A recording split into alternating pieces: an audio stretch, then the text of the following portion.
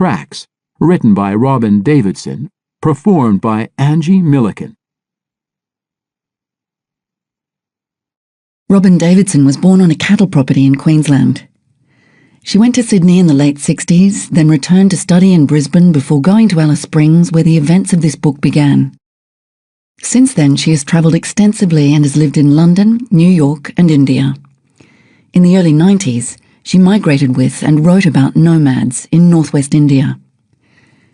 She is now based in Melbourne, but spends several months a year in the Indian Himalayas. From the Golden Notebook, by Doris Lessing. Anna knew she had to cross the desert. Over it, on the far side, were mountains, purple and orange and grey. The colours of the dream were extraordinarily beautiful and vivid. The dream marked a change in Anna, in her knowledge of herself. In the desert, she was alone, and there was no water, and she was a long way from the springs. She woke knowing that if she was to cross the desert, she must shed burdens. Part 1. Alice Sprung. Chapter 1.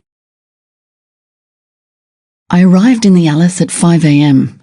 with a dog, $6, and a small suitcase full of inappropriate clothes. "Bring a cardigan for the evenings," the brochure said. A freezing wind whipped grit down the platform as I stood shivering, holding warm dog flesh, and wondering what foolishness had brought me to this eerie, empty train station in the centre of nowhere. I turned against the wind and saw the line of mountains at the edge of town. There are some moments in life that are like pivots around which your existence turns.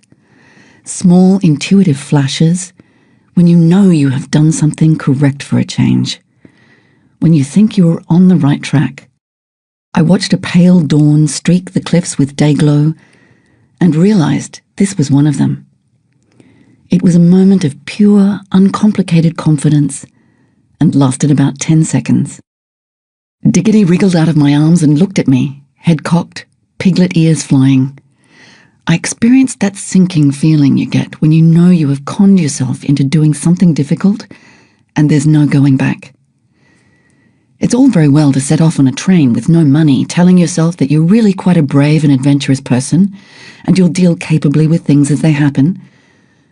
But when you actually arrive at the other end with no one to meet and nowhere to go and nothing to sustain you but a lunatic idea that even you have no faith in, it suddenly appears much more attractive to be at home on the kindly Queensland coast, discussing plans and sipping gins on the veranda with friends, and making unending lists of lists which get thrown away, and reading books about camels. The lunatic idea was, basically, to get myself the requisite number of wild camels from the bush and train them to carry my gear, then walk into and about the central desert area. I knew that there were feral camels aplenty in this country. They had been imported in the 1850s along with their Afghani and North Indian owners to open up the inaccessible areas, to transport food, and to help build the telegraph system and railways that would eventually cause their economic demise. When this happened, the Afghans had let their camels go, heartbroken, and tried to find other work. They were specialists, and it wasn't easy. Their camels, however, had found Easy Street. It was perfect country for them, and they grew and prospered, so that now there are approximately 10,000 roaming the free country and making a nuisance of themselves on cattle properties, getting shot at, and according to some ecologists, endangering some plant species for which they have a particular fancy. Their only natural enemy is man. They are virtually free of disease, and Australian camels are now rated as some of the best in the world. The train had been half empty, the journey long, 500 miles and 2 days from Adelaide to Alice Springs. The modern arterial roads around Port Augusta had almost immediately petered out into crinkled, wretched, endless pink tracks leading to the shimmering horizon, and then there was nothing but the dry red parchment of the dead heart, God's majestic hidey hole, where men are men and women are an afterthought. Snippets of railway car conversation still buzzed around my head. "G'day, mind if I sit here?" Sighing and looking pointedly out the window or at a book. "No."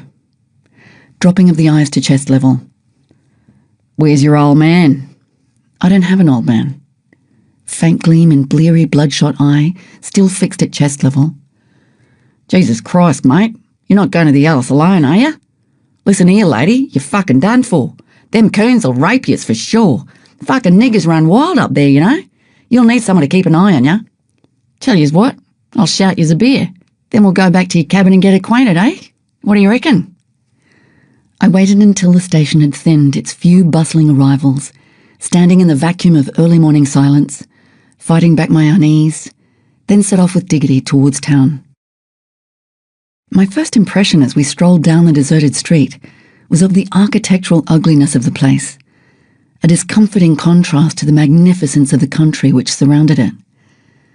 Dust covered everything from the large dominant corner pub to the tacky, unimaginative shop fronts that lined the main street. Hordes of dead insects clustered in the arcing street lights, and four-wheel drive vehicles spattered in red dirt with only 2 spots swept clean by the windscreen wipers rattled intermittently through the cement and bitumen town. This grey, cream and hospital green shopping area gradually gave way to sprawling suburbia until it was stopped short by the great perpendicular red face of the MacDonnell Ranges, which border the southern side of town and run unbroken but for a few spectacular gorges east and west for several hundred miles. The Todd River, a dry white sandy bed lined with tall columns of silver eucalypts, winds through the town, then cuts into a narrow gap in the mountains. The range, looming menacingly like some petrified prehistoric monster, has, I was to discover, a profound psychological effect on the folk below. It sends them troppo. It reminds them of incomprehensible dimensions of time, which they almost successfully block out with brick veneer houses and wilted English-style gardens. I had planned to camp in the creek with the Aborigines until I could find a job and a place to stay, but the harbingers of doom on the train had told me it was suicide to do such a thing. Everyone, from the chronic drunks to the stony men and women with brown wrinkled faces and burnt-out expressions, to the waiters in tuxedos who served and consumed enormous amounts of alcohol, all of them warned me against it. The blacks were unequivocally the enemy, dirty, lazy, dangerous. Stories of young white lasses who innocently strayed down the Todd at night, there to meet their fate worse than death, were told with suspect fervour. It was the only subject anyone had got fired up about. I had heard other stories back home too, of how a young black man was found in an Alice gutter one morning, painted white. Even back in the city where the man in the street was unlikely ever to have seen an Aborigine, let alone spoken to one, that same man could talk at length, with an extraordinary contempt, about what they were like, how lazy and unintelligent they were. This was because of the press, where cliched images of Stone Age drunks on the dole were about the only coverage Aborigines got, and because everyone had been taught at school that they were not much better than specialised apes, with no culture, no government, and no right to existence in a vastly superior white world. Aimless wanderers who were backward, primitive, and stupid. It is difficult to sort out fact from fiction, fear from paranoia, and goodies from baddies when you are new in town. But something was definitely queer about this one. The place seemed soulless, rootless, but perhaps it was just that which encouraged, in certain circumstances, the extraordinary. Had everyone been trying to put the fear of God into me just because I was an urbanite in the bush? Had I suddenly landed in Ku Klux Klan country? I had spent time before with Aboriginal people. In fact, had had one of the best holidays of my entire life with them. Certainly there had been some heavy drinking and the occasional fight, but that was part of the white Australian tradition too, and could be found in most pubs or parties in the country. If the blacks here were like the blacks there, how could a group of whites be so consumed with fear and hatred? And if they were different here, what had happened to make them that way? Tread carefully, my instinct said. I could sense already a camouflaged violence in this town, and I had to find a safe place to stay. Rabbits, too, have their survival mechanisms. They say paranoia attracts paranoia. Certainly no one else I met ever had such a negative view of Alice Springs. But then I was to get to know it from the gutters up, which may have given me a distorted perspective. It is said that anyone who sees the Todd River flow 3 times falls in love with the Alice. By the end of the 2nd year, after seeing it freakishly flood more often than that, I had a passionate hatred, yet an inexplicable and consuming addiction for it. There are 14,000 people living there, of whom 1,000 are Aboriginal.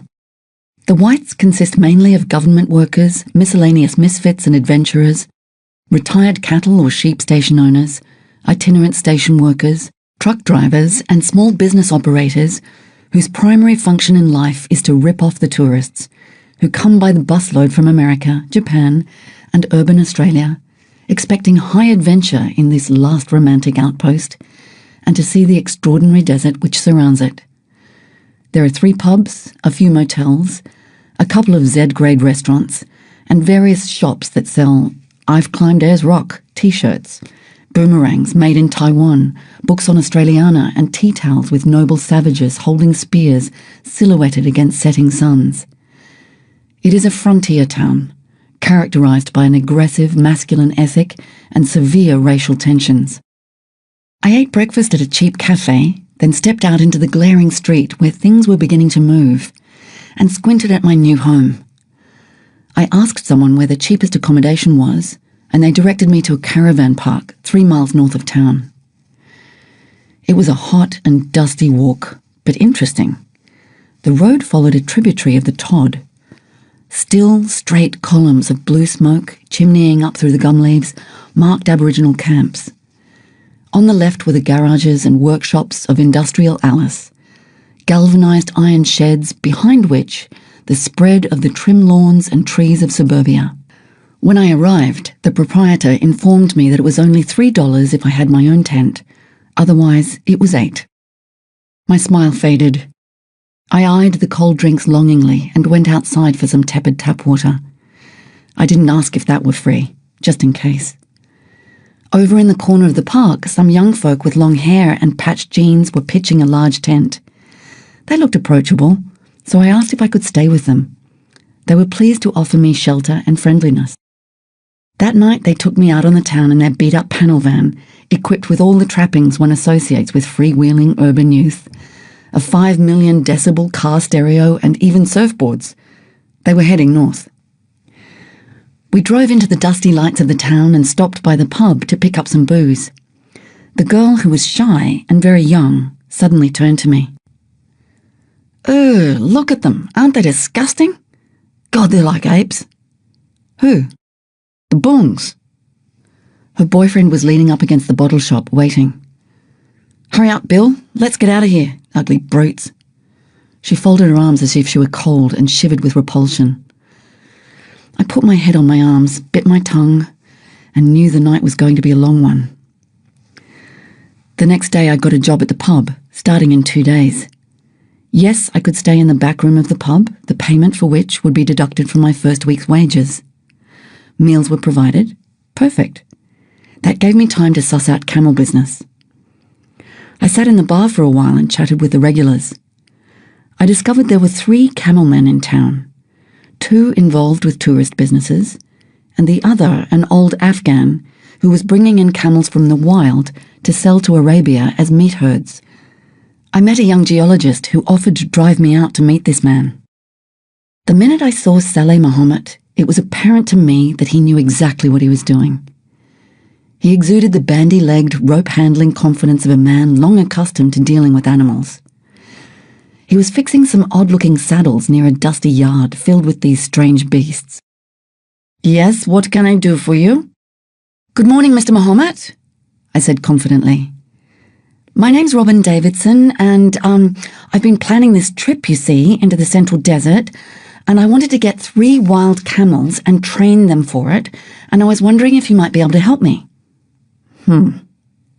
Saleh glared at me from under bushy white eyebrows. And I suppose you think you'll make it too? I looked at the ground, shuffled my feet, and mumbled something defensive. What do you know about camels, then? Well, nothing, really. I mean, these are the first ones I've seen, as a matter of fact, but, And what do you know about deserts? It was painfully obvious from my silence that I knew very little about anything. Saleh said he was sorry, he didn't think he could help me, and turned about his business. My cockiness faded. This was going to be harder than I thought. But then it was only the first day. Next we drove to the tourist place south of town. I met the owner and his wife, a friendly woman who offered me cakes and tea.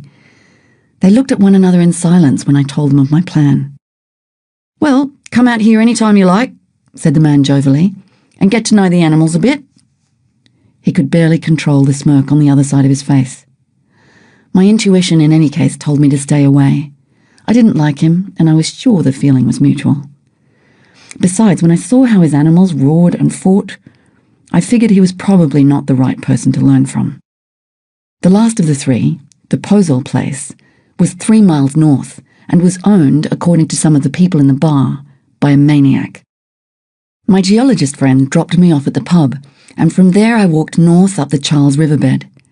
It was a delightful walk, under cool and shady trees.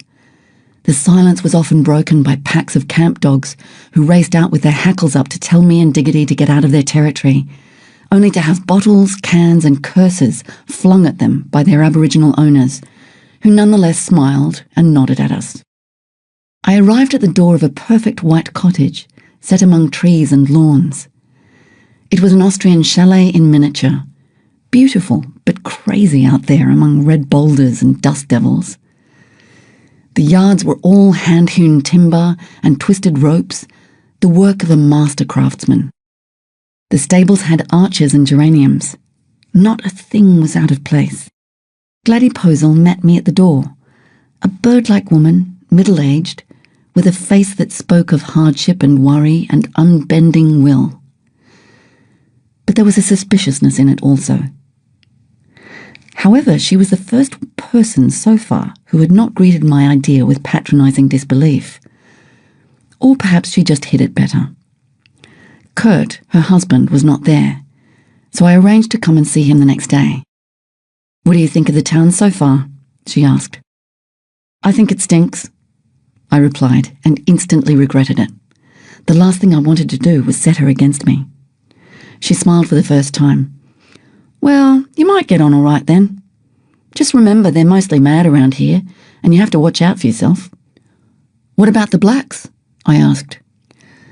The suspiciousness returned. There's nothing damn well wrong with the blacks except what the whites do to them. It was my turn to smile. Gladdy, it appeared, was a rebel. The next day, Kurt came out to greet me with as much enthusiasm as his Germanic nature would allow. He was dressed in an immaculate white outfit, with an equally crisp white turban. But for his ice-blue eyes, he looked like a bearded, wiry Moor. Standing near him was like being close to a fallen power line. All dangerous, crackling energy.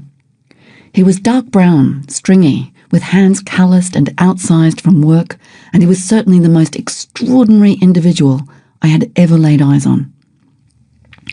I had barely got out my name before he had led me to the veranda and begun to tell me exactly how life was to be for the next 8 months, grinning, gap-toothed all the while.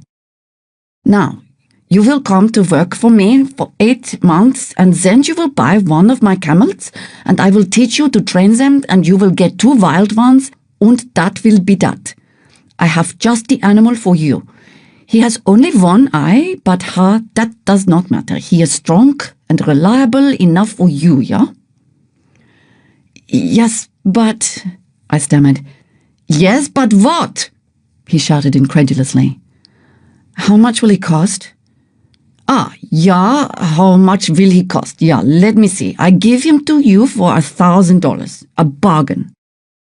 A blind camel for $1,000, I thought to myself. I could buy a bloody elephant for that. That's very nice of you, but you see, Kurt, I have no money. His grin disappeared like greasy water down a plug hole. But I can work at the pub, of course, so... "Yeah, that's right," he said. "Yeah, you will work at the pub and you will stay here as my apprentice for food and rent, beginning tonight, and we will see what you are made of. And so it is all settled. You are a very lucky girl that I do this for you." I half understood through my dazed incredulity that I was being shanghaied. He led me to my quarters in the stable and went inside to fetch my new camel handler's outfit. I climbed into the great swaddling white drapes and perched the ridiculous turban over my pale hair and eyes. I looked like a schizophrenic baker. I laughed helplessly at the mirror. "What's the matter? You too good for it or something?" No, I assured him. I just never saw myself as an Afghan, that's all. He led me out to the camels for my first lesson. "Now, you must start from the bottom and work up," he said, handing me a dustpan and broom. Camels shit like rabbits, neat little round pebbles in copious amounts. Some of it was sitting in the direction of Kurt's pointed finger. It was only then that I realised that on the whole 5 acres, I had not seen a scrap of the stuff, not a particle, and considering Kurt had 8 beasts, it was, to say the least, surprising. Hoping to impress my new boss with my diligence, I bent down and carefully scraped every bit into the pan and stood up waiting for inspection. Something seemed to be wrong with Kurt. His eyebrows were working up and down his face like lifts. His skin was turning red under the brown. He exploded then like a volcano, blasting me with his spit like hot lava. "What is that?" Confused, I glanced down but could see nothing. I got on my knees but could still see nothing. Kurt threw himself on his knees beside me, and there, hidden under a blade of clipped couch grass, was the most minuscule ancient morsel of camel shit you could imagine. "Clean it up!" he screamed. "You think this is a bloody holiday or something?" I couldn't believe this was happening to me. Shaking, I picked up the microscopic flake. It had almost turned to dust over the years, but Kurt was appeased and we continued the rounds of the ranch. I might have thought twice about staying there after this outburst, but it became apparent very quickly that my demon friend was a wizard with camels. I will now, once and for all, destroy some myths concerning these animals. They are the most intelligent creatures I know, except for dogs, and I would give them an IQ rating roughly equivalent to 8-year-old children. They are affectionate, cheeky, playful, witty, yes, witty, self-possessed, patient, hard-working, and endlessly interesting and charming. They are also very difficult to train, being of an essentially undomestic turn of mind, as well as extremely bright and perceptive. This is why they have such a bad reputation. If handled badly, they can be quite dangerous and definitely recalcitrant. Kurt's were neither. They were like great curious puppies, nor do they smell except when they regurgitate slimy green cud all over you in a fit of pique or fear. I would also say that they are highly sensitive animals, easily frightened by bad handlers and easily ruined. They are haughty, ethnocentric, clearly believing that they are God's chosen race. But they are also cowards, and their aristocratic demeanour hides delicate hearts. I was hooked. Kurt proceeded to outline my duties. Shit seemed to be the major problem. I was to follow the animals around all day and pick up the offending stuff. He then told me how he had once had the bright idea of shoving the inflatable rubber inner bladders of footballs up their anuses, but that during the day they had passed them out with a groan. I looked sideways at Kurt. He wasn't joking. I was also to catch the animals at 4 a.m, unhobble them. They were hobbled by straps and a foot of chain around their front legs to prevent them from going too far too fast, and lead them home in a long line, nose to tail, ready for saddling. 2 or 3 would be used for the day's work, leading tourists around the oval for $1 a go, while the rest would be kept in the yards. I was to tie the selected 3 to their feed bins, groom them with a broom, ask them to whoosh, an Afghan word meaning presumably sit, then saddle them with the gaudy mock Arabian saddles of Kurt's design. This was to be the best part of my existence for the next 8 months. Kurt threw me right into the thick of things which did not give me time to be frightened of the animals. Most of the rest of the day was spent keeping his sterile domain scrupulously clean, tidy and free of weeds. Not a blade of grass dared grow out of place. That night, the boy who had been good enough to drive me around town came out to see how I was doing. I informed Kurt that I had a visitor, then took him back to the stables. We sat chatting, watching the iridescent blue and orange glow of late evening. I was exhausted after the day's routine. Kurt had kept me trotting at a brisk scurry from feed shed to camel to yard and back again. I had weeded a garden, trimmed a mile of cooch-infested curbing with a pair of scissors, had led countless objectionable tourists around the oval on camelback, and had cleaned, mopped, scraped and lifted until I thought I would collapse. The pace had not slackened for a minute, and all the while Kurt had been scrutinising me and my work, alternately muttering that I might turn out all right and screaming abuse at me in front of bewildered and embarrassed tourists. While I was working, I was too preoccupied to think whether I would be able to stand such treatment for 8 months. But as I talked to my young friend, all the anger that I felt towards the man was bubbling away deep down inside. Arrogant prick, I thought. Miserable, tight, obsessional, whinging little creep. I hated myself for my infernal cowardice in dealing with people. It is such a female syndrome, so much the weakness of animals who have always been prey. I had not been aggressive enough or stood up to him enough, and now this impotent, internal, angry stuttering. Suddenly, Kurt appeared around the corner, an apparition in white taking giant strides. I could feel his fury before he reached us and stood up to face him. He pointed a shaking finger at my friend and hissed through clenched teeth. "You, get out of here. I don't know who the hell you are. No one is allowed here after dark. You have probably been sent here by Fullerton to spy out my camel saddle designs." Then he glared at me. "I heard from my own sources that you've already been over there. If you work for me, you don't go near the place ever. Do you understand?" And then I burst. Hell had no fury by comparison. My friend had disappeared, eyes bulging into the dark, and I lashed out at Kurt, calling him every name under the sun and screaming that he had a snowflake's chance in hell of getting me to do his dirty work again. I'd die first. I stormed into the room in a passionate rage, slammed his precious barn door, the one that had to be handled like glass, and packed my meagre possessions. Kurt was stupefied. He had sized me up wrongly and pushed a sucker too far. The dollar signs faded from his eyes. But he was too proud to apologise, and the next morning, early, I moved into the pub. Chapter 2. The pub had 4 divisions. The saloon bar, where I worked, catered for many of the regulars. Truckies, station hands, some of them part Aboriginal, and the occasional black ringer, station hand, who had just been paid a $200 cheque to be cashed at the pub, of which little would be left by the next morning. However, blacks, despite the easy pickings, were tacitly frowned upon here, and didn't often come in. The lounge bar catered for tourists and some of the regulars of a slightly higher social standing, although there was general flow between the 2 areas.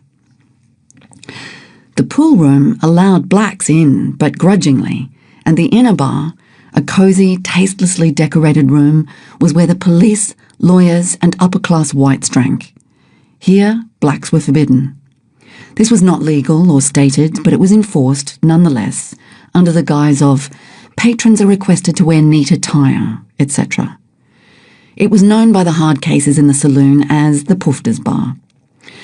At least this pub didn't have a dog window, as most of the others in the Northern Territory had. These were small windows around the back where booze was sold to the blacks. I lived in a drafty cement pigeonhole out the back, furnished with an aluminium bed covered by a stained, shocking pink chenille bedspread. I wrote cheery letters home, telling everyone how I was practicing animal training on giant cockroaches, how I bullwhipped them into submission but was afraid they might one day turn against me, which was why I had refrained from putting my head in their mouths. But the jokes hid a growing depression. Getting camels or even information was turning out to be infinitely harder than I had thought. By that time, word of my scheme had spread, and it brought much derisive laughter from the patrons, and even useless and incorrect information to stock a library of the absurd. Suddenly, everyone, it seemed, knew all there was to know about camels. One does not have to delve too deeply to discover why some of the world's angriest feminists breathed crisp blue Australian air during their formative years, before packing their kangaroo skin bags and scurrying over to London or New York or any place where the Antipodean machismo would fade gently from their battle-scarred consciousnesses like some grisly nightmare at dawn.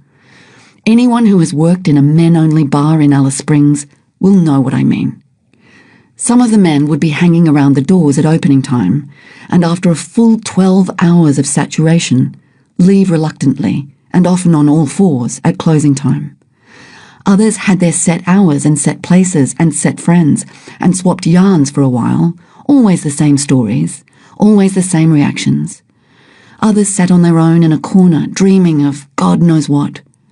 Some were crazy, some were mean, and some, oh, those few rare gems, were amiable, helpful and humorous. By 9 p.m, some of them would be in tears over lost opportunities, lost women, or lost hope. And while they wept, and while I held their hands across the counter, saying, there, they pissed, silently and unself-consciously, up against the bar. To really come to grips with the Australian cult of misogyny, one has to plod back through all 200 years of white Australia's history and land on the shore of the wide brown land with a bunch of hard-done-by convicts. Actually, the place where they landed was relatively green and inviting. The wide brown stuff was to come later. Life was none too easy in the colony, but the boys learnt to stick together, and when they'd done their stretch, if they were still sound of limb, they ventured into the forbidding country beyond to try to scratch a pitiful living. They were tough, and they had absolutely nothing to lose, and they had alcohol to soften the blow. By the 1840s, it began to dawn on the residents that something was missing. Sheep and women. The former they imported from Spain, a stroke of genius that was to set Australia on the economic map. The latter they brought over in boats from the poorhouses and orphanages of England. Since there were never enough to go round, women that is, one can visualise only too clearly the frenzied rush on the Sydney wharves when the girls came bravely sailing in. Such a traumatic racial memory is hard to blot out in a mere century, and the cult is sustained and revitalised in every pub in the country, especially in the Outback, where the stereotyped image of the Aussie male is still so sentimentally clung to. The modern-day manifestation is almost totally devoid of charm. He is biased, bigoted, boring, and above all, brutal.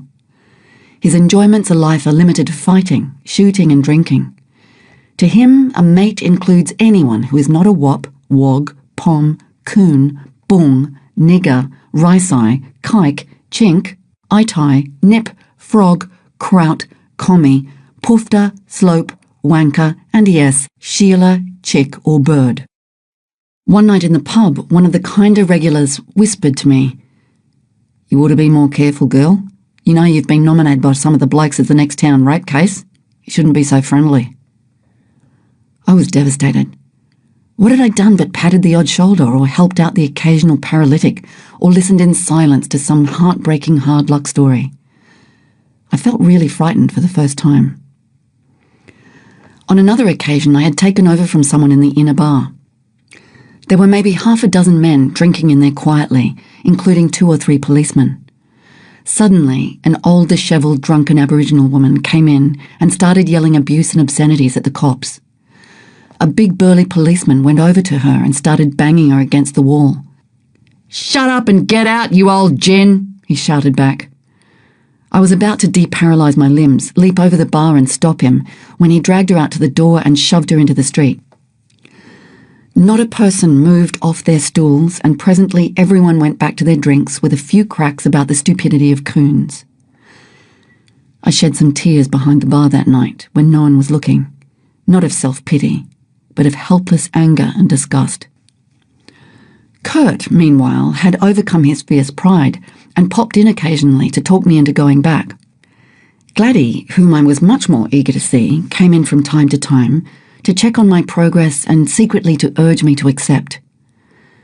After 2 or 3 months at the hotel, I had saved enough to make that idea once again feasible, if not attractive. It was obvious that Kurt's was the best place to learn anything, and if that meant putting up with his eccentric ways, then perhaps it was the best solution. Besides, he had been charming on these visits and had lulled me into thinking I might have made a tactical mistake. So I began spending my spare days out there, sleeping the night, this time inside the house at Gladdy's insistence, and going back to work early in the morning. It was on one of these occasions that the pub dealt me its final blow. I returned to my little dungeon in the wee hours of the morning to find a large, well-moulded lump of excrement snuggling almost lovingly on my pillow, as if it belonged there, as if it had found its final resting place at last. I had the most absurd notion that I should address it in some way, let my presence be known as if I was the trespasser. Something like, "Excuse me, I think you have the wrong bed." I gazed at it, mouth open, hand poised upon the door, for at least 5 minutes. My sense of humour, my self-confidence, and my faith in humanity were all doing a perceptible fade. I handed in my notice and fled to the relative sanity of the ranch. After that, even the rigours of Kurt's company seemed bearable. Hard physical work out in the fresh air and hot sun, camels to be entertained by, and Gladdy all made life look promising again. Besides, Kurt, though never exactly kind-hearted, was at least being intermittently civil. He was a wonderful teacher. He forced me to work with the animals in a way that I would have been too cowardly to attempt. But he never pushed so hard that I lost my confidence. The result was that I was fearless. There was nothing those creatures could do that scared me in the least. How I escaped serious physical damage during that time must have had a lot to do with guardian angels, Kurt cleverness, and outrageous good luck. He seemed pleased with my progress with the beasts and began introducing me to the secrets of handling them. "Remember, always watch the animal. Watch him, day and night, and see how he thinks. And always, always the camel's needs come first." Each of his 8 animals had a distinct personality. Biddy was the matronly grande dame of cameldom, and infinitely superior to anything merely human. Mishmish was the highly strung, vain young aristocrat. Khartoum was the likeable nervous wreck. Ali was the sad and stoic clown. Fahani was a poor senile old lady. Abba was the backward child having trouble with puberty, and Bubby was the eternal practical joker. Dookie was the camel born to be king. I loved them all with an anthropomorphizing devotion. No matter how much I discovered about them, there was always more to learn. They continued to surprise and fascinate me until the day I left my own 4 on the Indian Ocean coast. I spent hours gazing at them, laughing at their antics, talking to them and touching them. They consumed all my thought and what little there was of my spare time. Instead of watching TV with Kurt and Gladdy of an evening, I would be out in the paddock, moonstruck, listening to cud-chewing and crooning one-sided conversations. And while this love affair was going on, I didn't have to think too much about my proposed trip. It could remain a safe glow at the end of a very long tunnel. Kurt continued to scream and berate me when I did something wrong, but this I could take, even masochistically appreciate, as it kept me on my toes, combated my inherent laziness, and made me learn quickly. Besides, when he actually came out with a word of praise or a rare smile, it brought relief and pride past description. A compliment bled from the master was worth 1,000,000 given freely by anyone else. There have been many happy slaves. The ranch itself was fantastic and uncanny, perched out there in the middle of the oldest rocks in the world. And it was perhaps the cold, desolate lovelessness of the place that threw into sharp focus the magical and life-affirming qualities of the country around it. To enter that country is to be choked with dust, suffocated by waves of thrumming heat, and driven to distraction by the ubiquitous Australian fly. It is to be amazed by space and humbled by the most ancient, bony, awesome landscape on the face of the earth. It is to discover the continent's mythological crucible, the great Outback, the Never-Never, the decrepit desert land of infinite blue air and limitless power. It seems ridiculous now to talk of my growing sense of freedom, given the feudal situation I was living in. But anything could be mended, anything forgotten, any doubt withstood during a walk through those timeless boulders, or down that glittering riverbed in the moonlight. I worked sun-up to sundown, and sometimes long after, 7 days a week. If we closed the ranch down for a day because of rain, or because Kurt had declared a holiday, there was still mending and cleaning to be done. I began to realize that Kurt related to me exactly as he would to a camel in training. He did not, for example, allow me to wear shoes, so an extremely painful process of foot toughening had to be suffered, while my skin learnt to resist burrs shaped like maces and 1/2 inch across. Some nights I would not sleep for the pain in my swollen, punctured and infected feet. If I objected, it was taken as insubordination, and besides, my pride did not allow me to complain too often. I had created my own prison, and now I had to be able to withstand anything the warder could dish out. Eventually, when my feet became blackened, tough, split and calloused, Kurt allowed me a pair of sandals. He also took a strange pleasure in watching me eat. "Eat up, girl, that's it," he would say as I wolfed down a gargantuan meal. "You need your strength." Indeed I did. He watched me like a hawk, castigated me for mistakes, and patted me and fed me when I had been good. Drawn closer by our common enemy and our alliance with the people down in the creek, Gladdy and I were developing a deep friendship. Without her, I simply could not have stayed with Kurt as long as I did. She had got a job in town, primarily as a respite from her husband, and because Kurt was constantly fretting and grumbling about their financial situation. The fact that the ranch was not doing as well as it should have been was due to 2 things. One was the long-standing feud between Kurt and Fullerton, who, according to Kurt, bribed all the tourist bus drivers into staying away. The other was Kurt's outlandish contempt for and rudeness towards the people who did come. "What do you think you are doing, you bloody idiot on that fence? You bloody goddamn tourist, can't you bloody read? We are not open today. You think we don't have bloody holidays out here or something?" It was one of the few things I liked about the man. The only time Kurt and I really communicated at all, apart from camel business, was when we chuckled together about the awfulness of what he called the terrorists. When Kurt was in one of his moods, he took it out on everyone, including his bread and butter. It was the only sign of some innate integrity. That we developed over those months what almost amounted to a friendship, I put down to the fact that I still laboured under the middle-class delusion that everyone was a good guy at heart, if you could just get to the bottom of their problem. But he was to knock that foolishness out of me eventually.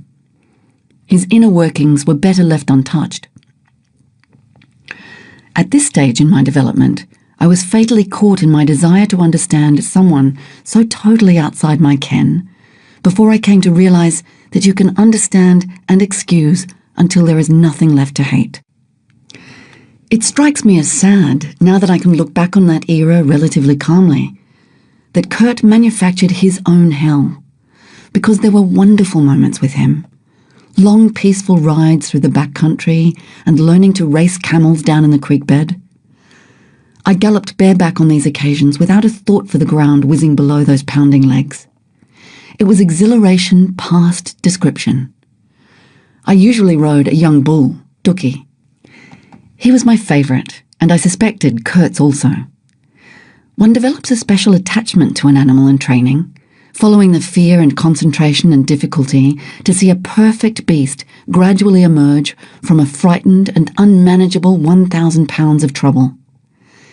This was intensified by the fact that I was in training also, and Dookie and I were a team, to be put through the hoops together.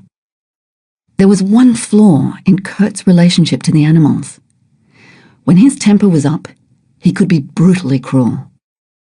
While it is true that a camel must be dealt with firmly and bad behaviour must always be countered with severe reprimand and a few resounding clouts, Kurt almost always went overboard. The young camels especially were quite terrified of him. The first time I was witness to this fire and brimstone treatment was shortly after I arrived. Dookie had let fly a kick at Kurt, who retaliated with a good 15 minutes of beating with a chain across that leg until I thought it must surely break. I went inside to Glad and couldn't speak. I didn't speak to him for 2 days, not out of a desire to punish, but because I just couldn't look at him. For the first and only time in our relationship, Kurt was contrite. He didn't want to lose me again. But it was to happen over and over, and it seemed as if everyone, including the camels, saw it as unavoidable, to be endured like everything else. During those first months, I was often overwhelmed by such despair that I thought of packing up and going home, beaten. This was countered effectively by a singularly cunning manoeuvre on Kurt's part. He had given me a day off, a reward I accepted with suspicious gratitude. I could smell a rat. After complimenting me on my work, he informed me of a new financial agreement he had thought up. He would keep me working there for the 8 months, then for 2 or 3 he would help me build my saddles and gear and prepare for the trip, after which he would give me 3 camels of my choice, free, to be returned when the trip was finished. It was, of course, too good to be true. I knew that he was playing with me, knew it, and then rejected the knowledge because I needed to believe. I looked into his eyes, through which self-interest shone like a torch, and accepted. It was a gentleman's agreement. Kurt refused to sign anything, saying that was not the way he did business, but as everyone knew, most of all me, Kurt had never been a gentleman. He had me over a barrel, but there was nowhere else to go if I wanted to breathe life into my dream. I had often told Kurt how I loved crows. They were to me the essence of wild freedom and intelligent survival. I wanted one. This is not as selfish a desire as it sounds. If you are careful, it is easy to steal a baby crow from a nest without disturbing the others or apparently distressing its parents. You can then teach it to fly and to come to you for food and affection, and it need never be caged or clipped. It will, after spending an overindulged childhood with you, begin bringing its pubescent wild friends home for afternoon teas and parties, and will eventually leave you to begin a new life with its own kind out in the bush. A good system whereby everyone lives happily ever after. Kurt said he would get me a crow if it was the last thing he did. We began watching nests in the creek bed. The parent birds were feeding several sets of squawking hungry heads 40 feet up in the river gums.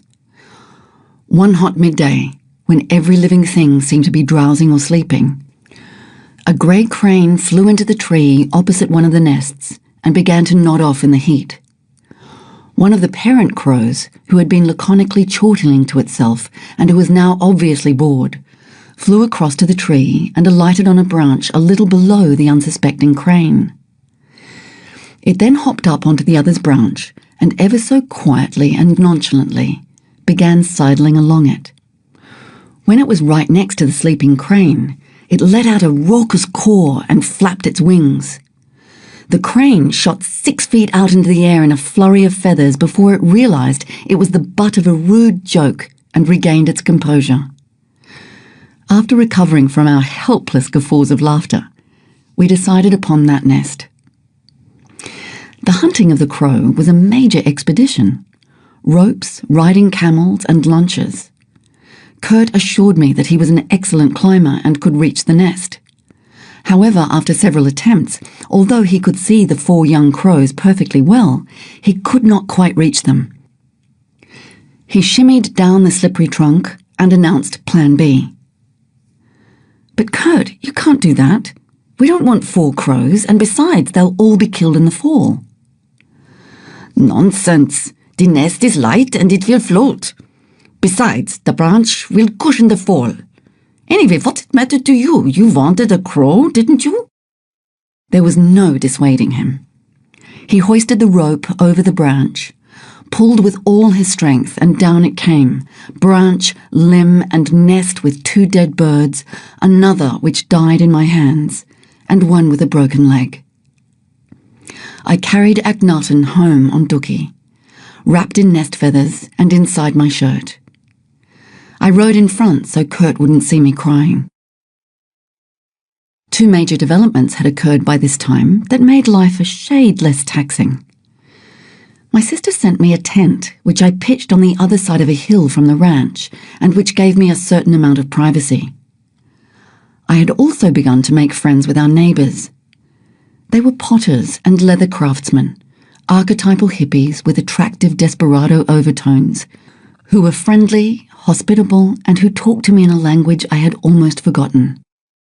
They lived in the only building in Alice Springs that looked as if it belonged, a dilapidated old stone house called Basso's Farm, nestled among hills, which I loved as much as its occupants.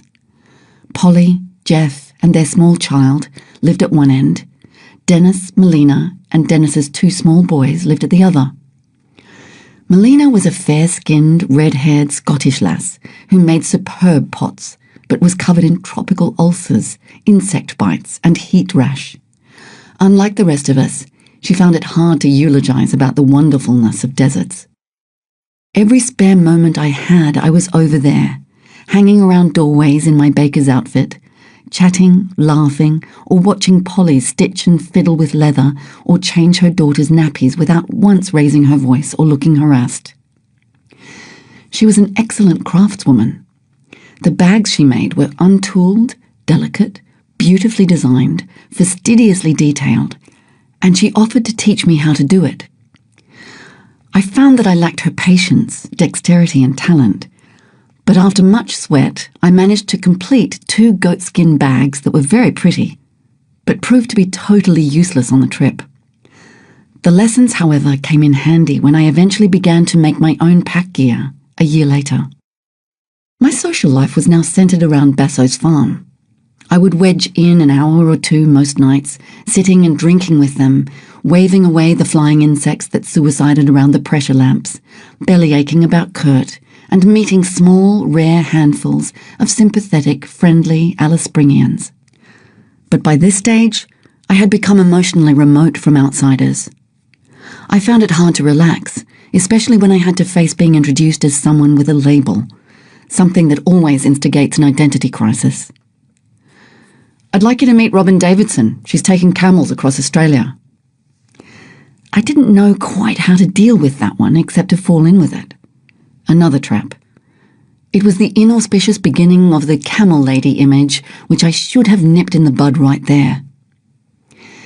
It was here, too, one crisp night, that I experienced my first and only vision, alcohol-induced. I had put away half a bottle of tequila during the course of the evening and had stumbled outside to pee. There before me stood 3 ghostly camels, all saddled and in beautiful Bedouin gear, staring out from the lemon trees. One of them, a white one, slowly ambled towards me. Although prophetic, it was too much for my reeling neurons at the time. I hitched my trousers with trembling fingers and fled the half-mile to my tent. On the way, I tripped into a ditch and lay like a felled tree, semi-conscious and blanketed in frost for the rest of the night. My headache in the morning was the size and power of a Kenworth truck, which continued to change gear inside my skull for the whole of that day. During those long months, I found that I was constantly projecting the images of camels onto whatever I looked at for longer than 3 seconds. Swaying branches became munching camel heads, dust patterns became galloping camels, and drifting clouds became camels sitting down. It was a sure sign that my fragile mind was obsessed to the point of dementia, and it had me vaguely worried. Whether my new friends were conscious of it or not, they helped me get through that time without too much brain damage, because they formed a tenuous link with my past life, and because they made me laugh. My tent was hardly comfortable, plonked out in the middle of the desert sun, but it was mine, my space. Akhenaten would swagger into it well before dawn, attack Diggity until she crawled protesting out of bed, and then proceed to pull the covers away from my face, peck gently at my ears and nose, and croak until I got up to feed him. He was insatiable. God knows where he put all that meat. When it was time to go to work, he would sit on my shoulder or hat until we three had climbed the hill and could see the ranch spread out below like a fake emerald. Then he would gather himself for flight and soar down to the rooftop. It was the closest I have ever come to a vicarious knowledge of flight, and was well worth the rigours of his demanding nature and chronic kleptomania. After I had made a bucket of sweet milk for the young camels, Diggity would leap 6 feet in the air to snap at any long neck that was trying to steal what she considered her breakfast, and the crow would dive-bomb all of them.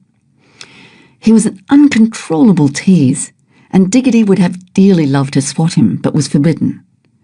She learned eventually to accept him, if not actually like him, and even tolerated taking him for rides on her back, something he enjoyed immensely, crooning and talking to himself all the while, and egotistically preening his glossy blue-black feathers, and occasionally pecking her to make her hurry up. I found for the first time in my life that I really did enjoy the company of animals better than people. I was shy and confused with my own kind, and did not trust them. I did not understand the change, did not realise that I'd become isolated, defensive and humourless, did not know that I was lonely. The demise of my tent was a sad affair. I was sleeping in it one night during a monumental hailstorm. The balls of ice gathered in the roof until it ripped and dumped a ton of frozen water on the occupants. It was back to Kurt's, and gradually the pressure began to build again. He complained continually that there was no money left, so I decided to get a job a few nights a week at a restaurant in town. It was disgusting work, but it meant I was once more relating to humans and cracking jokes in the kitchen with real people. It also meant that I was overtired at work the next day. Kurt had become increasingly truculent and lazy, leaving most of the running of the place to me, which I now found I could do quite capably. It suited me because I didn't have him breathing down my neck. One morning, however, he announced that I was to get up 2 hours earlier to bring in the camels. I stared at him incredulously, and for the second time in my life, and the last, I fought him. "You bastard," I whispered. "You incomparable bastard. How dare you ask me to do that?" I had been with him for 8 months, and the day of reckoning when he would have to start helping me was looming ever closer. He had been twisting the knife harder and harder lately, in the hope that I would crack and leave of my own accord. He had performed countless little cruelties that only strengthened my resolve not to let him get at me. But now, because of my tiredness, I could hold my emotions down no longer. Kurt was shocked into stony silence, but when I returned an hour later, he was deathly white, and his lips had set into a hard line. "You will do exactly what I tell you, or you will get out," he hissed, as he grabbed me and shook me till my teeth rattled. The next day I left the ranch in a daze. I was never going to get my camels or anything else. I marvelled at whatever blindness it had been that allowed me to stay as long as I did as his dupe. I moped around the neighbour's house for a few days and cried a lot and beat my chest. Then I was offered a job by that irascible old gentleman, Saleh Mohammed, who was to become a friend, camel guru and saviour. He told me that anyone who could put up with Kurt for that long deserved a break, and he promptly produced a signed guarantee that if I came to work for him for a couple of months, he would give me 2 of his wild camels. I felt like covering him in grateful kisses and grovelling at his feet saying thank you, thank you, thank you, but that was hardly Saleh's style. We shook hands on the deal, and so a whole new era began. It was absurdly generous on Saleh's part, as he knew I would be of little assistance in the kind of work he was doing. He had heard of my plight through an acquaintance who arrived from Brisbane, a camel man also who had crossed Central Australia twice with 3 of his own, the first person to do so since the early days of exploration. We both worked for Saleh during that awful summer. Perhaps it was the intolerable heat in our work tent. Perhaps it was the poisonous snakes that crawled incessantly from under the flaps across the grass floor. Perhaps it was the inch-long mosquitoes who bled you during the night until you were anemic. Perhaps it was simply that all people who deal long enough with camels go slightly troppo. But whatever it was, I managed to alienate Dennis too, who earlier on had been so willing to help me, and our squabbles often thudded out into the soggy, broiling air. I couldn't work out this new capacity I'd acquired for creating enmity in the hearts of men. At Kurt's place, I had learnt the finesses of camel handling. With Saleh and Dennis, I learnt the rough and tumble, the fact that these animals could and would kill if given the opportunity. With the help of Dennis's nervous watch-outs and be carefuls, and with Saleh's instinct to protect what he would always consider the weaker sex, I began to live in an almost permanent state of fear, not helped any by my own performance anxiety in front of these 2 men. While I was there, I was kicked, struck, stamped on. I fell off a bucking wild camel and had my shin crushed between the iron bar of a saddle and a tree. This was an old camel trick to get rid of unwanted people on their backs. Squash them or scrape them off on a limb, or sit down and roll on top of them. I was not a good enough rider, nor did I have the physical strength to deal with this. I began to feel useless and clumsy. The most important things Saleh taught me were how to use ropes to tie up a camel, how to carve and whittle nose pegs from the whitewood or mulga, how to splice, how to fix saddles, in fact, all the myriad little bits of knowledge that would play such an important part in my survival out in the bush. He was an endless mine of such information. He had been with camels all his life, although his relationship to them was anything but sentimental, and he treated them somewhat roughly for my soft-hearted tastes. He knew the animals as well as the back of his own hand, and some of that knowledge seeped into me and came out when I least expected it on my journey. I had met his wife Iris, who had an outrageous and wonderful sense of humour, and who helped me to laugh at my predicament. She was a perfect contrast and complement to Saleh. They were 2 of the nicest people I met in that god-awful hole, and I like, admire, and respect them to this day. I am also eternally grateful. One afternoon I was sleeping on my cot in a pool of sweat when I woke with the eerie feeling that someone was watching me. I thought perhaps some townsfolk had arrived and went to grab my clothes, but there was no one.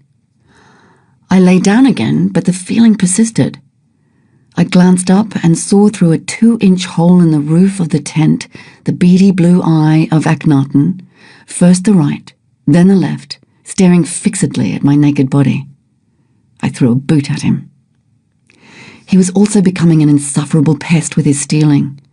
Just when you were about to clean your teeth, he would fly into a tree with the toothbrush and not drop it until you had given up shouting and shaking your fist at him. The same thing happened with spoons the minute you sat down with a sugar bowl and a cup of tea.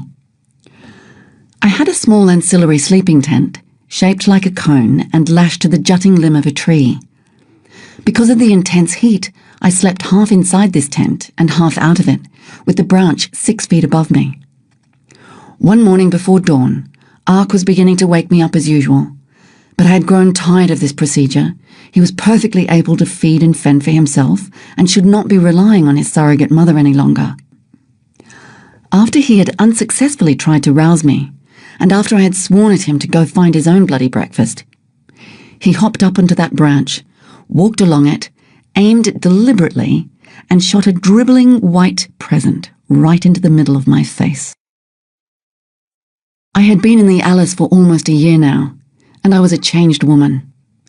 It seemed I had always been there, that anything I may have been before was a dream belonging to someone else. My grip on reality was a little shaky. I wanted to see my friends again because I was beginning to realize how removed from everything but camels and madmen I had become. The time with Kurt had had a weird effect on me. I was self-protective, suspicious and defensive, and I was also aggressively ready to pounce on anyone who looked like they might be going to give me a hard time. Though this may sound like a negative quality, it was essential for me to develop beyond the archetypal female creature who from birth had been trained to be sweet, pliable, forgiving, compassionate, and doormatish. I could be grateful to Kurt for that, if nothing else. I also had a reinforced concrete strip down my back which successfully hid the yellow one. It wasn't so much strength I had gained as tenacity. Bulldog tenacity. I decided to fly home to Queensland to see Nancy, my closest friend. She and I had been confidants for years, having been through the tedium of Brisbane's post-1960s doldrums together, and come out of it with a close, tolerant, and loving friendship such as can only exist between two women who have worked hard for it. She was a yardstick against which I could measure what I had learnt and what I had felt. She was 10 years older and wiser than me, and could always be depended upon to penetrate what I was thinking and help me put it into perspective. I valued that perspicacity and warmth above all else, and right now I needed a good talk over a kitchen table with her. I flew back home in a light aircraft over the endless wastes of the Simpson Desert, which had me thinking twice about the foolhardiness of my trip. Nancy and Robyn lived on a fruit farm in the granite hills of southern Queensland. Oh, the lush green sogginess of coastal country. It was so long since I'd been there, and it now looked closed in and cluttered. Nancy noticed immediately the changes in me, and we talked into the wee hours of every morning over coffee and whiskey and cigarettes. Many of my friends were there, and it was indescribably good to be once again in an atmosphere of loving kindness. I entertained them with tall tales and true of the legendary West. It was like medicine to be able to laugh like that again. The afternoon before I was to leave, Nancy and I went for a walk in the bush. We didn't talk much, but eventually she said, "Rob, I really like what you're doing. I didn't understand it before, but getting off your butt and actually doing something for yourself is important for all of us. And although I can't say I won't miss you like hell and won't worry about you often, I can say that what you're doing is great. And I love you for it. It's important that we leave each other and the comfort of it and circle away, even though it's hard sometimes, so that we can come back and swap information about what we've learned, even if what we do changes us and we risk not recognizing each other when we return." That night, we had a going-away party in the barn and danced and drank and laughed and talked until dawn. I have never uncovered anywhere the same bonds of friendship as I found in certain small sections of Australian society. It has something to do with the old code of mateship, and something to do with the fact that people have time to care for one another, and something to do with the fact that dissidents have had to stick together, and something to do with the fact that competition and achievement are not very important aspects of the culture, and something to do with a generosity of spirit that can afford to grow within that unique sense of traditionless space and potential. Whatever it is extraordinarily valuable. The trip home reinstated a faith in myself and what I was doing. I felt calm and positive and strong. And now, instead of the trip appearing out of character, instead of worrying about whether or not it was a pointless thing to do, I could see more clearly the reasons and the needs behind it. A couple of years before, someone had asked me a question. What is the substance of the world in which you live? As it happened, I had not slept or eaten for 3 or 4 days, and it struck me at the time as a very profound question. It took me an hour to answer it, and when I did, my answer seemed to come almost directly from the subconscious. Desert, purity, fire, air, hot wind, space, sun, desert, desert, desert. It had surprised me. I had no idea those symbols had been working so strongly within me. I had read a good deal about Aborigines, and that was another reason for my wanting to travel in the desert, a way of getting to know them directly and simply. I had also been vaguely bored with my life and its repetitions, The half-finished, half-hearted attempts at different jobs and various studies had been sick of carrying around the self-indulgent negativity which was so much the malaise of my generation, my sex and my class. So I had made a decision which carried with it things that I could not articulate at the time. I had made the choice instinctively and only later had given it meaning. The trip had never been billed in my mind as an adventure in the sense of something to be proved. And it struck me then that the most difficult thing had been the decision to act. The rest had been merely tenacity, and the fears were paper tigers. One really could act to change and control one's life, and the procedure, the process, was its own reward. Chapter 3. The time had come for me to choose my 2 camels. I singled out a stubborn but quiet old dowager called Kate, and a beautiful young wild thing, Zalika. Saleh approved the choice and wished me well. My friends at Basso's farm had moved to the city, leaving the house for me to live in until it was sold. It was a stroke of luck. Nothing could have been more desirable at that stage. It meant I could hobble my camels out in the wild, fenceless back country, where they would have plenty to eat, and I could live in a home of my own. No people. The last day at the tent was a disaster. While I was away, Akhenaten had flown off with his friends, never to be seen again. I had somehow to work out how to get 2 edgy camels 6 miles down a major highway without killing myself and them. Kate had sat down on a broken bottle a few weeks earlier and lacerated a brisket, but no one had paid it much attention, simply treating it occasionally with Stockholm tar. Zalika had a large infected gash in her head, and Dennis and I gave way to our hostile impulses for the last time. I got them to Basso's at last, after only minor traumas and a near-nervous collapse. There was no one but myself to rely on now. No Kurt's, Saleh's or Dennis's to help or hinder. I cleaned their wounds, hobbled them out, and watched happily as they munched their way along the dirt track leading to the hills in the east. My camels. My home. It was one of those brittle, bright days, such as only a desert in bountiful season can produce. Crystal water sped down the broad bed of the Charles River, a foot or 2 deep in some places where it swirled around a giant trunk of a dappled river gum. Black-shouldered kites hovered above their hunting grounds in the back garden, catching the light on their shimmering wings and in their blood-red predatory eyes. Black cockatoos with flamboyant orange tail feathers screeched their music through the high trees. Sunlight exploded, flooding everything with its harsh, pounding energy. Crickets grated intermittently from the flowering pomegranates and made, together with the drone of the blowflies in the kitchen, an anthem for hot Australian afternoons. I had never had a home of my own, having left the barred windows and regimented dormitories and boarding school to enter immediately the communal life of cheap shared houses with large groups of friends.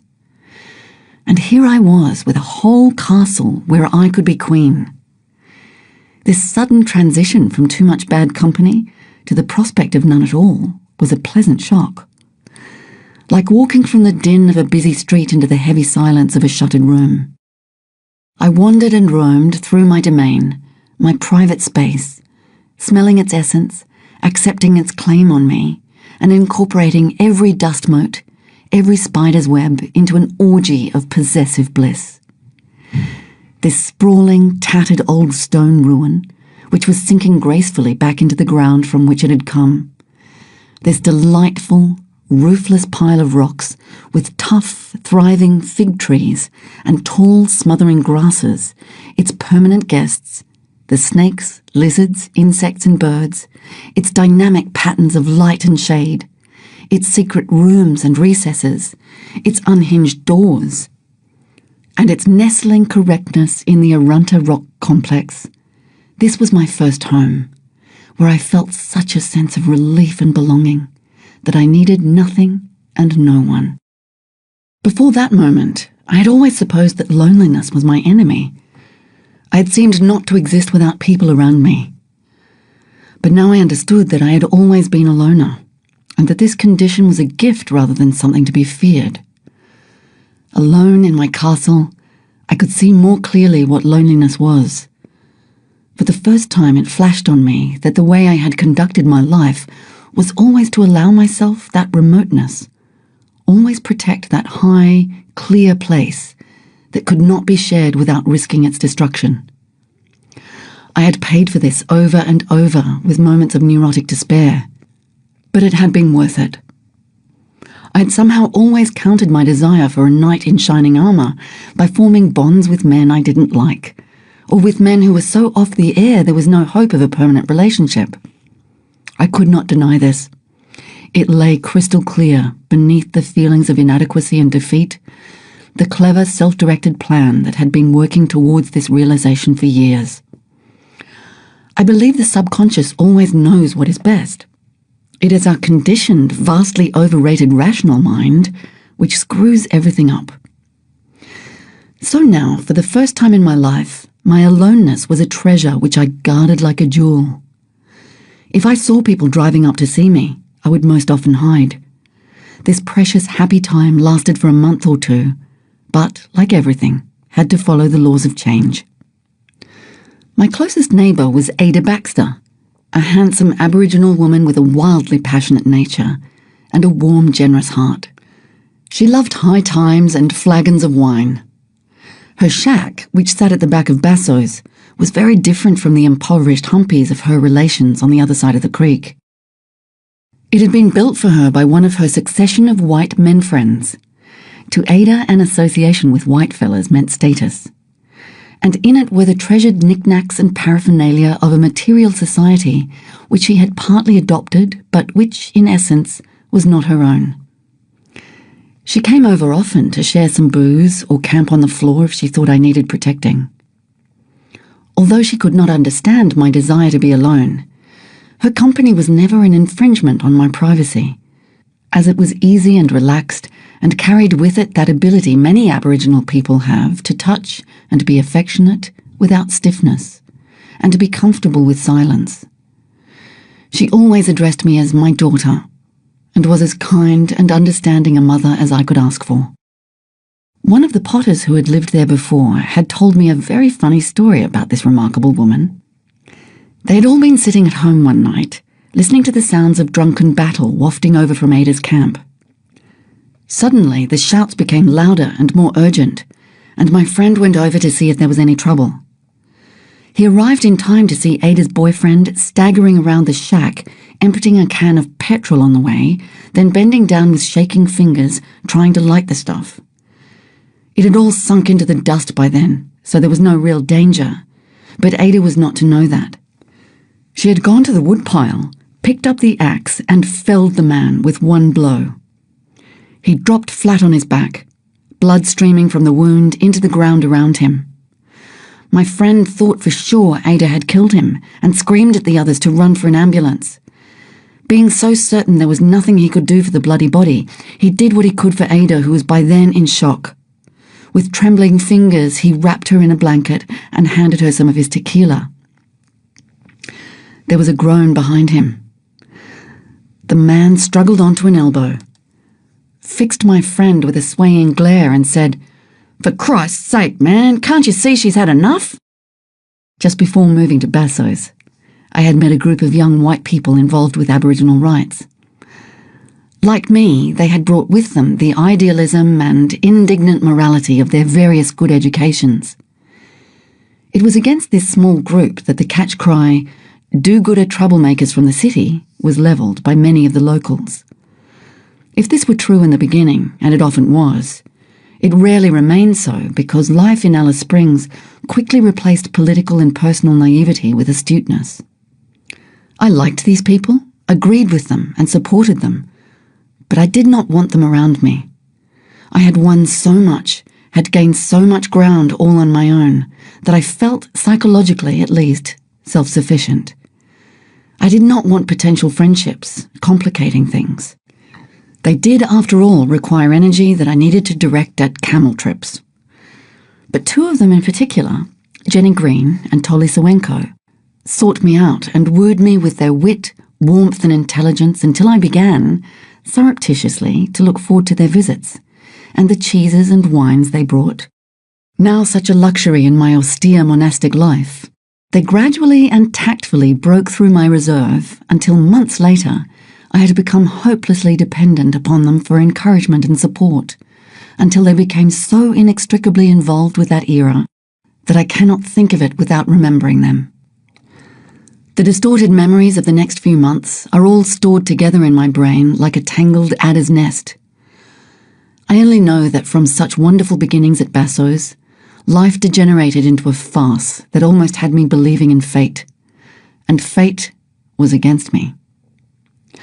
I was still spending time with Kurt and Gladdy. For one thing, I was manipulative enough to want to use Kurt's yards and facilities and knowledge. This I succeeded in doing by being sweet, apologetic, and everything Kurt admired in an underling. But I paid. Oh, how he made me pay. There was none of the former tentative camaraderie between us. It had been replaced by total animosity. And there was Gladdy. I wanted to maintain my friendship with her, who was so badly in need of it. She had been talking about leaving Kurt, who was half-heartedly trying to sell the ranch at an astronomical price. Gladdy wanted to stick it out for a little longer, at least until the sale came through, so that she would have some money as a symbol of having remained unbeaten rather than a desire for the money itself. And there were Frankie and Joni, 2 Aboriginal children from Mount Nancy Camp, with whom Gladdy and I had spent so much of our time. Joni was a beautiful girl of about 14, with the grace and poise of a natural model. She was also extremely bright and perceptive, and already well acquainted with despair. I understood her depression. It was the kind engendered by a feeling of helplessness in the face of insurmountable odds. Joni wanted things from life, things that would remain forever out of her reach, because of her colour, because of her poverty. "What have I got to look forward to?" she would say. "Booze? Getting married to someone who beats me up every night?" Frankie was slightly better off. He at least had the hope of an acceptable identity as a ringer or station hand, itinerant work at best, but which would allow him a certain amount of self-worth. He was a natural clown, Frankie, and we watched him lovingly when he made that transformation from child into young man, with his 2 large boots and his copied swagger. He would come up to visit me at Basso's, all man talk and man action. Then, suddenly, noticing it was getting dark, sheepishly change back into the boy and ask, "Hey, you wouldn't mind walking me across the creek, would you? I'm scared at night." At first, some of the men at the camp had not understood a woman living alone. Along with 1 or 2 desperados from the town, they sometimes came up in the middle of the night in the hope of some drunken dalliance. I had bought myself a gun, a .222 high-power rifle, and a 20-gauge shotgun over-under, a beautiful instrument. But all I knew about it was that the bullet came out one end while you held the other. I never, but never, loaded it. This, however, poked out of the door with a few curt words behind it, did not fail to make an impression. My friends were horrified when I told them I had actually pointed a gun at someone. Well, not directly at someone, I hastened to assure them, but rather aimlessly through the door and into the dark. I could see they thought I was losing my grip, but I defended this growing hillbilly mentality of mine, which seemed perfectly reasonable given the conditions I was living in, and given my highly developed sense of aggression and property. I learnt later that the gun episodes caused endless bouts of hilarity tinged with respect down at the camp, and I never had any trouble again. In fact, over the months, their attitude changed totally. I was now protected, if anything, watched out for and looked after. And if they thought I was a bit daft, it was an overlay of good humour. I was, through Joni, Frankie, Gladys and Ada, getting to know them all better, beginning to overcome my shyness and my white guilt, and to learn more and more about their complex problems, physical, political and emotional, all Aboriginal people have to contend with. There were approximately 30 camps in and around Alice Springs, squatting on parcels of Crown land or on camping reserves on the outskirts. These had been set up over the years as traditional territorial sites for members of different surrounding tribal groups, who visited the town from their home settlements, up to several hundred miles away in the Northern Territory and South Australia. One of the main attractions of the town was the easy access to alcohol, but there were other important regional resources to be found. These included Aboriginal legal aid, health services, Aboriginal Art and Craft Centre, Department of Aboriginal Affairs offices, second-hand car lots specially designed to rip off Aborigines, and other assorted bright lights. There was fairly regular movement between these Alice Springs domiciliary sites and the home settlements, although some people became permanent dwellers and built themselves huts of bush timber frames, second-hand galvanised iron, and whatever other makeshift components they could find in the municipal dump. There were 5 water taps to serve all 30 camps, and many people were so destitute they lived out of garbage cans, off discarded food they found at the dump, and by cadging handouts in the street. Many were alcoholics, so whatever money they got went straight into a flagon of cheap wine. Children and women suffered the most from malnutrition, violence, and disease. Mount Nancy was the most economically successful, well-organised, socially cohesive camp in town. Small houses financed by DAA were beginning to replace the humpies, and an ablution block was being built. The worst camps, by comparison, were those in the dry riverbed of the Todd, right in the centre of town. The people here had no access to water, sanitation or shelter, and had nothing to sustain them but alcohol. Because of the Riverland's tenure, this was a primary camping ground for itinerant Aborigines. They were under threat from the town council, which had been trying to extend the leases of the properties, bordering the river out into the riverbed itself, a tidy way of getting rid of the camps and making things clean and nice for the tourists, who, after all, spent considerable money buying fake Aboriginal artefacts from the shops. From what I could see at Mount Nancy, people survived by sharing up what money they could get from part-time cattle work, child endowment, widows' and deserted wives' pensions, and the rare, very rare, unemployment check.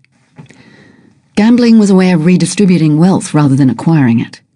One of the myths concerning Aboriginal people is that they are chronic dole-bludgers. In fact, fewer blacks receive social services than do whites, despite 10 times more unemployment. Even the few part Aboriginal people who live in town, as whites do, suffer from subtle forms of racism. It is a daily experience for blacks in Alice Springs. It reinforces their own feelings of worthlessness and self-hate. The constant frustration in not being able to change their lives makes many of them give up hope, turn them into alcoholics, because that, at least, provides some form of release from an untenable situation, and finally grants them oblivion. As Kevin Gilbert writes in Because a White Man'll Never Do It, it is my thesis that Aboriginal Australia underwent a rape of the soul so profound that the blight continues in the minds of most blacks today. It is this psychological blight, more than anything else, that causes the conditions that we see on reserves and missions, and it is repeated down the generations. Education was always a problem. Schools were mixed, white with black, and tribe with tribe. As if having to read books about Dick, Dora, and their cat Fluff, and studying history books stating that Captain Cook was the first person in Australia, or that blackfellows, who form one of the lowest races of mankind in existence, are fast disappearing before the onward march of the white man, was not enough, apart from having to take bricks wrapped in brown paper to school instead of lunches because there was no money and no means to make them, apart from being bawled out at school for not doing homework. Is it possible to do homework in a rusted-out car body by firelight? Apart from having perforated eardrums and eye infections and sores and malnutrition, apart from having to deal with the inherent racism of many of the teachers, apart from all of that, they might well have to sit next to some kid who might be a traditional tribal enemy. It was little wonder that children did not want to experience this alien and threatening environment. It taught them nothing they needed to know, since the only job they were likely to get was itinerant station work, which did not require the ability to read and write. Little wonder that they were termed hopeless, unable to learn, sow's ears. Ah, yes, the whites shook their heads in sadness. It's in the blood. They'll never be assimilated. Before large mining corporations began lusting after Aboriginal reserve land, assimilation was virtually a non-policy. It made little difference to the way Aboriginal people actually lived. Now it is a means of getting Aboriginal people off their land, the only thing they have that grants them any kind of self-worth, and into the town where they cannot find work and where they must depend more and more on white institutions for survival. It also provides the government with a handy PR exercise so that the Prime Minister can speak out against apartheid in South Africa, maintain a clean international reputation, and still carry out a policy which appears on the surface to be antithetical to apartheid, but which on closer inspection produces identical effects. That is, a policy which ensures that Aboriginal lands go once again into the hands of the whites, in this case multinationals, that a cheap labour source is made available by removing all trace of black ethics and culture, leaving the white races pure. This is exactly what apartheid was set up in South Africa to accomplish. Assimilation is anti-land rights, anti-self-determination, and blacks do not want it. Kevin Gilbert again. Every Aboriginal, when asked, repeats over and over again that the only way that an answer can come is when white Australia gives black a just land base and the financial means to allow communities to begin to help themselves. The problem of schooling, like so many others, could have been remedied so easily by a little bit of expense on the government's part. The introduction of a modified mobile school. Predictably, instead of increasing the budget to deal with this kind of problem, the present government has made enormous cuts in Aboriginal spending. The Department of Aboriginal Affairs has recently been conducting a survey of Australian Aborigines. In the housing section, the question was asked, how many Aboriginals are homeless? In another section, homelessness was defined as not including people living in humpies, lean-tos, tin shelters, or car bodies. Frankie had a friend called Clivey who was younger but far more worldly wise. He was an incorrigible and expert thief, which is okay with me. In fact, given his condition, it seemed like a fairly sensible thing to be doing, except that he was stealing from me. Poor destitute me, who was saving up at the rate of 50 cents a week to buy things like boxes of rivets and screwdrivers and leather and knives, all very attractive knickknacks for young boys. This was difficult for me to deal with. On the one hand, I knew that their attitude to possessions was totally different from mine. That is, material objects could not be owned by one person. They were a shareable commodity. On the other hand, when things disappeared from bassos, they usually disappeared for good, or were brought back by an apologetic mother, battered and broken.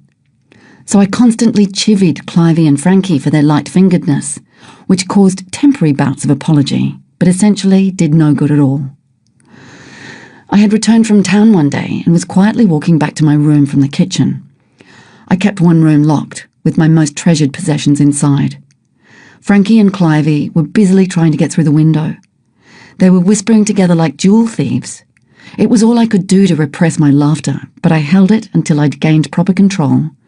Then I put a very stern look on my face and said, "And what do you think you're doing?" I swear I have never seen anybody leap out of their skins before.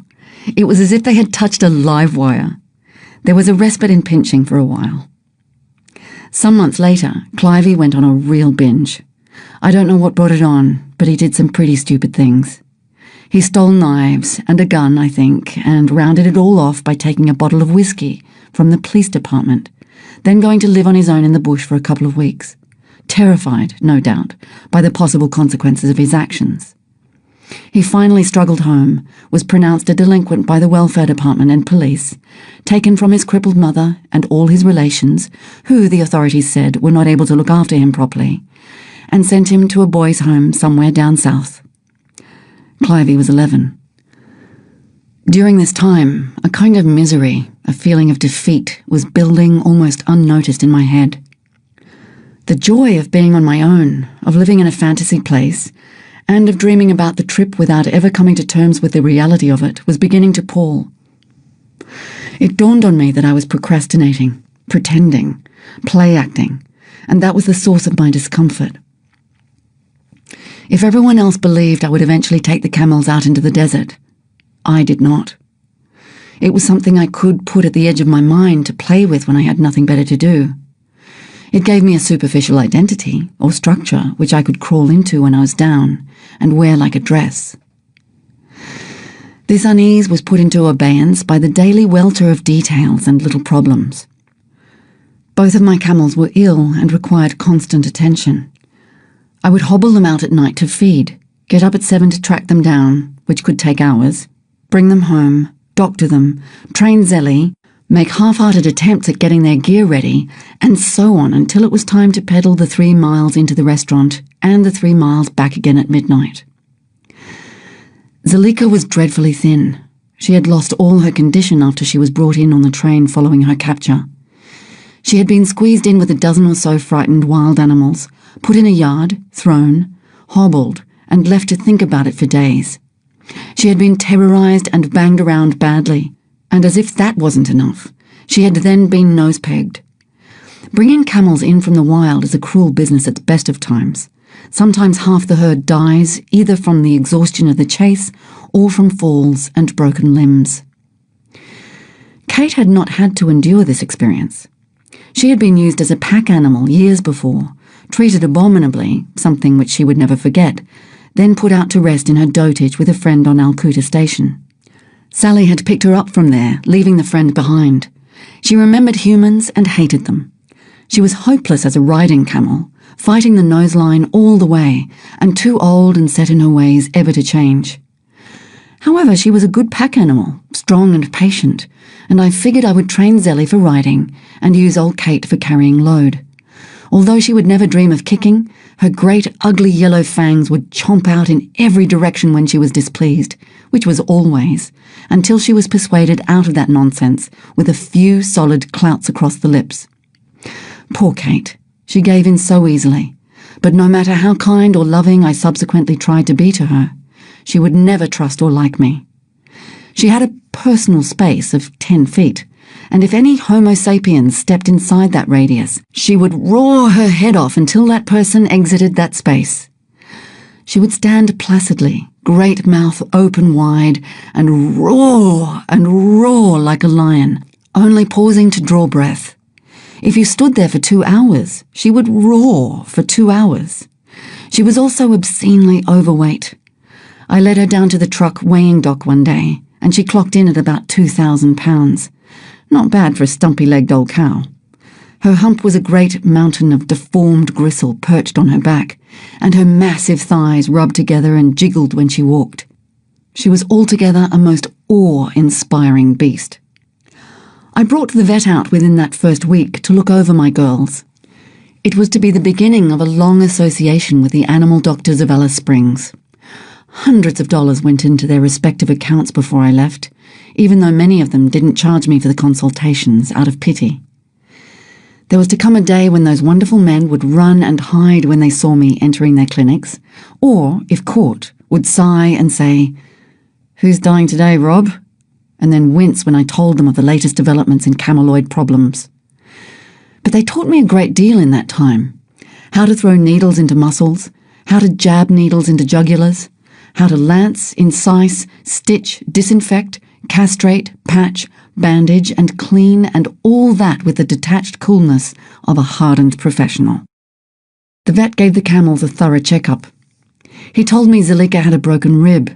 Then, when he saw the look of my face, hastily reassured me that it had knitted and would only cause trouble if she fell again. Her infections could be cleared up easily with antibiotic powder. I then let out the great wobbling mass of Kate and showed the vet her brisket, which by now was dripping huge amounts of pus. This brisket, or pedestal, is a cartilaginous growth on the chest just behind the front legs. Similar pads on the front and hind legs are the pressure points on which the animal sits. It is covered by a hard skin, like the bark of a tree. I had been treating the wound in it with hosings, disinfectant, antibiotic powder, and Stockholm tar. The vet inspected it, paused, thrust his hand in deeper, and whistled. I didn't like the sound of that whistle. "It looks bad," he said. "The infection is spreading through the flesh in pockets. There could be some glass in there. Still, I'll dose her up with some terramycin and see how she responds." He then took out an enormous syringe with a needle on it the size of a drinking straw, handed it to me and made me stand 2 feet away from Kate's neck and throw the needle at her like a dart. I didn't throw hard enough. Kate's roars went an octave higher. I stood back again, aimed, and threw with all my might. It sunk in up to the hilt, and I was surprised it didn't stick out the other side like the bolts on Frankenstein's monster.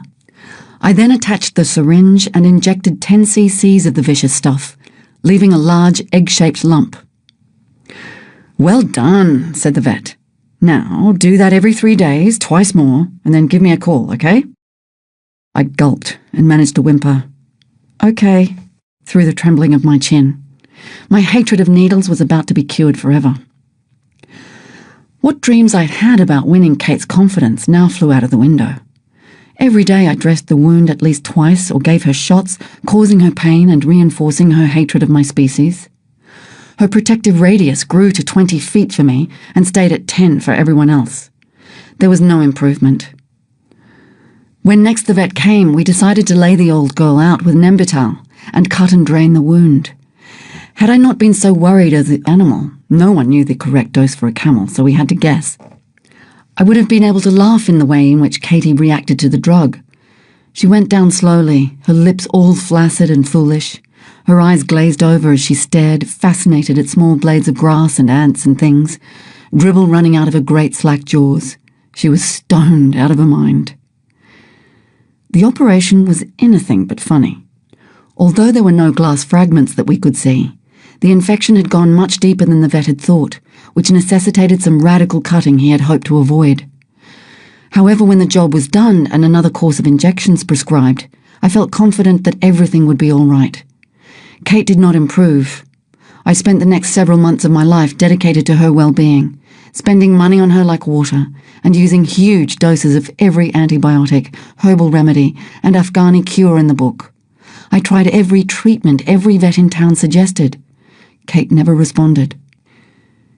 During this time, I also had to begin training Zalika for riding and carrying pack. This was not easy. I had no money to buy equipment, no saddle to put on her back so that I wouldn't fall off every time she bucked, and I had lost most of my nerve at Saleh's. So I rode her bareback, quietly, up and down the soft sand of the creek, not asking her to do too much, just trying to win her confidence and keep her quiet and protect my own skin. She was in such poor condition that I constantly had to balance the need for training against not allowing her to worry herself back into a skeleton. Camels always lose weight during training. Instead of eating, they spend all day thinking about what you are going to do to them. Zalika also had a lovely, gentle nature which I did not want to spoil. I could walk up to her anywhere in the wild, whether she was hobbled or not, and catch her, even though I could feel her muscles tighten into hard lumps with tension and fear. Her only dangerous fault was her willingness to kick. Now, a camel can kick you in any direction within a radius of 6 feet. They can strike with their front legs and kick forward, sideways, or backwards with the back. One of those kicks could snap you in half like a dry twig. Teaching her to accept hobbles and sidelines was not an easy business. In fact, it was ulcer-inducing, if not death-producing, and required infinite patience and bravery, neither of which I was particularly blessed with, but I had no choice. To quieten her, I had to tie her to a tree on the halter and encourage her to eat rich and expensive hand feed while I groomed her all over, picked up her legs, played loud music on a tape recorder, and got her used to having things around her feet and on her back all the time, talking. When she did let fly with one of those terrible kicks, it was out with the whip. She soon learnt that this kicking got her nowhere and that it was easier to be nice, even if that niceness didn't come from the heart. One day I had tied her to a tree outside Basso's and taken Kate up to Kurt's for a hosing out. When I came back, Zalika was missing, and so was the tree, a young gum sapling about 15 feet high and 1 foot thick at the base. It had been completely uprooted. Zelly did not like being away from Kate. This particular quirk is the most difficult to overcome when training. Camels hate leaving their mates and will use any ruse, any dirty trick, any amount of foul play to get home. It is easy enough to take them somewhere in a group, but getting an animal off on its own is a trial and a battle of wits. This is understandable as they are a herd animal and equate company with safety. It is very threatening for a camel to be out on his own, especially with a maniac on his back. Because camel necks are so strong, the nose line is essential for a riding animal.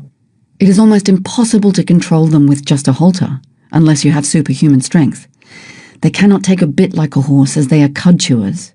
The only alternative is a jawline, which I sometimes used in training before the peg wound healed, but which cut into their soft bottom lip. So the nose peg method is best. They are usually given only one of these, which sticks out the side of either nostril. To it is attached a piece of string, strong enough to cause pain when it is jerked, but not so strong that it will not snap long before the peg is pulled through the flesh. This string is attached to the outside of the peg, then split under the jaw and used simply as reins. Once the peg wound has healed, this method causes no more discomfort than a bit does to a horse. I had learned how to nose peg an animal from both Kurt and Saleh. Each had different methods. Saleh skewered the flesh straight through from the inside with a sharpened mulga stick, then inserted the wooden peg into the hole and dressed it with kerosene and oil. Kurt's method was more sophisticated, if not better.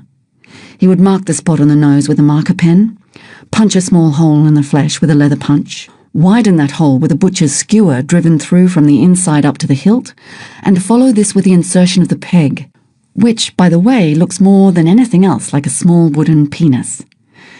He would then dress it carefully every day for anything up to 2 months with dilute antiseptic and antibiotic powder. I had performed this brutal operation on one of Kurt's young bulls, but I hated it. It made me feel sick. However, Zelly's nose was now so infected, despite the constant cleaning, that I thought perhaps there were wood splinters inside it preventing it from healing. So, to our mutual horror, I tied her down, cut the peg with bolt cutters, and inspected the wound thoroughly. I discovered that the peg had indeed splintered along the shaft and was opening the wound as it turned. I had to make another peg and insert it through that tortured flesh. How animals ever forgive us for what we do to them, I will never understand. Saleh came out to visit me one day to see how I was doing. I took him down to Sally, and he looked over, commenting on how well she looked and how quiet she was. He then stood back for a minute, rubbed his chin thoughtfully, and shot me a sideways glance. "You know what I think, girl?" "What do you think, Saleh?" He rubbed those expert hands over her belly again. "I think you've got yourself a pregnant camel." "What? Pregnant?" I yelled. "But that's fantastic!" "No, wait, that's not fantastic. What if she has it on the trip?" Saleh laughed and patted me on the shoulder. "Believe me, having a baby camel on your trip would be the least of your worries. When it's born, you just tie it up in a sack, hoist it on its mother's back, and within a few days it will trot along behind with the best of them. In fact, it would be a good thing for you because you can tie the baby up at night and be sure the mother won't go too far. Could solve one of your main problems, eh? Well, I hope she is for your sake. Should be a nice little calf, too, if that wild black bull I saw her running with was the father." By now, I knew I had to make a decision about Kate. She had blood poisoning, which had carried the infection to her knee. She had lost half her weight, and her roars now were the protests of a fragile and pitiful old lady. I was attending to her 3 or 4 times a day, putting a hose on one side of that knee and watching an arc of pink muck coming out of a hole in the other side. I procrastinated over destroying her for 2 reasons.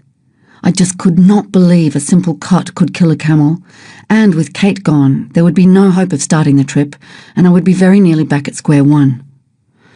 I eventually decided that I must put the old girl out of her misery. I felt terribly guilty. She had really been too old to go through the rigours of vets and saddles and the separation from her mate on Al-Quta. I believe she actually pined away, lost her will to live. I had often thought of sending her back, but now it was too late. However, I was determined not to get soppy about it. It was something that had to be done, and I was even practical enough to sharpen up my knives so that I could take her beautiful coat and tan it.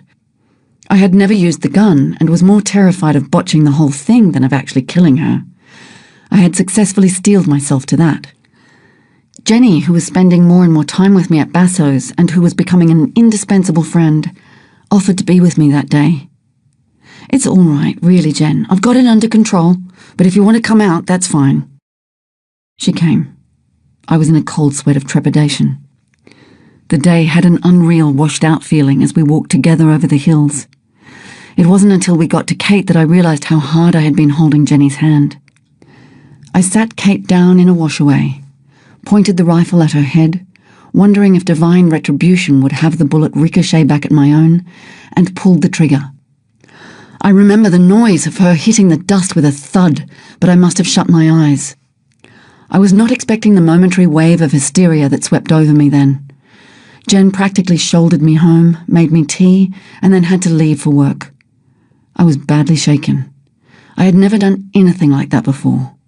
Never destroyed something that had a personality. I felt like a murderer. The idea of stripping Kate's hide was unthinkable. It was all I could do not to go back to the carcass and stare, wondering at what I had done. So that was that. No Katie, no trip, fate again. And all that time and all that money and all that energy, devotion and care for nothing.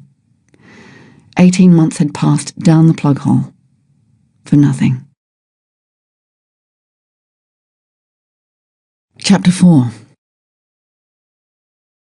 My depression over the shooting of Kate was compounded by my escalating terror of Kurt. He seemed so out of control, so close to the edge that I believed he had the capacity to kill, if not me and Gladdy, then at least my animals. So I had to play his game. Had to let him believe I was no threat, not worth bothering about. He thought Gladdy and I were plotting something, but he didn't ever say as much.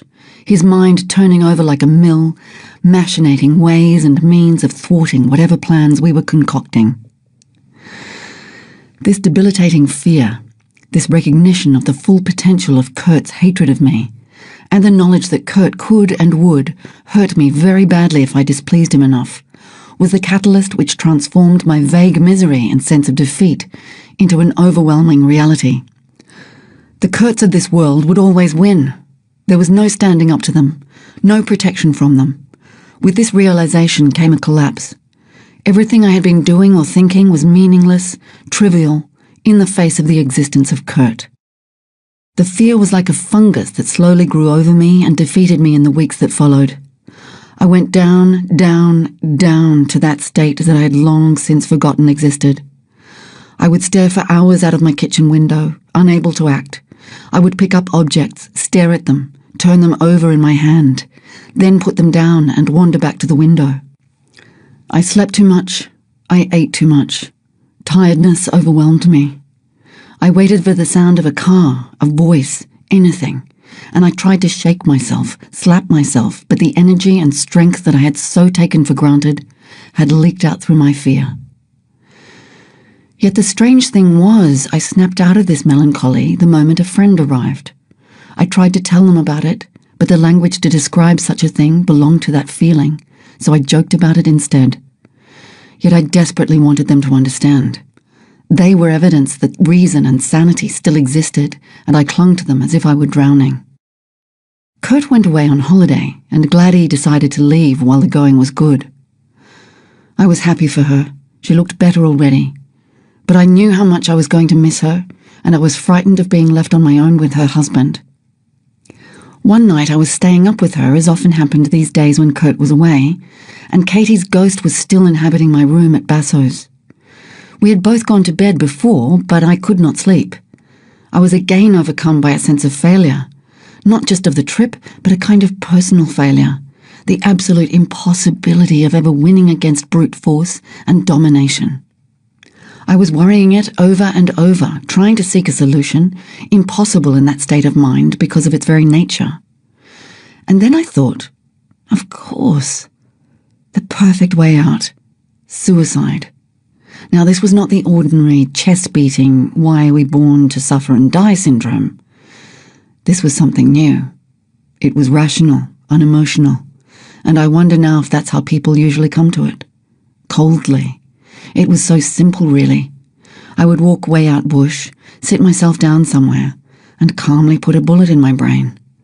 No mess, no fuss, just nice, clean, simple exit. Because no life was better than half-life. I was planning it out, the best place, the best time, when suddenly Gladdy sat bolt upright in the bed opposite me and said, "Rob, are you all right? Do you want a cup of coffee?"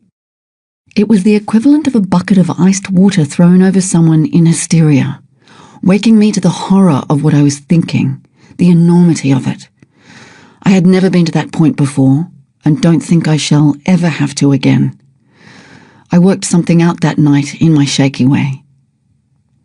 She left a few days later. I inherited her old dog Blue, a cattle dog whom she had saved from the pound a few weeks before.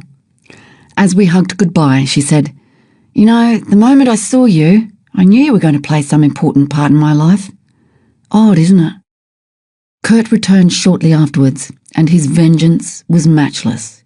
He now had me so terrorised that I slept with a small hatchet under my pillow. He continued to try to sell the place, or at least appeared to.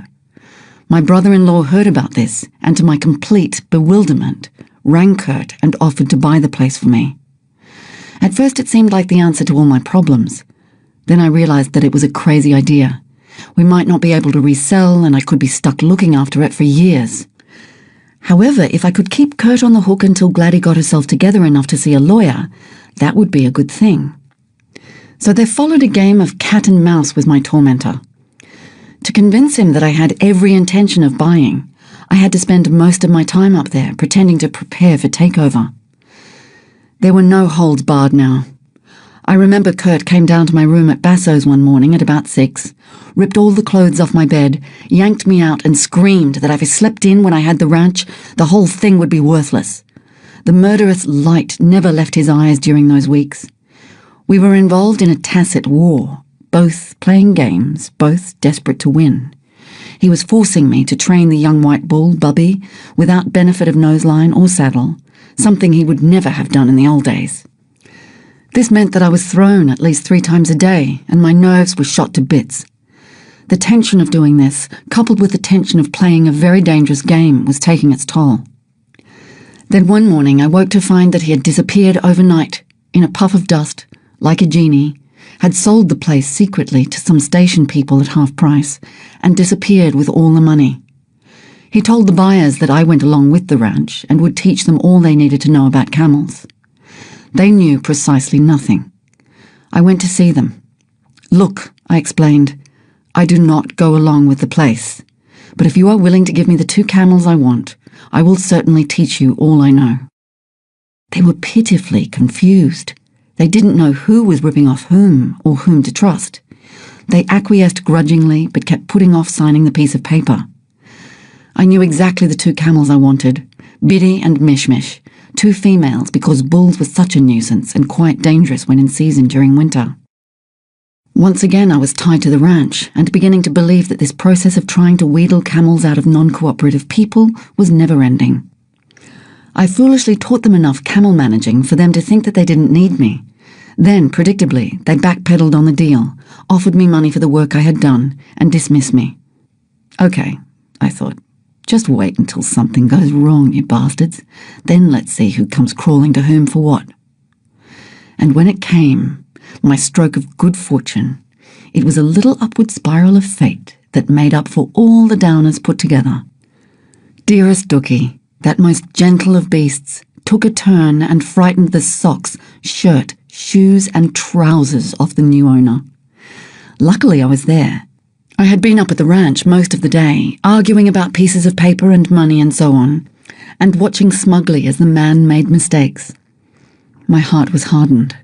"Ha ha," I sneered to myself, "suffer or sign." When the time came to hobble the camels out at night, I felt I had to show him how to do it for the camel's sakes. If he left the hobble leathers too loose, they would slip down over the hock and possibly damage the animal's legs. First, I took out dear, quiet Dookie. "There, you see, in that hole there, and make sure this is never so loose that it can slip over this lump here, understand?" Yes, I see." I let the bull go and turned to fetch the others. Then I heard a strange rumbling sound behind me, and glanced over my shoulder and froze in my tracks. I caught a look at the man's face too. The blood had drained to his boots. Dookie had transmogrified. Dookie was coming for me with a decidedly curtish look in his eyes, which were rolling back into his head like spun marbles. Dookie was making burbling noises and white froth was blowing out the side of his mouth. Dookie was trying to rut some rocks. Dookie was completely berserk. I had come between him and his girlfriends, and for the first time in his young life, he was taken over by those uncontrollable urges of a bull in season. He began thrashing his head and neck around like a whip.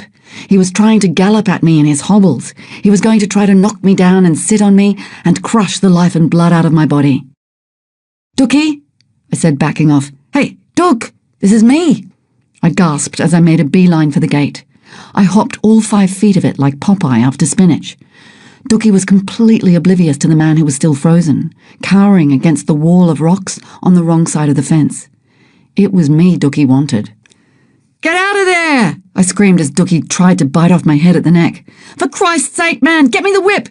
Get me the hobble chain! Get me the cattle prodder!" I yelled maniacally as Dookie pinned me to the side of the gate with his twisted neck and tried to squash me into a cardboard replica. He was leaning into the fence now, trying to smash it so he could get at me. I could not believe this. This was some nightmare from which I would wake screaming at any moment.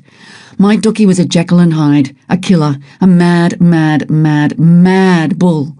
The man was galvanized into action. He brought out all those instruments of torture. A cattle prod throws a huge number of volts, and this I pressed into Dookie's snapping lips while I beat him as hard as I could across the back of the head with a hobble chain. I could barely hear my own whimpering through the fracas. Dookie did not feel a thing. He was like a windmill with teeth. I got away from the gate for a second and my mind crystallized. I raced for some ropes, a wood plank, and an iron bar weighing 15 pounds. About 5 feet from the other side of the fence, Dookie's side, was a gum tree. I walked up my side of the fence until I was in line with it. Dookie followed me, bellowing and snorting and thrashing. I bent down to his front legs, threw the rope through the hobbles, cleared the fence, and quickly, oh so quickly, brought the rope around the tree and heaved with all my might. I had tied him to the tree by the legs now, and I had only hoped that all of it would hold. I then proceeded to bash that creature over the back of the neck with the wood until it snapped, and then with the iron bar. Down he would go, half conscious, then up again to attack. I had the superhuman strength you only get when you are in a flat, adrenaline-pumping panic and fighting for your life. Suddenly, Dookie sat down with a thump, shook his head a few times, and remained sitting, quietly grinding his teeth. I waited a moment, bar poised in midair. "Are you all right, Dookie?" I whispered.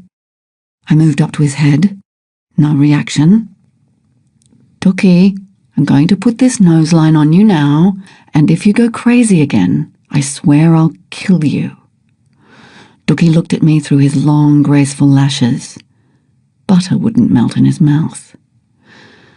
I quietly put the noseline on him, asked him to stand up, bent down and undid the rope, took off his hobbles, and led him back into his yard.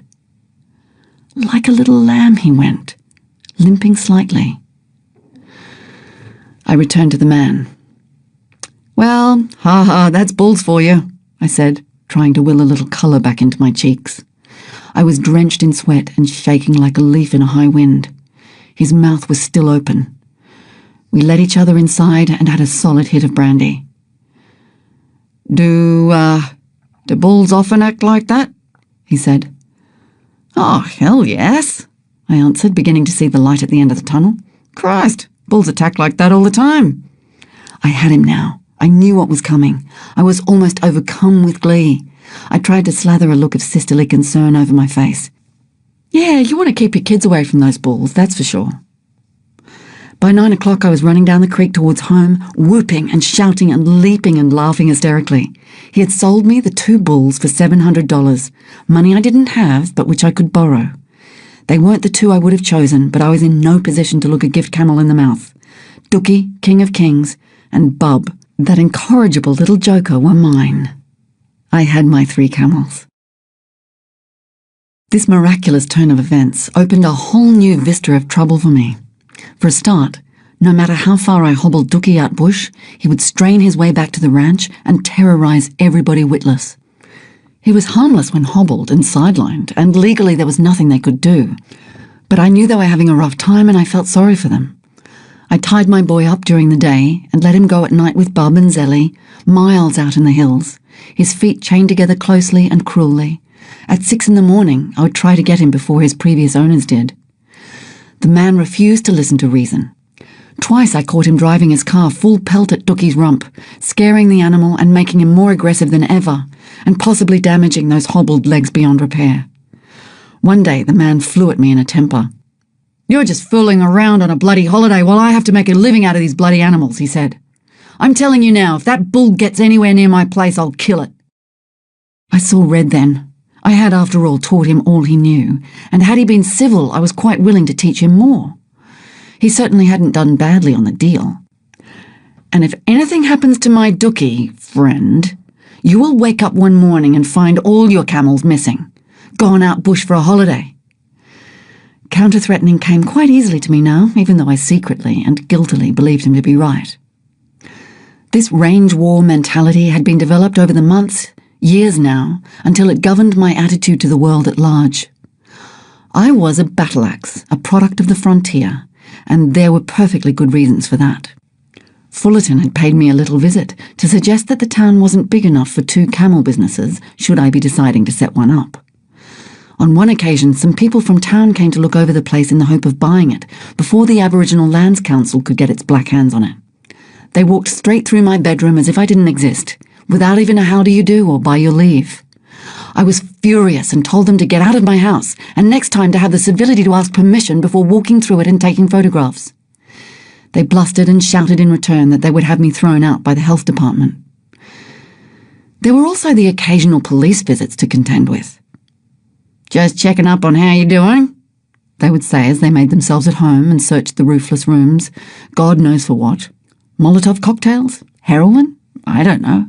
A couple of them even threatened to prevent my going on my trip.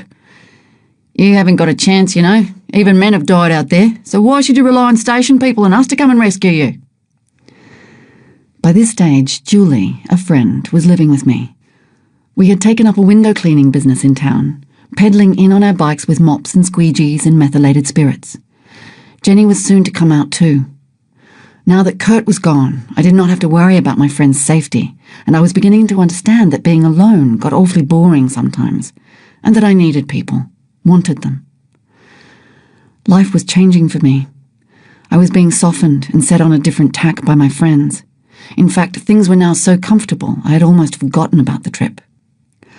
I had previously lived the life of a miserly savage at Basso's. I ate brown rice, which I have always hated, and vegetables from my impoverished garden, and then at night after work, when I had brought home the cold meat given to me by the chefs at the restaurant, Diggity, Blue, and I would attack it like wolves, all eating together and fighting over the best bits. But with my friends present, there was a reason for being more civilized, easier, pleasanter. Jen was a brilliant gardener, Tolly was a superb fix-it man, and Julie was a withered cook. We lived almost luxuriously. They loved Basso's as much as I did, and gave it an added dimension which made it more of a home. At first, this was slightly difficult for me to accept. When you're used to being the queen, it's hard to consider democracy replacing lone rule. I realised how deep my resistance to change had gone when we were all sitting having tea one afternoon in the back garden. Some travelling hippies arrived. They'd heard about the place down south and were here to stay for a few days' holiday. My hackles immediately rose, and I said they couldn't stay. When they had gone, I turned to the others and said, "How dare they assume they can just walk right into someone's private home and stay for a holiday? Bloody boring, insipid recorder playing Jonathan Livingston Seagull reading weeds. Jesus!" Jenny and Tolly looked at me sideways, eyebrows slightly raised, and said nothing. But looks sometimes speak louder than words, and I could see that they were thinking something like, "Intolerant, hypocritical old boiler, you've become what you most dislike." So I mulled that one over for a while. I tried to find out the root cause of this meanness in me, apart from the obvious things like having to fight, at least in Alice Springs, fire with fire. I was surrounded by people who for some reason found my very presence a threat. And had I not been able to stand up to them on their terms, I would be somewhere back on the East Coast, my tail between my legs. But it was more than that. For many Outback people, the effect of almost total isolation, coupled with that all-encompassing battle with the earth, is so great that when the prizes are won, they feel the need to build a psychological fortress around the knowledge and possessions they have broken their backs to obtain. That fiercely independent individualism was something akin to what I was feeling now. The stiffness, the inability to incorporate new people who hadn't shared the same experience. I understood a facet of Alice Springs and softened towards it at that moment. Over the weeks that followed Gladdy's departure, Blue Dog had managed to inveigle his way not only into my heart, but Diggity's also. He was a charming old codger, a dog's dog. His primary preoccupations were eating and sleeping. These were followed in order of preference by chasing willing female camp dogs and fighting male camp dogs. At first both Dig and I ordered him outside, but gradually we relented until Blue was snoring, scratching and snuffling on our nest along with us on those freezing desert nights. He had life pretty well cased out. He knew what was important and what was not. His fighting urge came at an abrupt end one day when he was almost killed by a pack of irate camp dogs. He licked his wounds for a week, then, with the admirable wisdom of a dog who has lived long and experienced much, retired into a noble, graceful old age. I woke one morning early to find him dying on my back porch. He had been poisoned with strychnine. By the time I had collected my wits, he was dead. I cried as I buried him. Dear old Blue did not deserve such a cruel end. There were two thoughts uppermost in my mind. Who would be so sick as to do such a thing? And thank God it wasn't Diggity. I found out then that it was quite common for dogs to be poisoned this way in Alice Springs. Some unknown person had been doing it for 20 years and the police still had no clues. Had I not lived so long in the town, I probably would have been very surprised. As it was, I merely sighed and thought, of course, what else could one expect of such a place? It was once again midsummer, the end of the year, and my room at Basso's, which had been so icy in winter, was now a furnace. It was actually a series of cave-like rooms, all stone, with arched windows and doorways, straw on the cement floor, and virtually without furniture. It was a haven for the most enormous cockroaches I have ever done battle with. They were fearless and would rise on their hind legs if confronted. They had me bluffed. As I went in at night with my candle, they would scuttle and scratch their way into their various holes with a noise that made my skin crawl and my stomach heave. They are one creature, apart from leeches, that I simply cannot bear. I laid down large quantities of poisonous powder, something I would not normally do, but they thrived on it. They ate it, chomp, chomp, for breakfast, lunch and tea, and continued to grow like mutated monsters. And then there were the snakes. Basso's was home to these exquisite creatures. They courted, bred and died there, refusing to be interfered with by humans. Although deadly, they did not bother me half as much as the cockies. I quite liked them in a respectful, distant sort of way, and I always acted on the belief that if you left them alone, they would leave you alone. But Diggity hated them with a passion. I worried for her because she would chase them and try to kill them, and although she was very good at it, it would only take one bite to kill her. One night I was sweltering in my little cave, reading a book by candlelight, when Diggity began her snake vibrato, a behavioural signal that was unmistakable. Out from under my bed came a small Western brown, on his way to do business with the world outside. It didn't bother me too much, and shortly I blew out my candle and went to sleep. Somewhere in the night I was woken up by Diggity once again, rigid beside me, hair stiff like a warthog, and teeth bared, growling. I lit the candle. On the bottom of the bed on the outside of my sheet was yet another snake, dozing. Dig chased it off. I began to feel extremely goosepimply then, and I was too scared of treading on one of them to get up and block off the door. It took me a few hours to return to sleep. I awoke at about 10 in the morning to see Diggity about to pounce on a huge snake slithering under my bed. 3 in one night was just too much. I blocked up all possible snake entry holes in my wall, but it was several weeks before I got a decent night's rest. One continues to learn things in life, then promptly forget them, and I should have known by now that pride always comes before a fall. I was beginning to feel cocky. I was beginning to feel that I was in control of events, self-congratulatory, complacent. Life was good and bountiful.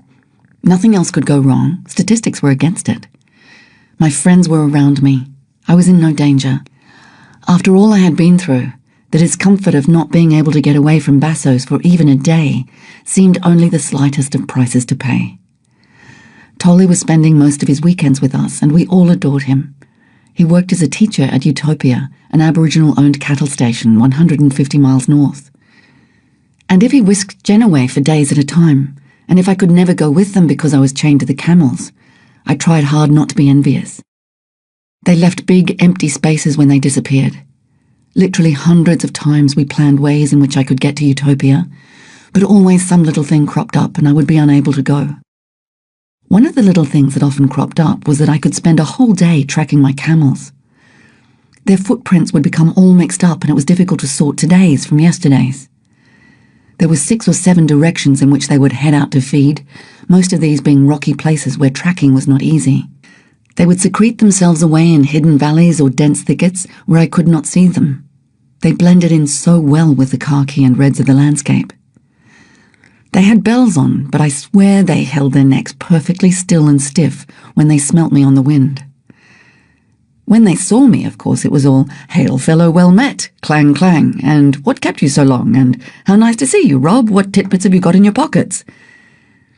It got to the point where instead of catching them, I could simply unhobble them and watch them gallop and buck all the way home, or else crawl up behind some hump and get a lift.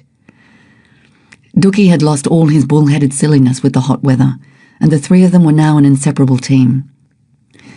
Zelly was plumping out in all the right places, and her udder was swelling nicely. Camel gestation is 12 months, but I had no idea when the calf was due. They had well-defined relationships to one another. Zalika was the street-smart, crafty, unfazable, self-possessed leader. She was wiser than the other 2 put together in the ways of the wild. She was the Prime Minister, while Dookie was nominally king. But if anything untoward happened, he was the first to hide behind her skirts. And Bub was in love with Dookie. Dookie was his hero, and he was quite brave as long as he had Dookie's rear end in front of his nose. If Dookie was hardy, then Bub was definitely his laurel. It was on one of these mornings, after I had tracked them down to the creek, that something happened which made me believe the world had stopped. Bub was lying on his side.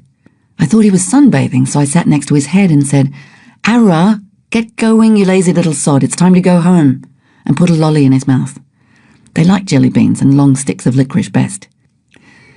Instead of leaping up to see what other goodies I had, he continued to lie there, chewing the sweet half-heartedly, and I knew something was dreadfully wrong. I got him up and saw that he was standing on 3 legs. I lifted the foot and checked the soft pad underneath. There was a gash with a wedge of glass stuck in it. Kurt had had to shoot one of his animals because of just such a wound. These pads were meant for soft sand, not sharp objects, and were the most vulnerable part of the animal. Inside the pad is a squishy, elastic sort of bladder. When pressure is put on the foot, any hole will therefore widen. It is impossible to keep them off a leg, because they need that pressure for circulation. The cut had gone straight through the bottom of the foot and up through the hairy top surface. I thought he was finished. I sat there and wept on that riverbank for a good half hour. I howled and howled. Camels are such hardy animals, I thought. It's just sheer perverse fate that has caused this to happen. Who is it up there who hates me? I shook my fist and howled some more. Diggity licked my face, and Zelly and Dook bent down to offer their condolences. I had Bub's big ugly head in my lap. He continued to eat jelly beans, playing Camille admirably. I pulled myself together, took the glass out of the foot as carefully as possible, and led him slowly home. The vets I knew were out of town, I discovered, when I pedalled into the clinic, and a new, inexperienced boy was doing the locum for them. He came out to Bassos to look at Bubby, stood 6 feet away from the camel and said, he's got a cut in his foot all right, and gave me some injections for tetanus. Not much help. I had met 2 women at the restaurant, Kippy and Cherie, who managed a veterinary practice in Perth. I pedalled into work that night and told them what had happened. They came out the next day, their last in town, lanced the top hole so that it would drain, and prescribed hot water and Condy's crystals. The foot was to be immersed in a bucket of the stuff, and I was to massage the wound, cleaning it out thoroughly. Wonderful women. They gave me hope again. Tolly and Jenny then built me a large holding yard out the back of Basso's with old star pickets, scraps of wire and netting, and various other assortments of stuff which we picked up here and there. I kept Bubby in there, treated his foot 3 times a day, and prayed. I had now modified the treatment with the help of the town surgeon to inserting an infant's nasal feeding tube into the top of the cut and dousing out the whole wound with strong antiseptic. This went on for a few weeks, and I could never be sure if the foot was healing or if rotten flesh was growing in there like mushrooms. Some days I had hope, others I was once again in the pits, whimpering for Jenny, Tolly, Julie, or the town surgeon to come and pull me out. Bub did not enjoy the treatments, and neither did I. "Keep that bloody foot still, you little mongrel, or I'll chop it off at the knee." He gradually came round. Soon the foot looked healthy enough for me to let him go with the others, who had been hanging around the house like bad smells, putting their long necks into the kitchen, or standing expectantly, eyes greedily bulging every time we sat in the garden for a cup of tea. My friends were falling in love with them as much as I was, though they wrongly accused me of projecting human attributes onto them. We laughed at them for hours. They were better to watch than a Marx Brothers movie. And then one bright sunny day it happened. They disappeared. Into the wild blue yonder. Just like that. Poof! No camels, no adorable do-no-wrong beasties. They had deserted me, the ungrateful, cunning, fickle, deceitful, two-timing traitors, pissed off. It was quite usual for them to wander short distances, but this time it was serious. Maybe they were bored and looking for adventure, but I suspected Zalika was the culprit. She was going home, thank you very much, leading the others back to her herd where there were no such things as saddles and work. She was not as easily conned and bribed with handouts and cuddles as the others, not as spoilt, and she had not for a minute forgotten the sweetness of freedom. I headed out as usual that morning with Dig to find their tracks. It took me about an hour to pick them up. They were heading almost due east out into the wild hills. I followed for a couple of miles, thinking that they would be just around the next corner and imagining I could hear bells tinkling not too far away. There's a little wedge-billed bird in that country that sounds just like a camel bell, and it often had me fooled. It was getting very hot, so I took off my shirt, put it under a bush, and told Dig to wait there for me until I got back, which I thought would be about half an hour at most. She was already panting and thirsty. She hated being left behind, but it was for her own good, and she obeyed. I was now into rough, uninhabited country. There was no one and nothing for countless miles. I was vaguely wondering what on earth could have induced the camels to wander this far this fast. But I wasn't worried. I was hot on their trail. Their droppings were still moist. I could see from the tracks that one of them had broken a leather strap and was dragging a chain. And I walked, and I walked, and I walked. I crossed the Todd River and immersed my boiling body in a cool pool and drank as much as I could. I wet my trousers and wound them around my head, and still I walked. My speed slowed down now as I was in stonier country, and all the while I was thinking, what's happening here? Has someone chased them? What's going on, for Christ's sake? I walked 30 miles that day, tantalized by the belief that they were just a minute ahead of me. But I heard nothing but phantom bells dinging inside my own skull, and saw nary a camel. I returned late at night to find poor Diggity almost fretted away, still sitting under the bush, her pink tongue dry as a bone, and a groove of worried dog prints 100 yards in the home direction, and 100 yards in my direction. But she had stayed, faithful creature, despite what must have been an unbearable anxiety and an equally unbearable thirst. She was so relieved to see me she almost turned herself inside out. The next day I left better prepared. I reached yesterday's point fairly quickly. It was only about 8 miles as the crow flies, to find that the tracks petered out a mile or two later into rocky escarpments. I went home and rang up all the station owners out in that direction. No, they had not seen any camels. They usually shot them anyway. But they would keep a lookout for mine. Then I found some generous people in town with a light aircraft who offered to take me up into the clouds to look for them. Julie came with me. I knew vaguely where they would be, I thought. then realised that if they could go that far in one day, they could go 7 times as far, in any direction, in the week that had passed. I felt despondent. We flew in a grid pattern, much lower than regulations ordained, for about an hour. Not a sign. "There they are!" I screamed, strangling the co-pilot from behind. "No, donkeys." Oh. And as I sat, straining my eyes out the window of the plane, something rose to the surface which had been buried since the moment I decided on this trip, more than 2 years before. I didn't have to go through with it. Losing the camels was the perfect excuse. I could pack my bags and say, "Oh well, I did my best," and go home. I had never really considered doing it, of course. I had conned myself into believing I would, but no one would be crazy enough to do such a thing. It was dangerous. Now even my camels would be happy, and that would be that. And I recognized then the process by which I had always attempted difficult things. I had simply not allowed myself to think of the consequences, but had closed my eyes, jumped in, and before I knew where I was, it was impossible to renege. I was basically a dreadful coward. I knew that about myself. The only way I could overcome this was to trick myself with that other self, who lived in dream and fantasy, and who was annoyingly lackadaisical and unpractical. All passion, no sense, no order, no instinct for self-preservation. That's what I had done, and now that cowardly self had discovered an unburnt bridge by which to return to the past.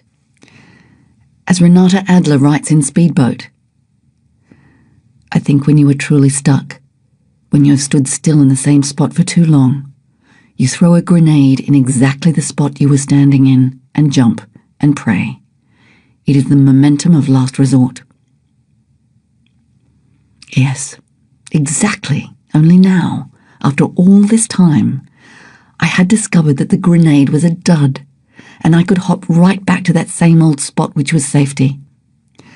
The excruciating thing was that these two selves were now warring with each other. I wanted desperately to find those camels, and I wanted desperately not to find them. The pilot snapped me back to the present dilemma. "Well, what do you want to do? Shall we call it a day?" I would have said yes, but Julie talked us into one more run. And on that final turn, there they were. Julie spotted them. We took a position and flew back to the runway, and that was the point at which all my disparate selves agreed to do the trip. Chapter 5. While it seemed relatively easy to fix the position of the camels from the air, once on the ground and surrounded by a confusion of little creeks, hills and washaways that I had not noticed from the plane, actually finding the beasts was quite difficult. Jenny and Tolly came with me. We drove the long-suffering old Toyota as far as we could into the stony scrub, then set out on foot with the dogs, who immediately took off after phantom leopards and moon tigers. This desire of Diggity's to hunt everything except camels was a bone of contention between us. I had been trying to train her to help me track them, but she was not remotely interested.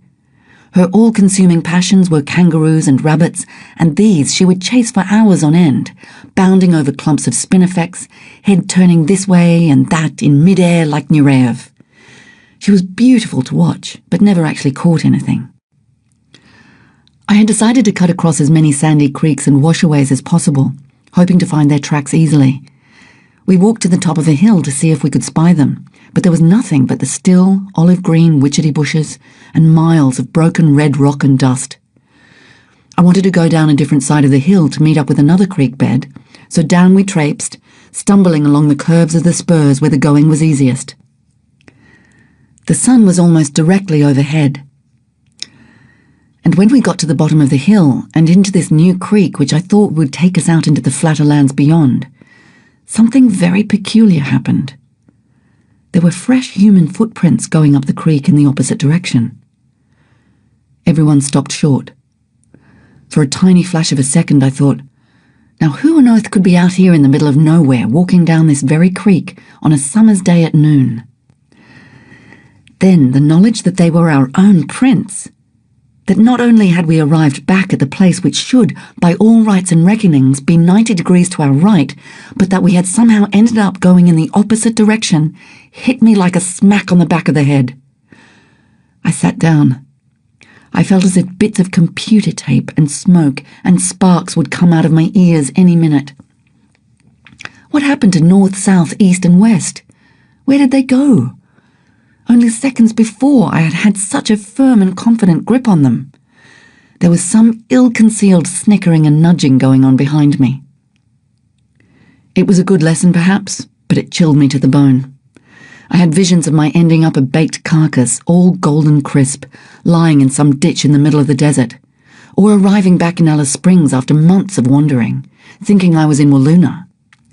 Someone had just given me a medical pamphlet on the symptoms of dying of thirst, a sensitive, well-thought-out gift, I felt, and always handy.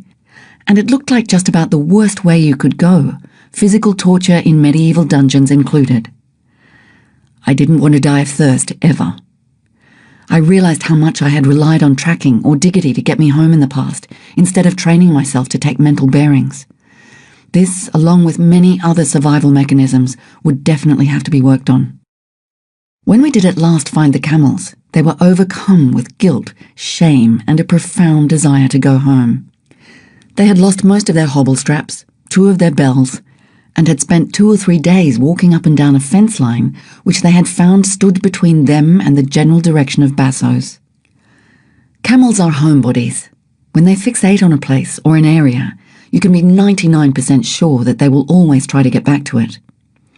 Dookie and Bub had obviously overridden Zelly, who wasn't about to take off on her own.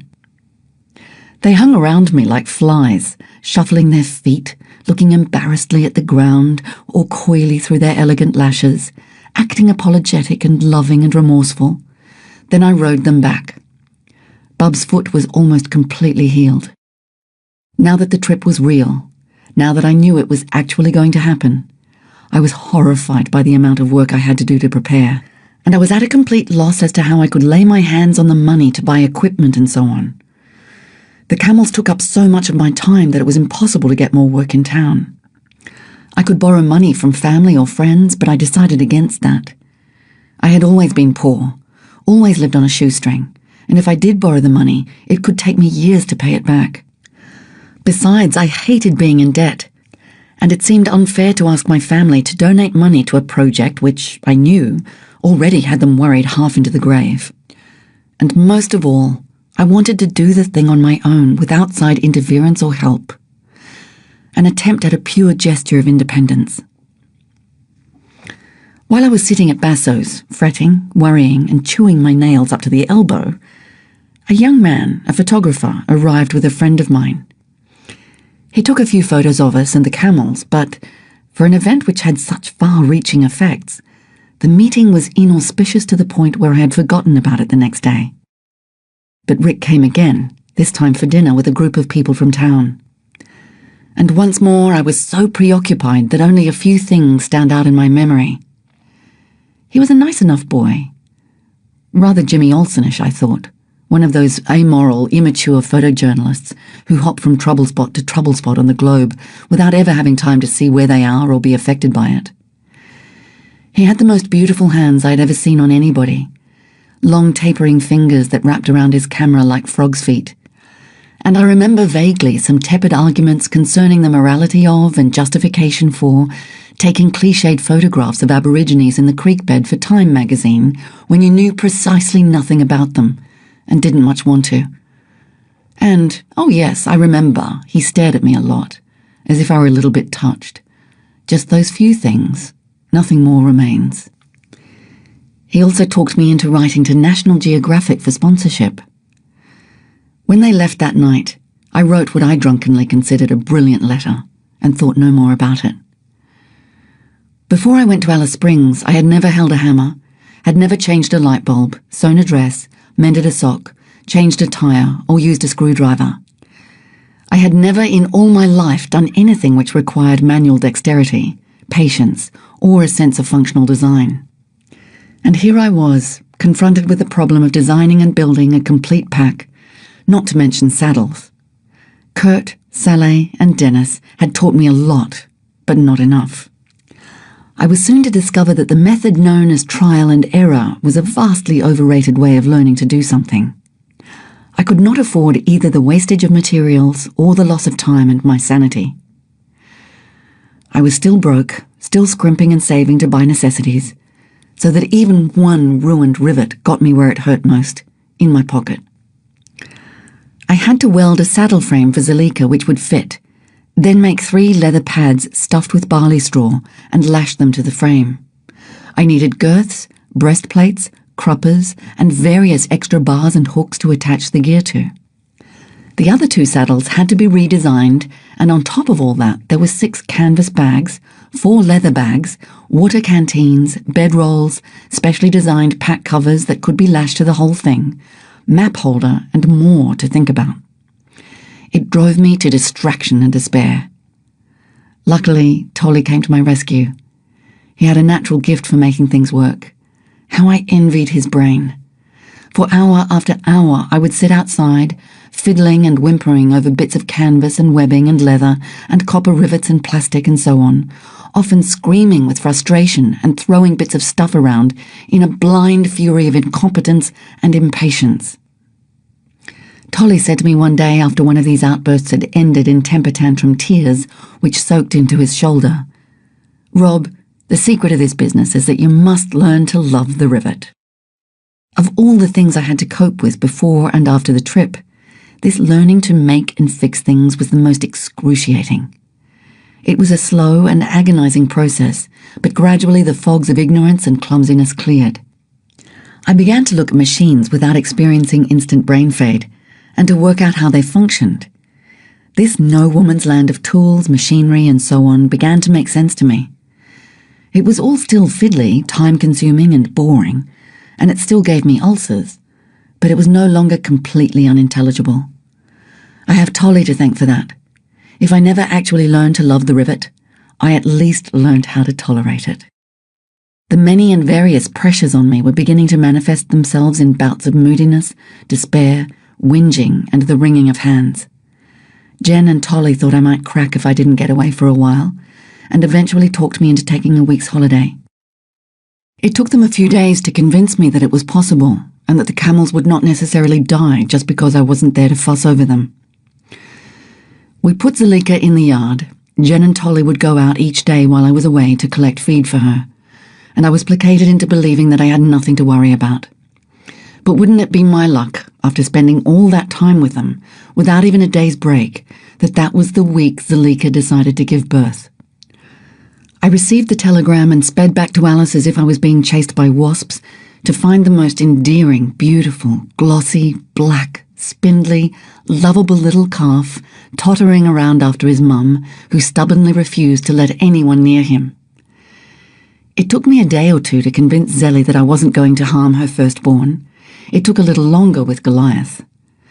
He had his mother's brains and his father's easy good looks, and he was born a fighting handful, cheeky, pushy, self-centered, demanding, petulant, arrogant, spoilt, and delightful. He eventually settled down enough for me to be able to put the halter on Jen had made for him on his head permanently. And from that day I began picking up his legs, tickling him all over, placing bits of cloth on his back and tying him up, for just 10 minutes at a time, to a tree in the yard. I let Zelly go and kept the calf inside, a perfect arrangement for all concerned, except Goliath, who would bellow his lungs out until his mother came back to feed him. Everything seemed to be coming together at a breakneck, if erratic, pace. The 2 bulls had to be castrated, as I would be travelling in winter and didn't fancy another bout with either Dookie or Bub. I had decided to leave in March, the beginning of autumn. As it looked as if the Lands Council was at last getting bassos, and as Jenny and Tolly had to get back to Utopia, we planned a trial run there with the camels and gear for January, merely a month ahead. Sally cut the bulls for me. It was done without anaesthetic and had me quivering and wringing my hands with sympathetic pain. The bulls were trussed up with ropes like plucked chickens, rolled over, and then slash, slash, scream, scream. The gruesome job was done. 2 weeks later, it became apparent that Dookie was at the gates of death with an infection. I called on my friend the vet, and he came out to remove the huge lumps of stuff with emasculators. We drugged the camel, like Kate, until he was unconscious. Then the vet showed me what to do. He pulled out the tubes, now swollen to the size of yams, and cut them off as high as he could. Dookie came immediately to consciousness with the pain. Then came the interminable terramycin shots. The vet agreed with me that a walk to Utopia would help the wounds to drain, so preparations were now in earnest. Both the camels and I were totally inexperienced at packing up and going on long journeys. My panic and irritability reached absurd heights. The weather didn't help, 130 degrees in the sun. The gear on which I had lavished so much fetishistic care looked, in the cruel light of practicality, ridiculous. I was gibbering by the time we decided to leave. We had planned it for 6 in the morning while the air was still breathable and didn't scorch the lungs like butt ends. At 11 I was still running around like the proverbial headless chicken, and Tolly and Jenny were alternately trying to placate and keeping well out of my way. Eventually it all looked correct. The saddles were on, all nicely padded with sheepskins and blankets. The pack was distributed evenly, and it looked relatively workable. I tied the animals, who were by now extremely towy, together, and went inside for a final cup of tea and a last loving glance at Basso's. Ada was with us and in tears, which did nothing for my confidence. "Oh, my daughter, please don't go. Stay here with us. You're going to perish out there for sure." A camel commotion started up outside, and I bounded out of Ada's arms to see, to my horror, that the three were in a complete tangle and terrified out of their wits. Ropes and camel heads and bits of ripped pack were jumbled together in a Turk's head knot. It took half an hour to sort it out. At last we were on our way, and we hugged Ada and waved confidently as we moved out into the blazing sun. Inside 3 hours, we were back again. Zalika had stumbled and almost pulled the saddle off Dookie, who was in front of her, and 2 of the canvas bags had ripped because I had not thought of reinforcing the ring handles with leather from the inside. I spent another full day working out how the animals should be tied together. The answer was with a rope running from the neck of the one in front to the halter of the one behind, the rope passing through the girth and a nose line only attached to the saddle in front to keep them from hanging back. So that solved that problem. The canvas bags Tolly helped me fix. We were off, and once again we waved confidently to Ada, who was once again in tears. It took us 8 days of unspeakable hell to walk to Utopia, 150 miles away, through vicious and distorting summer. The first day was almost comical in its absurdity. The road leading out of Alice was narrow, twisted and perilous, with huge lorries hurtling along it. And if there was one thing that camels hated, it was anything bigger than them that moved. So I decided to cut through the back country and meet up with the road further along, where it wasn't so diabolically dangerous. Fine. Only to do that, we had to penetrate dense scrub, scale rocky escarpments, stumble over huge boulders, and sweat and struggle and panic. If Jenny and Tolly remained infuriatingly calm and placid, it was only because they didn't fully understand how unlikely it was that we might make it, nor how devoid of warning are most cataclysmic events. To my utter amazement, and to their gloating triumph, we made 17 miles that day unscathed. This minor victory did nothing to alleviate my pessimism. We still had a long way to go. The next day it became apparent that 2 of the saddles would have to be drastically altered. Dookie's shoulder was rubbed white, and one of the pads of Zelly's saddle kept slipping out. She was a bag of bones by then. She was worrying herself into a skeleton. I did not know that our method of travel was extremely hard on the camels. We were breaking camp at 4 in the morning, walking until 10, resting in the shade until 4, then continuing until 8 at night. This was not only tiring them, but breaking into their favourite feeding times. They were unused to going without water and were drinking 5 gallons a day each and more if they were given it.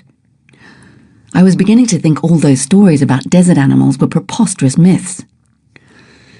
Jenny and Tolly took turns in bringing up the rear with the Toyota. We wouldn't have made it without that vehicle. I dumped Dookie's saddle in there, and for the rest of the trip he had an easy time of it. Living on one's nerves and expecting every moment to produce a horrendous catastrophe is one thing. Doing it in 130-degree heat is quite another. Hell must be something like that. By 9 o'clock, the heat would be so immense, so overwhelming, that it would bend the mind a little. But we pushed on religiously for 10 a.m., knowing that what we were experiencing at 9 a.m. was relatively icy. Then we would begin searching for a spot to rest in, usually some cement drain pipe beside a melted and shimmering tarred road, and there we would gasp for the allotted number of hours, with wet towels thrown across our burning bodies and sucking on oranges and tepid water canteens. It was not easily forgettable. Tolly and Jenny were marvellous. They did not once complain, probably because they couldn't get a complaint in edgeways. And to my constant amazement, they seemed actually to be enjoying themselves. We arrived at Utopia to the welcoming sound of children shouting and hundreds of emaciated, mangy camp dogs howling. The last part of the trip had been almost pleasant, walking along wide white sand rivers with tall gums to shade us, and dipping our broiled bodies in boar tanks. It had ironed out everything that was wrong with the saddles, gear, and me, albeit the hard way, and as such it was a godsend. The work of readjustment and redesign would be enormous, I knew, but not insurmountable. I spent several weeks at Utopia, a beautiful, rich, 170-square-mile cattle property which had been given over to the Aboriginal people under the more generous Labour government. Contrary to negative press reports, they were managing the property very well, although none of them could hope to get rich, as the proceeds had to be divided up among about 400 people. There were half a dozen whites there, mostly involved in teaching or health work. It was one of the most successful Aboriginal communities in the territory. The country was flat, grassy, covered in tall scrub in places, dotted with lakes, and through it ran the Sandover River, an enormous white sandy bed which swelled to a red raging torrent when the rains came. I lived in 2 silver ovens, laughingly referred to as caravans, with Jenny and Tolly repeating the fiasco of the preceding weeks, only on a higher, more finely tuned level of borderline panic. I struggled and dithered with saddles until I thought them perfect or useless. I lost camels, tracked them, and found them again. I practiced holding my ostentatious compass when nobody was looking. I stared bewildered at topographical maps and tried not to think of certain medical pamphlets. I made lists of lists of lists, then started all over again. And if I did something that wasn't on a list, I would promptly write it on one and cross it out, with a feeling of having at least accomplished something. I walked in my sleep into Jenny and Tolly's room one night and asked them if they thought everything was going to be all right. And I was accused by a visiting politico of being a bourgeois individualist. Oh my God, not a bourgeois individualist, I thought as I slunk away to my room to brood in front of the mirror and bite my nails. For one who had associated herself with the left for years, it was the political equivalent of having VD. I had never been a political animal, even in the heyday of the 1960s, although I had tried.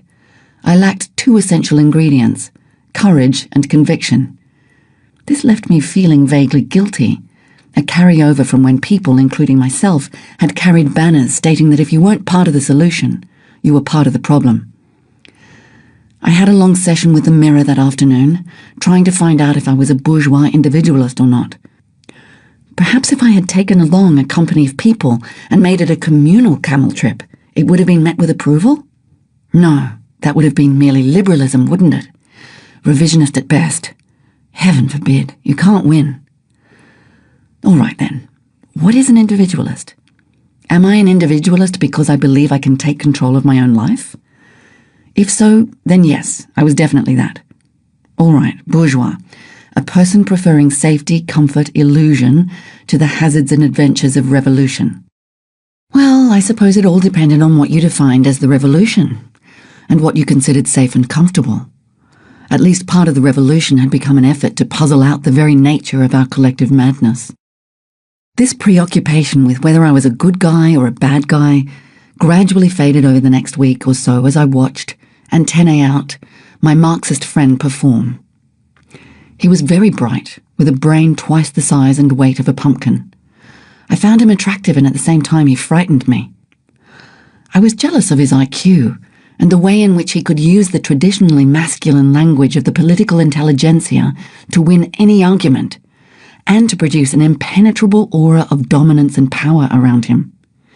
He saw any entry into the morbid internal landscape as the realm of the female. He saw it as counterproductive. Of course, then I understood. Anything that smacked of mental struggle, any confession of weakness that might be termed indulgence, was bourgeois, reactionary, anti-political. Maybe this was why, and I had seen this so often and marvelled at it, puzzled over it. Many politically oriented men, that is, rational, clever, articulate, intellectual, competent, dedicated, revolutionary, verbally aggressive men, found it so difficult to face or to come to terms with or admit their own sexism. Because it involved the painful self-indulgence of turning inward, of recognizing in oneself the enemy. While I knew that it is essential for women to become politically articulate, I also believed that it might be a good idea for men to understand and use what has, up to now, been the perceptive language commonly attributed to the female. As it turned out, my friend's plans for utopia met with some successes and some failures. The successes because many of his ideas for social change were brilliant and applicable. The failures because he approached Aboriginal people and their situation with a missionary zeal and allowed his political ideals for making a utopia of utopia to override a true perception of what was actually happening there and what the people themselves wanted and needed.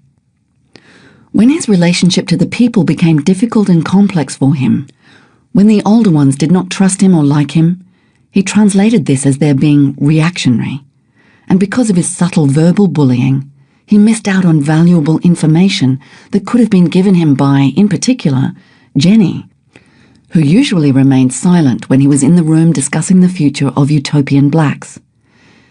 She was made to feel like an inarticulate dodo, and our friend never knew what a wealth of experience and ideas he could have tapped. He left months later, defeated, and wrote me a long letter saying that at last he understood what I was doing, and that sitting on a sandhill somewhere, contemplating my navel was not so bad after all. But that was not what I was doing.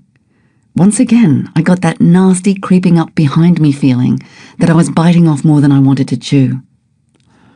Why was everyone so goddamn affected by this trip, adversely or otherwise?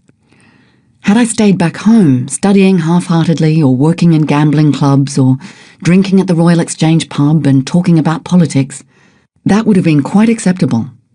I would not have been up for all of these astounding projections. So far, people had said that I wanted to commit suicide, that I wanted to do penance for my mother's death, that I wanted to prove a woman could cross a desert, that I wanted publicity. Some begged to let them come with me. Some were threatening, jealous or inspired. Some thought it a joke. The trip was beginning to lose its simplicity. It was at Utopia that I received a return air ticket to Sydney and a cable saying, "Of course we are most interested," from National Geographic. Now all this time I had known, or rather one of me had known, that they would accept my proposal. How could they not? I had written such a cajoling, confident letter. Of course I must take the money and run. I had no choice. I needed handmade water canteens, a new saddle, 3 pairs of stalwart sandals, not to mention food and pocket money.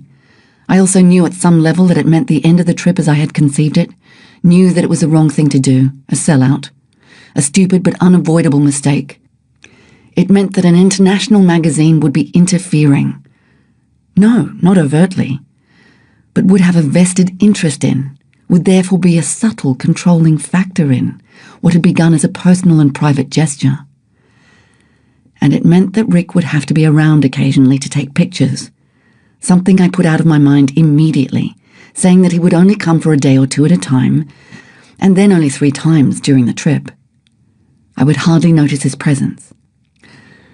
But I knew that this would alter irrevocably the whole texture of what I wanted to do, which was to be alone, to test, to push, to unclog my brain of all its extraneous debris, not to be protected, to be stripped of all the social crutches, not to be hampered by any outside interference whatsoever, well-meant or not. But the decisions had already been made. Practicality had won the day. I had sold a great swatch of my freedom and most of the trip's integrity for $4,000. That's the breaks. The night before I was to wing my way south, we all gathered in the caravan with the object of fitting me out for the journey. Julia, a friend of Jenny's, was there too, and I played dressing up with their clothes.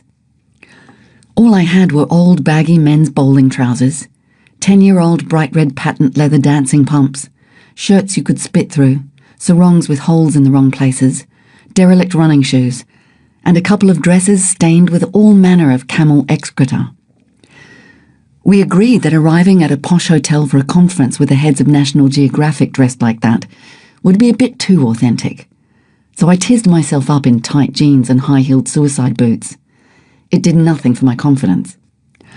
I gathered my maps together and tucked them impressively and efficiently under my arm, so as to appear capable and sure of what I was doing. Then realised that I didn't know very much about the country I was about to go over, should they ask me any embarrassing questions. I decided to fake it. I suffered during that dress rehearsal. My friends clapped hands to foreheads and groaned theatrically. I hadn't even planned out the route coherently yet. And I suffered. I suffered that sickening, palm-sweating pre-exam terror all the way to Sydney and right through the 2 hours with Rick, right up to the moment when I walked into the bar to meet those extraordinary Americans who were going to give me money for nothing. And then I switched into cool, suave little Miss Has It All Together and You Might Be Lucky Enough to Get Some 1977. The interview took 15 minutes, and then everyone agreed that it was a fascinating idea, and I obviously knew a great deal about the country, and yes, Geographic would send me the check very soon, and how charming to meet you, my dear. We look forward to seeing you in Washington when you come to write the story, and what a marvellous book it would make. Have you thought of writing a book, dear? And good luck, goodbye. Rick, do you mean to tell me they've actually said yes? Yes, they've said yes. Rick, do you mean to tell me it's that easy? You were great, really. You didn't look scared at all. My hysterical cackle kept up for about 2 hours. I was on an untouchable high. I had sprouted metaphorical wings. The trip was real. The last hurdle had been cleared with flying colours. I hooted and clapped Rick on the back. I drank margaritas and tipped waiters. I beamed at elevator men. I surprised hotel maids with my cheery hellos. I swung down King's Cross like $1 million. And then I slowly collapsed, like a bicycle tyre with a slow leak. What had I done? Rick was flabbergasted at the mood change, from the dizzy heights of joyous success to the gloomy pits of hideous doubt and self-hating in 1 hour. Rick tried to comfort, Rick tried to placate, Rick tried to reason, but how could I tell him that he was part of the problem? That he was a nice guy to talk to, but I didn't particularly want him, or his Nikons, or his hopelessly romantic notions along on my trip. I can deal with pigs so easily, but nice people always confound me. How can you tell a nice person that you wish they were dead, that they'd never been born, that you wish they would crawl away into some hole and expire? No, not that. Merely that you wish fate had never caused you to meet. In retrospect, I should never have allowed myself to see Rick as a fellow human being at all. I should have always regarded him as a necessary machine without feelings, a camera, in fact. But I didn't. Rick was part and parcel of my trip willy-nilly, and I kicked myself for allowing it to happen. I should have laid down the law then and there. I should have said, Rick, you may come out 3 times for 3 or 4 days at a stretch, and I want you involved in this thing as little as possible, and that's that. But as usual, I let the situation play itself out. I allowed my will to put off till tomorrow what should have been done today, and said nothing. Rick had not been through the preparations, did not comprehend what had gone before, did not perceive that I was as feeble a human being as any other, did not understand why I wanted to do it, and therefore projected his own emotional needs onto the trip. He was caught up in the romance of the thing, the magic, a side effect I had not expected, but one which I had seen in many people, even my close friends. And Rick wanted to record this great event, my traipsing from point A to point B. My mistake in choosing Rick became apparent to me. I should have chosen some hard, calloused, typical photographer whom I could be nasty, vicious, and cruel to, without a trace of conscience. Rick had an outstanding quality, apart from his practiced lovableness, and that was his naivety, a fragility, a kind of introverted sweetness and perceptiveness that is rare enough in men and virtually unique in successful photographers. I liked him, and I realized that he needed this trip perhaps as much as I did. And that was the burden.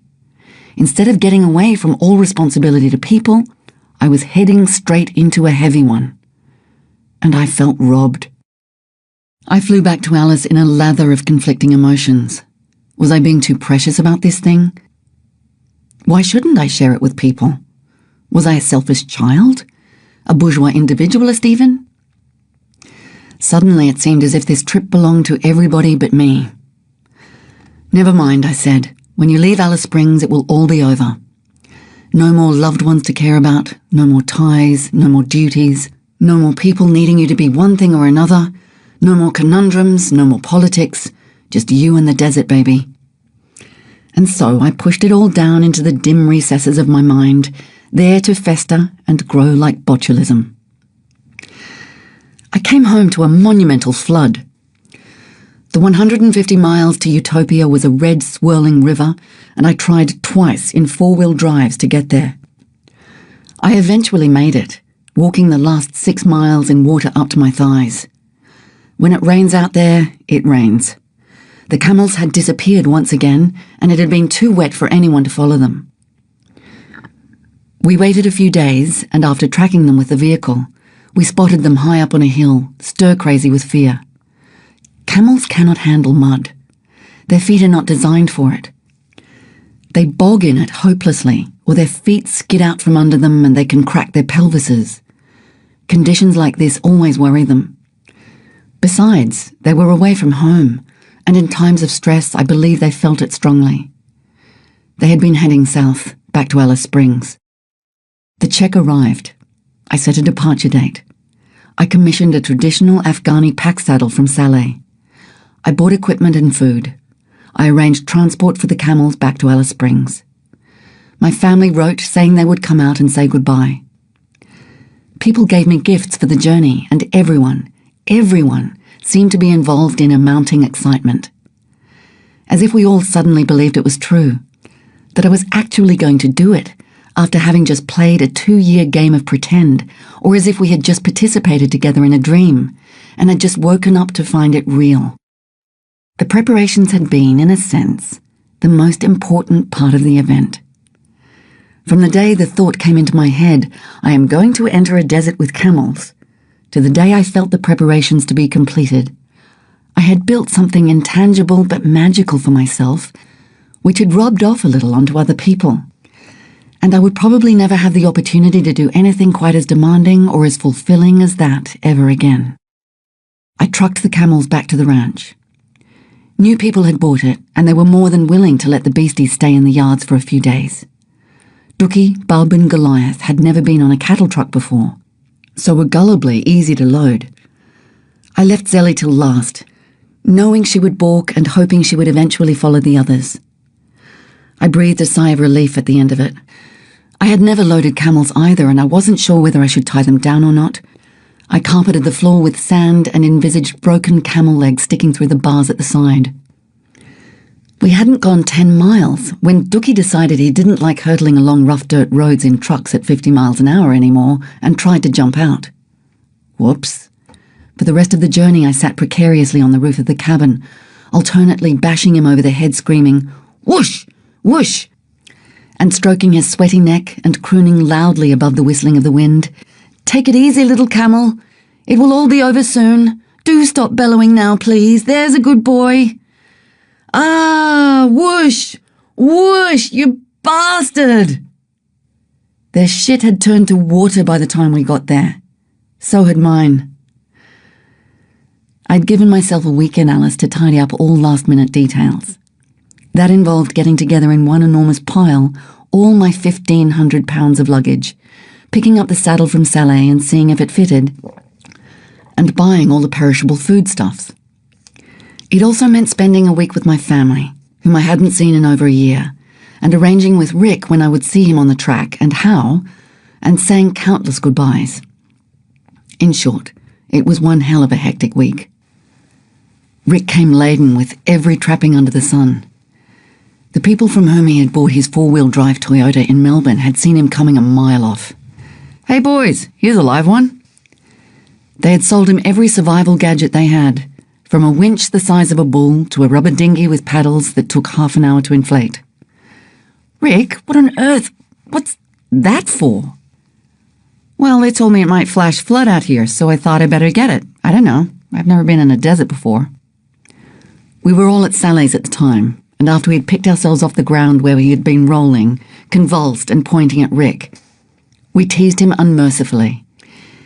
He had also bought me a two-way radio and a huge gleaming contraption that looked like one of those chrome-plated exercise bicycles that plump people use. "Richard, I'm going to be walking 20 miles a day. Why would I need an exercise bicycle?" I didn't want a two-way radio, and I definitely didn't want the stationary bike either. It was for generating power should the batteries fail on the radio. Imagine sitting out in the middle of nowhere, pedaling as hard as you could, saying, "Help!" into a microphone. I'd feel silly. An argument ensued with me saying that I refused to take either of these machines, and everyone else saying things like, "But you must," or "If you don't, I'll worry myself sick," or "Oh my heart," or "What if you break a leg?" or "Please take it, Rob, for us, just to make us feel better." Emotional blackmail. I had thought long and hard about a radio, and had decided that it was somehow not right to take one. It didn't feel right. I didn't need it. Didn't want to think of it sitting up there, tempting me. Didn't want that mental crutch or physical link with the outside world. Foolish, I suppose, but it was a very strong feeling. I eventually gave in grudgingly to taking the set, but refused the pedal part point blank. I was angry with myself then for allowing other people to stop me doing things the way I wanted to do them for whatever reason. And because that other one of me, the boring, practical self-preserver, had said, take it, you idiot. You want to die out there or something?" It was another tiny symbol of defeat, of the trip not really being mine at all. I stashed it away with all the others. Meanwhile, I watched my family, my father and sister. Between us, it seemed, there had always been invisible ropes and chains that we had chafed at, fought against, thought we had escaped from, only to find them as strong as ever. We were bound together, since the death of my mother, by guilt and the overwhelming need to protect one another, mostly from ourselves. It was never stated between us. That would have been too cruel, the opening of old wounds. And in fact, we had managed to bury it successfully, hide it behind set patterns of relating. And if sometimes one of us cracked with the pressure of it, we hastily explained it in terms that would not hurt, that would protect, that would cover up. But now a certain awareness pleaded from behind blue eyes and begged for recognition in the set of three similar faces. It was like electricity. A need to lay a ghost, I suppose, before it was too late, i.e. before I carked in the desert. It was painful. We none of us wanted to make the same mistake twice, of leaving too much unsaid, of not at least trying to state the unstatable. My sister was married with 4 children. We appeared on the surface as different as chalk and cheese, but we had that closeness that only 2 siblings who have shared a traumatic childhood can have.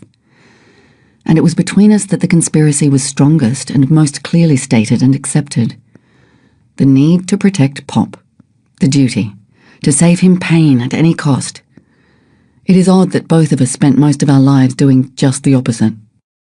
And as I watched our reactions, as I saw his eyes mist over when he thought no one was looking, or glance away in confusion when he knew someone was, I got an inkling of just how much emotional charge was being focused on this trip. I began to see how much it meant to him, and how much it would take out of him. Not just because he was proud of it. He had spent 20 years in Africa, walking across it in the 1920s and 1930s, living the life of a Victorian explorer. He could now refer to me as a chip off the old block.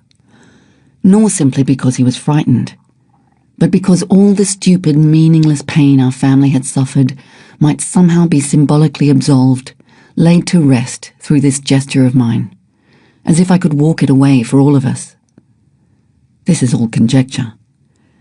But the time for me was excruciatingly sad. There was a poignancy in the air, though well masked, as always, with our roles and our patterns, now a little shaky, a little transparent, and our jokes. Sally offered to truck the camels as far as Glen Helen, a spectacular red sandstone gorge 70 miles west of Alice. That way I could miss the bitumen road and the tourists and the curious townsfolk. I arranged to meet him at the trucking yards at dawn on my last day. Pop and I rose at 3 a.m. to walk the camels down. It was still dark and we weren't talking much, just enjoying moonlight and night noises and each other's company. After about half an hour of this, he said, "You know, Rob, I had a strange dream about you and me last night." I could not remember Pop ever telling me anything as personal as a dream before. I knew it was difficult for him to talk like this. I put my arm around him as we walked along. "Yes, what was it?" "Well, we were sailing in a lovely boat together on the most beautiful tropical turquoise sea, and we were very happy, and we were going somewhere. I don't know where it was, but somewhere nice. And then suddenly we were on a mud bank, or a sea of mud rather, and you were so frightened. But I said to you, 'Don't worry, darling. If we can float on water, we can float on mud.'" I wondered if the dream meant the same to him as it did to me. It didn't matter. It was enough that he had told me. We hardly spoke again. The night at Glen Helen was normal enough. Sally cooked chapatis, Iris made us laugh, Pop and I went for walks, the kids had rides, my sister and brother-in-law Marg and Laurie wished they could spend more time out bush, and Rick took pictures. To my complete surprise, the minute my head touched the swag, I fell asleep. But oh, how different the dawning. We all woke up with tight, forced smiles, which soon enough disintegrated into covert, then overt weeping. Sally loaded the camels for me, and I couldn't believe I had so much stuff, or that any of it would stay there. It was ridiculous.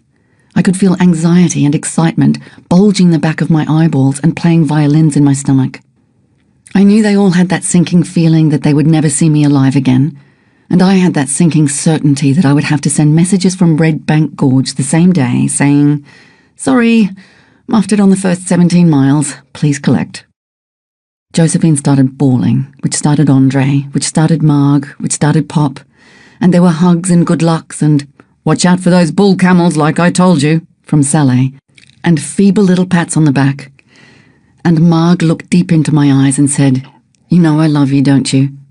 And Iris was waving, and then everyone was waving. "Goodbye, sweetheart, goodbye, Rob." And I grabbed the noseline with cold, sweaty, shaky hands and walked up over the hill.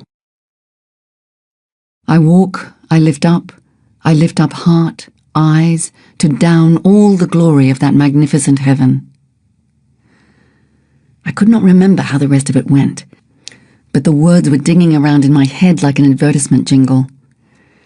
It was just how I felt, as if I were made of some fine, bright, airy musical substance, and that in my chest was a source of power that would any minute explode, releasing thousands of singing birds. All around me was magnificence, light, power, space, and sun, and I was walking into it. I was going to let it make me or break me. A great weight lifted off my back. I felt like dancing and calling to the Great Spirit. Mountains pulled and pushed. Wind roared down chasms. I followed eagles suspended from cloud horizons. I wanted to fly in the unlimited blue of the morning. I was seeing it all as if for the first time, all fresh and bathed in an effulgence of light and joy, as if a smoke had cleared, or my eyes been peeled, so that I wanted to shout to the vastness, "I love you! I love you, sky, bird, wind, precipice, space, sun, desert, desert, desert." Click. "Hi, how's it going? I got some shots of you waving goodbye." Rick had been sitting in his car with the windows up, listening to pop music, waiting for me to come around the bend. I had almost forgotten. I plummeted back to earth, my grandiose emotions crashing into shards of fussy practical detail. I looked at the camels. Dookie's pack was all skew with. Zalika was pulling at her noseline to see where Goliath was, and Goliath was straining at his rope, which was pulling off Bub's saddle, trying to get to his mother. Rick took hundreds of photos. At first I felt uncomfortable and camera shy, and if one vain little voice said, "Don't show that gold filling when you smile," or "Watch those double chins," she was soon defeated by the sheer impossibility of remaining self-conscious in the face of the burgeoning quantity of film exposed. The camera seemed omnipresent.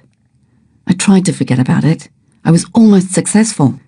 It wasn't that Rick was asking me to do anything or interfering physically.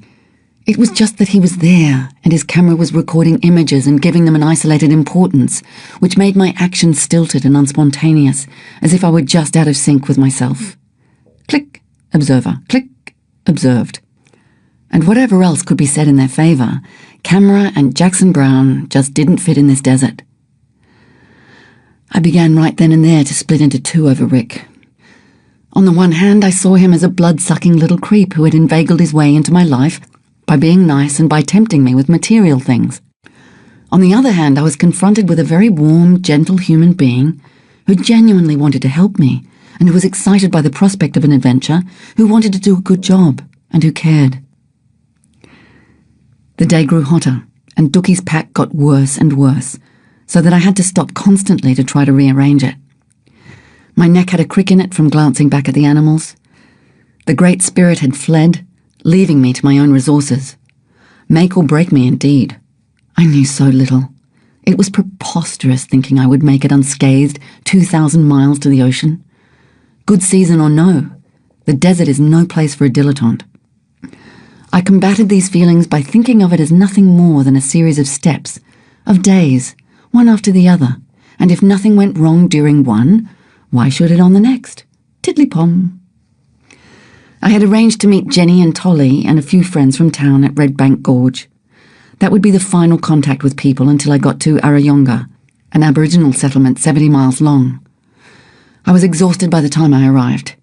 It is one thing to walk 17 miles, quite another to do it when you are so tense that your muscles have set hard like cement.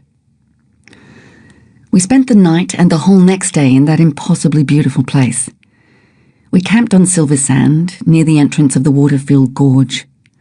Rick's rubber raft came in handy for shipping camera gear up the mile-long ravine while we swam through water that was black, crystal, and freezing.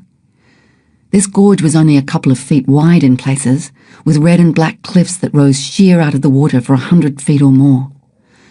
Then it would open out into a gloomy cavern or a fissure where the sun shot spears of yellow into the water. Rick was the only one who made it the whole mile, out to the sunny cliffs at the other entrance. We built him a driftwood fire halfway on one of the tiny beaches of a cave pool, so he would make it unfrozen on his way back. That night he drove back to Alice to catch a plane that would take him to his next assignment, somewhere out there in the wide world. We arranged to meet again at Ayers Rock, 3 weeks away, because Geographic had insisted on a full pictorial coverage of this well-known Australian landmark. I felt resentful about having to see him again so soon. On the following morning, I went through 2.5 discouraging hours of loading up. I knew I had far too much stuff, but at that stage I was sure I needed all of it. Bub carried 4 petrol drums containing water for the camels, each weighing 50 pounds. Over these were 4 canvas bags filled with food, all manner of tools, spare bells, spare leather, clothes, mosquito net, raincoats for them, etc. The swag I attached to the back of the saddle. Zalika carried much less weight than the other 2, as she would need all her spare energy for feeding the calf. 2 handmade 5-gallon water drums were designed to fit into the front sections of her saddle. Behind this, and hanging on a bar, were 2 tin trunks filled with food and the various odds and sods that I would need for camping at night, such as kerosene lamp, cooking utensils. The pretty goatskin bags went over the water drums, and Diggity's dog biscuits were secured to the top.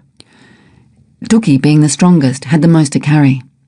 4 water drums, a large Hessian sack containing oranges, lemons, potatoes, garlic, onions, coconuts and pumpkins, 2 large red leather bags with yet more tools and paraphernalia, 2 more canvas bags including a cassette recorder and the offending radio set, and at the back of his saddle, a 5-gallon bucket with washing things in it.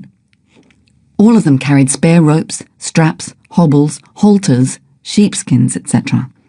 Everything was strapped down securely with ropes running around the gear, then lashed to the saddle frame. I put my pillow on Bub's saddle so I could ride comfortably, and slung my rifle and a small bag carrying all the precious things like cigarettes and money over the front of this saddle. My maps, which were 1 to 250,000 series, topographical, I wrapped in a cylindrical pipe and stuffed into one of Bub's packs. The compass I carried around my neck. I had a knife strapped to my waist and a few spare noselines in my pocket. Only 2.5 hours for 1,500 pounds. I was going to spend this whole trip heaving baggage. I decided to put Bub in front since he had the best saddle for riding should I get footsore.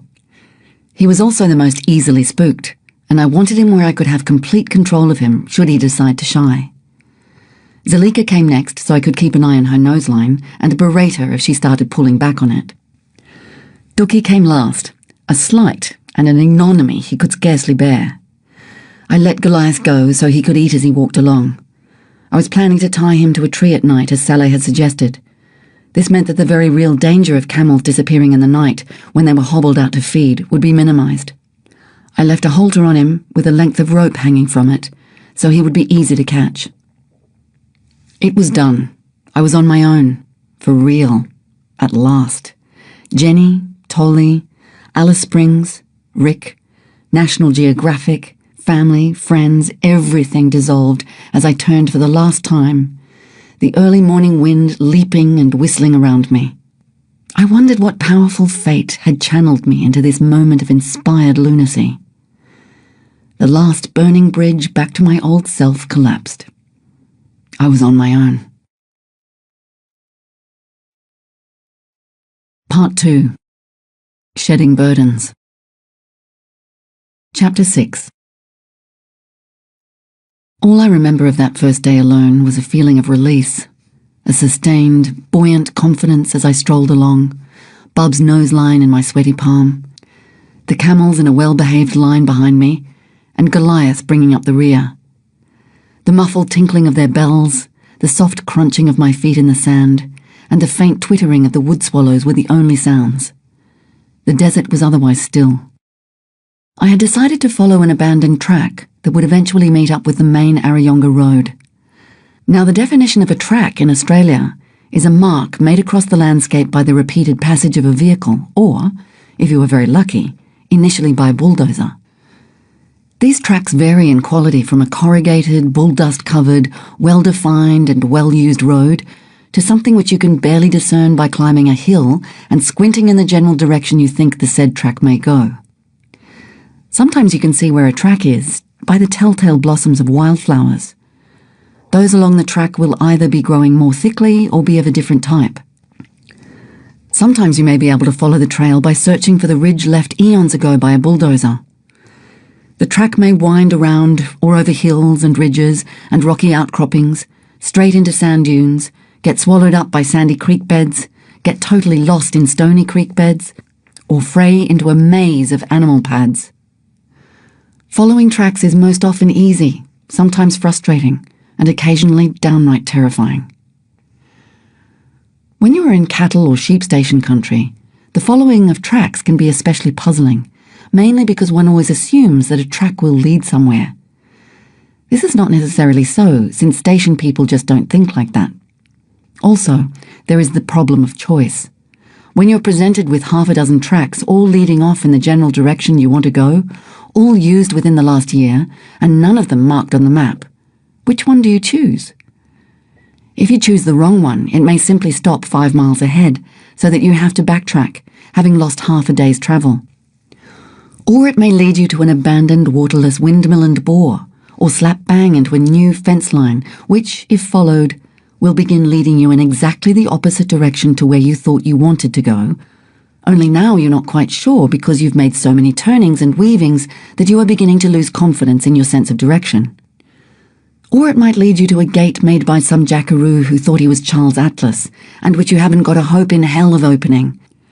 Or if you can open it without suffering a rupture, then closing it is impossible without using the camels as a winch, which takes half an hour to do, and you're already hot and bothered and dusty, and all you really want in life is to get to the next watering place and have an aspirin and a cup of tea and a good lie down.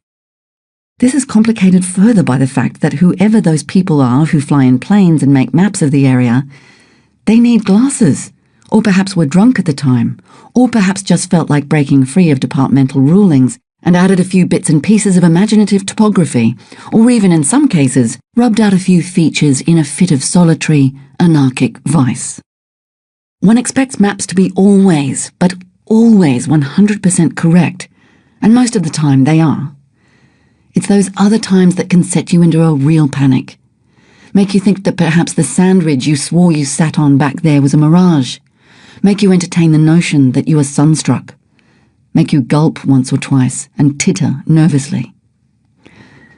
However, that first day held none of these problems. If the track petered out into dust bowls with drinking spots in the middle of them, it was relatively easy to find where it continued on the other side. The camels were going well and behaving like lambs. Life was good. The country I was travelling through held my undivided attention with its diversity. This particular area had had 3 bumper seasons in succession and was carpeted in green and dotted with white, yellow, red and blue wildflowers. Then I would find myself in a creek bed where tall gums and delicate acacias cast deep, cool shadow. And birds. Everywhere birds. Black cockatoos, sulphur-cresteds, swallows, major mitchells, willy wagtails, quarian, kestrels, budgerigar flocks, bronze-wings, finches. And there were congaberries and various solanums and mulga apples and eucalyptus manna to eat as I walked along. This searching for and picking wild food is one of the most pleasant, calming pastimes I know. Contrary to popular belief, the desert is bountiful and teeming with life in the good seasons. It is like a vast, untended communal garden, the closest thing to earthly paradise I can imagine. Mind you, I wouldn't want to have to survive on bush tucker during the drought. And even in the good season, I admit I would prefer my diet to be supplemented by the occasional tin of sardines and a frequent cup of sweet billy tea. I had learnt about wild foods from Aboriginal friends in Alice Springs, and from Peter Latz, an ethnobotanist whose passion was desert plant foods. At first, I had not found it easy to remember and recognise plants after they had been pointed out to me. But eventually the scales fell from my eyes. The Solanaceae especially had me confused. This was a huge family, including such well-knowns as potatoes, tomatoes, capsicums, datura, and nightshades. The most interesting thing about the group is that many of them form a staple diet for Aboriginal people, while others which look almost identical are deadly poisonous. Peter had done some tests of various species and found that one tiny berry contained more vitamin C than an orange. Since these were eaten by the thousands when Aboriginal people were free to travel through their own country, it stands to reason that their modern-day diet, almost totally devoid of vitamin C, is just one more factor contributing to their crippling health problems. I was a little nervous my first night out. Not because I was frightened of the dark. The desert is benign and beautiful at night, and except for the 8-inch-long pink millipedes that sleep under the bottom of the swag and may wish to bite you when you roll it up at dawn, or the careless straying of a scorpion under your sleep-twitching hand, or the lonely slathering of a Joe Blake who may want to cuddle up and get warm under the bedclothes, then fang you to death when you wake up, there is not much to worry about. But because I wondered if I would ever see the camels again, I hobbled them out at dusk, unclogged their bells, and tied little Goliath to a tree. Would it work, I asked myself? The answer came back, "She'll be right, mate." The closest thing to a Zen statement to come out of Australia, and one I used frequently in the months ahead. The process of unloading had been infinitely easier than putting the stuff on. It only took an hour. Then there was wood to be gathered, a fire and lamp to be lit, camels to be checked on, cooking utensils, food and cassette player to be got out, Diggity to be fed, camels to be checked on, food to be cooked, and camels to be checked on. They were munching their heads off happily enough, except Goliath. He was yelling piggishly for his mother, who, thank God, was taking no notice whatsoever. I think I cooked a freeze-dried dish that night, a vastly overrated cardboard-like substitute for edible food. The fruit was okay, you could eat that straight like biscuit, but the meat and vegetable dishes were tasteless, soggy tack. I fed all my packets to the animals later on and stuck with what was to be my staple diet: brown rice, lentils, garlic, spices, oil, pancakes made with all manner of cereals, and coconut and dried egg, various root vegetables cooked in the coals, cocoa, tea, sugar, honey, powdered milk, and every now and then, the ultimate in luxury, a can of sardines, some pepperoni and Kraft cheese, a tin of fruit, and an orange or lemon. I supplemented this with vitamin pills, various wild foods, and the occasional rabbit. Far from being deficient, this diet made me so healthy I felt like a cast-iron Amazon. Cuts and gashes vanished in a day. I could see almost as well at night as I could in sunlight, and I grew muscles on my shit. After that first lackluster meal, I built the fire up, checked again on the camels, and put my pitch and jarrah learning tapes into the cassette. Niyantu, Palia, Nininyani, Uya, Paliana, Palu, Niyantu. I mumbled repeatedly at the night sky, now thick and gorgeous with billions of stars. There was no moon that night. I nodded off with Diggity snoring in my arms as usual, and from that first night, I developed a habit of waking once or twice to check on the bells. I would wait until I heard a chime, and if I didn't, I would call to them so they turned their heads and chimed, and if that didn't work, I would get up and see where they were. They were usually no more than 100 yards from camp. I would then fall instantly back to sleep and remember waking up only vaguely in the morning. When I woke well before dawn, one fear at least had diminished. The camels were huddled around my swag, as close as they could get without actually crushing me. They got up at the same time I did, that is, over an hour before sunup, for their early morning feed. My camels were all still young and growing. Zalika, the oldest, I thought was maybe 4.5 or 5. Dookie was going on for 4, and Bub was 3, mere puppies since camels can live until they're 50. So they needed all the food they could get. My routine was built around their needs and never my own. They were carrying what I would consider a lot of weight for young animals, though Saleh would have scoffed at such an idea. He had told me how a bull camel had stood up with a ton on its back, and that up to half a ton was usual carrying capacity. Getting up and down was the hardest thing for them.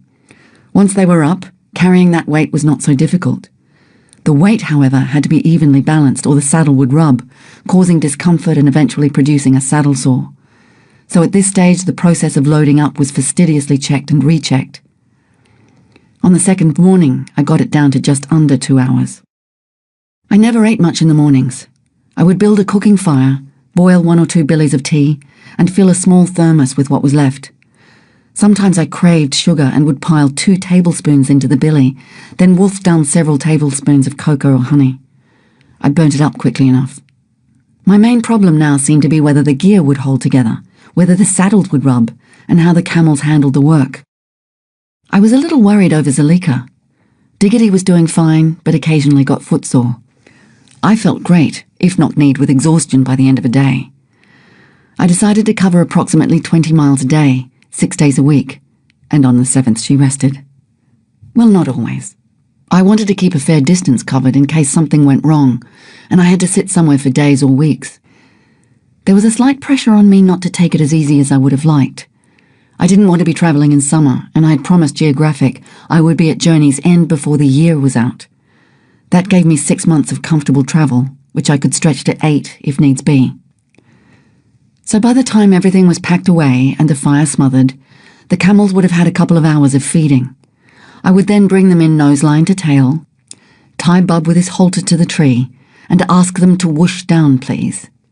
The cloths and saddles went on first, front to back, the girths done up by pushing them underneath the animal and behind the brisket. The noselines were taken off the tail and attached to the saddle. Next, the loading, first one object, then its equivalent on the other side. It was all checked and checked again. Then I asked them to stand up, and the girths were tightened, and the holding ropes run through them. All set to go. One more check. Departure. Hey-ho.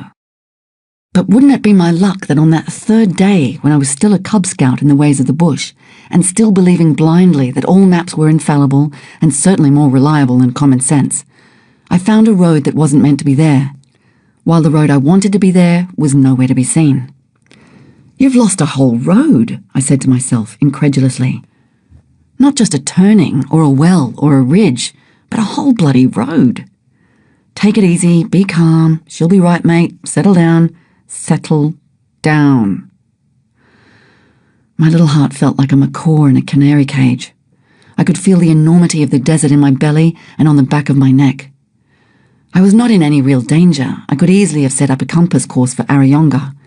But I kept thinking, what if this happens when I'm 200 miles from anywhere? What if? What if? And I felt very small and very alone suddenly in this great emptiness. I could climb a hill and look to where the horizon shimmered blue into the sky and see nothing. Absolutely nothing. I reread the map. No enlightenment there. I was only 15 or so miles from the settlement, and here was this giant dirt highway where there should only be sandstone and roly-poly. Should I follow it or what? Where the hell did it lead? Was it a new mining road? I checked the map for mines, but there was nothing marked. I sat back and watched myself perform. Okay, first of all, you are not lost. You are merely misplaced. No. You know exactly where you are, so stifle that impulse to scream at the camels and kick diggity. Think clearly. Then make camp for the night here. There is plenty of green feed, and spend the rest of the afternoon looking for that goddamn truck. And if you don't find it out across the country, easy enough. Above all, do not flap around like a winged pigeon. Where's your pride? Right. I did all that, then went off scouting, map in hand. Diggity at foot. I found an ancient trail that wound up through the mountains, not exactly where the map said it should be, but close enough for a margin of credibility at least.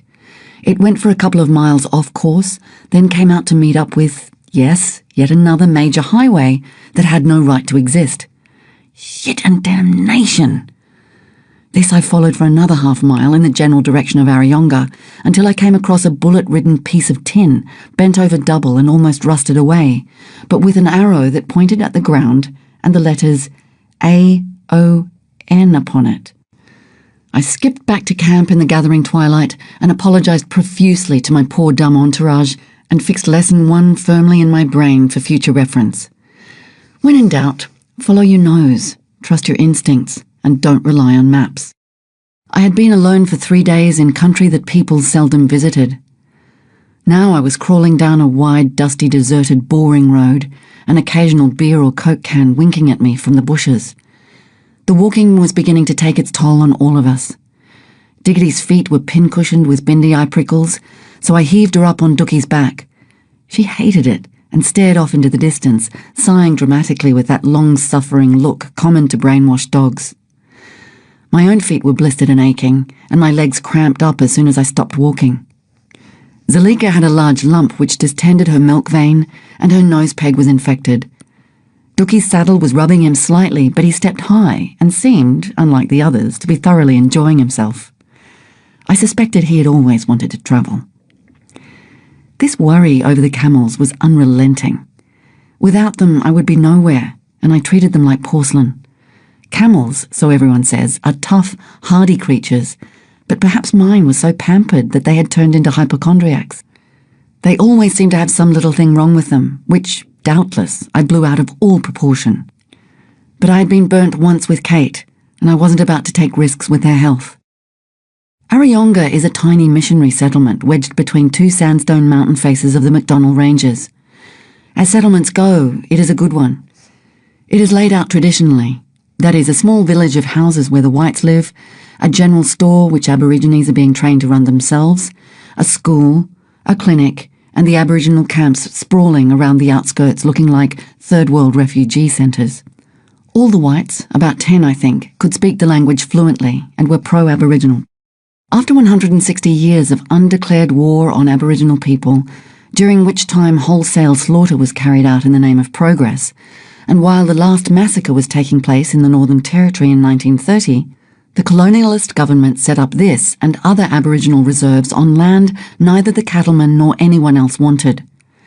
Because everyone believed that the Indigenous people would eventually die out, allowing them to keep small sections of their land was seen as a temporary measure which would make life safer for the settlers. The blacks were rounded up like cattle by police and citizens on horseback wielding guns. Often different tribes were forced to live on one small area. As some of these groups were traditionally antagonistic, this created friction and planted the seeds of cultural decay. The government allowed missionaries to rule many of these reserves and to confine and control the people. Half-caste children were taken forcibly from their mothers and kept separate, as they were seen as having at least a chance of becoming human. This was still happening in Western Australia until very recently. Even these pitifully inadequate reserves are now under threat, because large mining concerns, notably Conzinc, Rio Tinto, have their eyes on them for further exploitation. Already many companies have been allowed to mine what was once Aboriginal territory, bulldozing it into a scarred dust bowl and leaving the people destitute, their land destroyed. Many reserves have been closed down and the people sent to the towns where they cannot find work. Although this is called promoting assimilation, it is another method of transferring Aboriginal land to white ownership. However, Pitjantjatjara people are slightly better off than most other Central Desert and Northern tribes, because uranium has not yet been mined in their country and because the area is so remote. Many of the old people do not speak English, and the people on the whole have managed to keep their cultural integrity intact. It also became apparent to me that the majority of whites now involved with the Aborigines are fighting alongside them to protect what is left of their lands and their rights, and eventually to reach the point where the blacks are autonomous.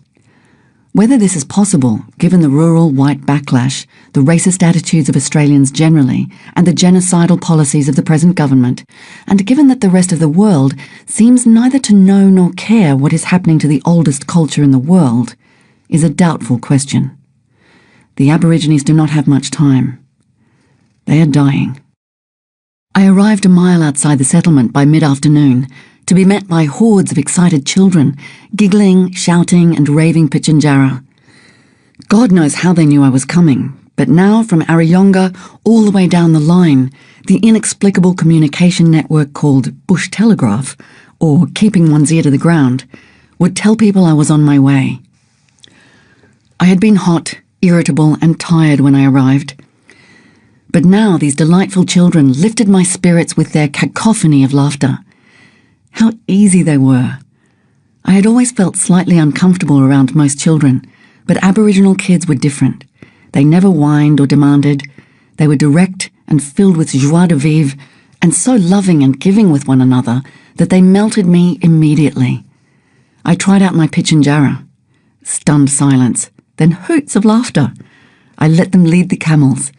There were children on my back, children clinging to camel legs and camel saddles, and children 10 deep on every side. The camels had a very special attitude to them. They would let them do anything, so I didn't have to worry about anyone getting hurt. Bub especially adored them. I remember how at Utopia, when he was tied to his tree during the day, he would see the kids bounding towards him after school and would immediately sit down and start to doze off in pleasant expectation of being jumped on, bounced on, pulled, tugged, pushed and walked on by the small people. By the time I got to the village proper, everyone was out to meet me, all asking questions in lingo because word had already spread that the Kankarama, crazy woman, could speak it fluently. I could not. It didn't seem to matter. I could not have picked a better way to travel through their country. Pitjantjatjara people had a special relationship with camels, as they had been the one tribe to use them constantly for walkabout right up to the mid-1960s, when cars and trucks eventually took over. The whole of the first section of my trip would be through their tribal territory, or what was left of it, a large reserve controlled by white bureaucrats and dotted with mission and government settlements. I stayed 3 days in Arayonga, talking to people and generally getting the feel of the place, and living with a school teacher and his family. I would have dearly loved to stay down at camp, but was too shy to force myself onto people who might not want a white fella hanging around. poking her nose into their business. One thing I particularly noticed on all the settlements and camps I saw was that many of the old people were blind. Trachoma, a chronic form of conjunctivitis, diabetes, ear infections, heart trouble, and syphilis are just some of the diseases which ravage Aboriginal populations living without proper housing, medical facilities, or correct diet. Infant mortality has been reported by some at 200 per 1,000, though official estimates are not so high. The figure is increasing. Professor Hollows, an eye specialist, organised a national survey of eye diseases amongst Aborigines. He stated, "It is clear that Aborigines have the worst ethnic blindness rate in the world." Despite these facts, the present Fraser government has seen fit to cut back violently on the Aboriginal Affairs budget. These cutbacks have almost devastated the work of Aboriginal health and legal aid organisations. It is equally extraordinary that the Australian Broadcasting Commission was asked by the Federal Director-General of Health to cancel a film about Aboriginal blindness in the Northern Territory because it might damage the tourist trade there. Or how's this? The Queensland Premier, Mr Bjelke-Petersen, asked the federal government to stop Professor Hollow's anti-trachoma team from working in that state because 2 of the Aboriginal field workers were enrolling Aboriginal people to vote. The rest of the time, I spent worrying over the camels. Zalika's suspicious lump was suspiciously bigger. When I inspected her peg, I found the inner knob fractured. Oh no, not again. I tied her down, twisted her head around, and inserted a new one. I could hardly hear myself think through her bellowing, and did not notice Bub sneaking up behind me. He nipped me on the back of the head, then galloped away behind Dookie, as startled as I was by his audacity. Camels stick together. When we were all rested, and when I thought most of our problems were ironed out, we headed off for Tempe Down Station, 40-odd miles to the south, over an unused path through the ranges. I was a bit windy about my ability to navigate through these hills. The people at Arayonga had sapped my confidence by insisting that I call them on the 2-way radio when I made it to the other side. No one had used the track for 10 years, and it would be invisible at times. The range itself was a series of mountains, chasms, canyons and valleys that ran all the way to Tempe, perpendicular to my direction of travel. It is difficult to describe Australian desert ranges as their beauty is not just visual. They have an awesome grandeur that can fill you with an exultation or dread, and usually a combination of both. I camped that first night in a washaway near the ruin of a cottage.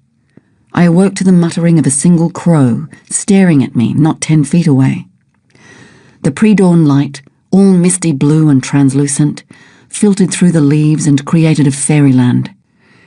The character of such country changes wonderfully throughout the day, and each change has its effect on one's mood. I set off clutching map and compass. Every hour or so my shoulders would tighten and my stomach knot as I searched for the right path. I got lost only once, ending up at a box canyon and having to backtrack to where the path had been obliterated by a series of cattle and donkey tracks. But the constant tension was sapping my energy and I sweated and strained. This went on for 2 days. One afternoon, after our midday break, something dropped off Bub's back and he flew into a panic. I now had Zalika in the lead because of her sore nose and Bub at the rear. He bucked, and the more he bucked, the more bits of pack went flying, and the more frenzied he became. By the time he stopped, the saddle was dangling under his quivering belly, and the goods were scattered everywhere. I switched into automatic. The other camels were ready to leap out of their skins and head for home. Goliath was galloping between them and generally causing havoc. There was not a tree in sight to tie them to. If I blew this, they might take off and I would never see them again. I couldn't get back to Bub, so I whooshed the lead camel down and tied her noseline to her foreleg, so that if she tried to get up, she would get pulled down. I did the same with Dook, clouted Goliath across the nose with a branch of mulga, so that he took off in a cloud of dust, and then went back to Bub. His eyes had rolled with fear, and I had to talk to him and pacify him until I knew he trusted me and wouldn't kick. Then I lifted the saddle with my knees and undid the girth on top of his back. Then I gently took it off and whooshed him down like the others. I found a tree a little further on and beat the living daylights out of him. The whole operation had been quick, sure, steady and precise, like Austrian clockwork. But now, whatever toxins had been stirred up by the flow of adrenaline hit my bloodstream like the Cuyahoga River. I lay by the tree, trembling as hard as Bub. I had been out of control when I beat him and began to recognize a certain curtishness in my behavior. This weakness, my inability to be terrified with any dignity, came to the forefront often during the trip, and my animals took the brunt of it. If, as Hemingway suggested, courage is grace under pressure, then the trip proved once and for all that I was sadly lacking in the stuff. I felt ashamed. I learnt a couple of other things from that incident. I learnt to conserve energy by allowing at least part of myself to believe I could cope with any emergency. And I realized that this trip was not a game. There is nothing so real as having to think about survival. Believing in omens is all right as long as you know exactly what you are doing. I was becoming very careful, and I was coming right back down to earth, where the desert was larger than I could comprehend. And not only was the space an ungraspable concept, but my understanding of time needed reassessment. I was treating the trip like a 9-to-5 job. Up bright and early, oh, the guilt if I slept in. Boil the billy, drink tea, hurry up, it's getting late, nice place for lunch, but I can't stay too long. I simply could not rid myself of this regimentation. I was furious with myself, but I let it run its course. Better watch it now, then fight it later when I was feeling stronger. I had a clock which I told myself was for navigation purposes only, but at which I stole furtive glances from time to time. It played tricks on me. In the heat of the afternoon, when I was tired, aching and miserable, hours lapped between ticks and tocks. I recognized a need for these absurd arbitrary structures at that stage. I did not know why, but I was afraid of something like chaos. It was as if it were waiting for me to let down my guard, and then it would pounce. On the third day, and to my great relief, I found the well-used station track to Tempe. I called Ariyonga on my radio set, that unwanted baggage, that encumbrance, that infringement of my privacy, that big smudgy patch on the purity of my gesture. I screamed into it that I was all right and got nothing but static as a reply. Arriving in Tempe, I had a pleasant lunch with the people who ran the station, then filled my canteen with precious, sweet rainwater from their tanks, and continued on my way. Chapter 7. Soon after leaving Tempe, I crossed a wide riverbed, slapping my bare feet on hot river pebbles and soft sticks and delighting in the crunch of glittering sand between my toes. Then I saw my first sandhills. This country had had bushfires through it the previous season, which had been followed by heavy rains, so the colours of the landscape were now brilliant orange, jet black, and sickly bright lime day-glow green. Who ever heard of such a desert? And above all that, the intense, hot, dark blue of a perennially cloudless sky. There were new plants everywhere, tracks and patterns I hadn't noticed before. Patches of burnt bushes sticking up like old crow's feathers from wind-rippled ridges, new bush foods to be searched for and picked. It was delicious new country, but it was tiring. The sand dragged at my feet, and the repetition of the dunes lulled me into drowsiness when the first excitement wore off. The stillness of the waves of sand seemed to stifle and suffocate me. However, I had at least learnt to live with the flies by then, and didn't even trouble to scrape them away from my eyes, where they swarmed in thousands. The camels were black with them, and they followed us in clouds. In cattle country, they were always worse than in the clean, free desert. Ants worked later shifts. In that blessed hour before the mosquitoes took over from the flies, masses of the horrid little creatures would crawl up my trouser legs while I was having a hard-earned cup of tea. This depended on where I camped, of course, and I soon learnt to stay away from nice, flat claypan. The other nuisance in finding a good camping spot was prickles. Dry country has an infinite variety of prickles. There are little hairy ones that get caught in blankets and jumpers and saddlecloths. There are tough, cruel ones that get stuck in dogs' paws. And there are giant, monstrous ones that puncture bare flesh like tacks. I had approximately 2 weeks' travel before I could expect to reach Ayers Rock, and I was not looking forward to my arrival. Rick would be there to bring me back to reality. And I knew that the rock was tamed, ruined by busload upon busload of tourists. By the time I got near Wallara Ranch, 2 days after Tempe, the tourists were beginning to drive me crazy. In over-rigged vehicles, they would come in droves to see Australia's natural wonder. They had two-way radios, winches, funny hats with corks on them, stubbies, beer bottles, and leather stubby holders with emus, kangaroos, and naked women tooled on them. All this to travel down a perfectly safe road. And they had cameras. I sometimes think tourists take cameras with them because they feel guilty about being on holiday and feel they should be doing something useful with their time. In any case, when otherwise perfectly nice people don their hats and become tourists, they change into bad-mannered, loud, insensitive, litter-bugging oafs. I must make a distinction here between travellers and tourists. I did meet some lovely people on the road, but they were rarer than hen's teeth. At first I treated one and all with pleasant politeness. There were 10 questions invariably asked of me, and I unfailingly gave my pat reply. I posed for the inevitable snap-snap of Nikons and whir of Super 8s. It got so that I was stopped every half hour, and by 3 in the afternoon, the dangerous hour for me, a time when my sense of humour and perspective fail me badly, a time when I cannot even be nice to myself, let alone these fools who would pile out, block my path, frighten the camels, hold me up, ask stupid boring questions, capture me on celluloid so that they could stick me on their refrigerator doors when they got home, or, worse still, sell me to newspapers when the story broke, then drive off in a cloud of choking, blinding dust, not even offering me a drink of water. By 3 in the afternoon, I would begin to get mean. My rudeness made me feel a little better, but not much. The best policy was to keep off the road or feign deafness. Those 2 weeks were strangely disappointing.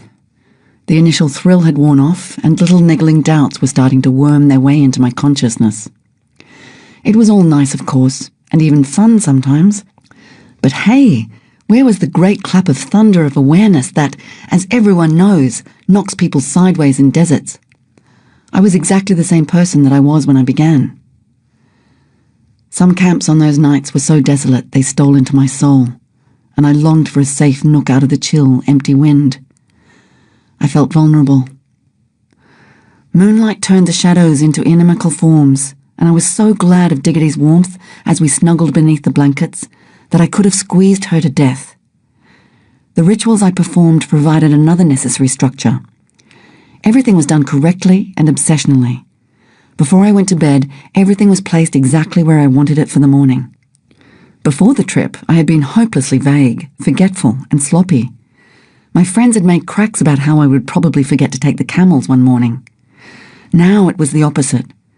The food was packed away, billy filled with water, tea, cup, sugar, and thermos out, noselines on the tree.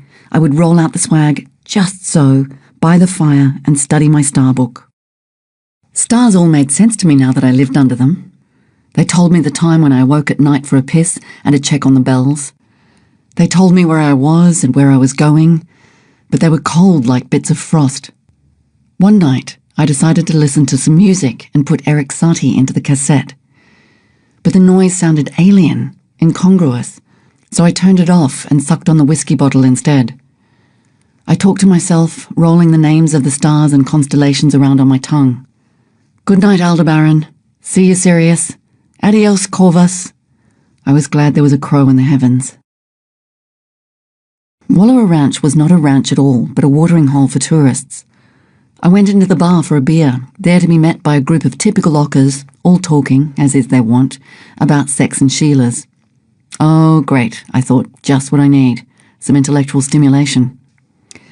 One of them, an ugly, weedy, pimply little brute, had been a milkman in Melbourne and was entertaining his mates with gruesomely detailed stories of his countless conquests of sex-starved housewives.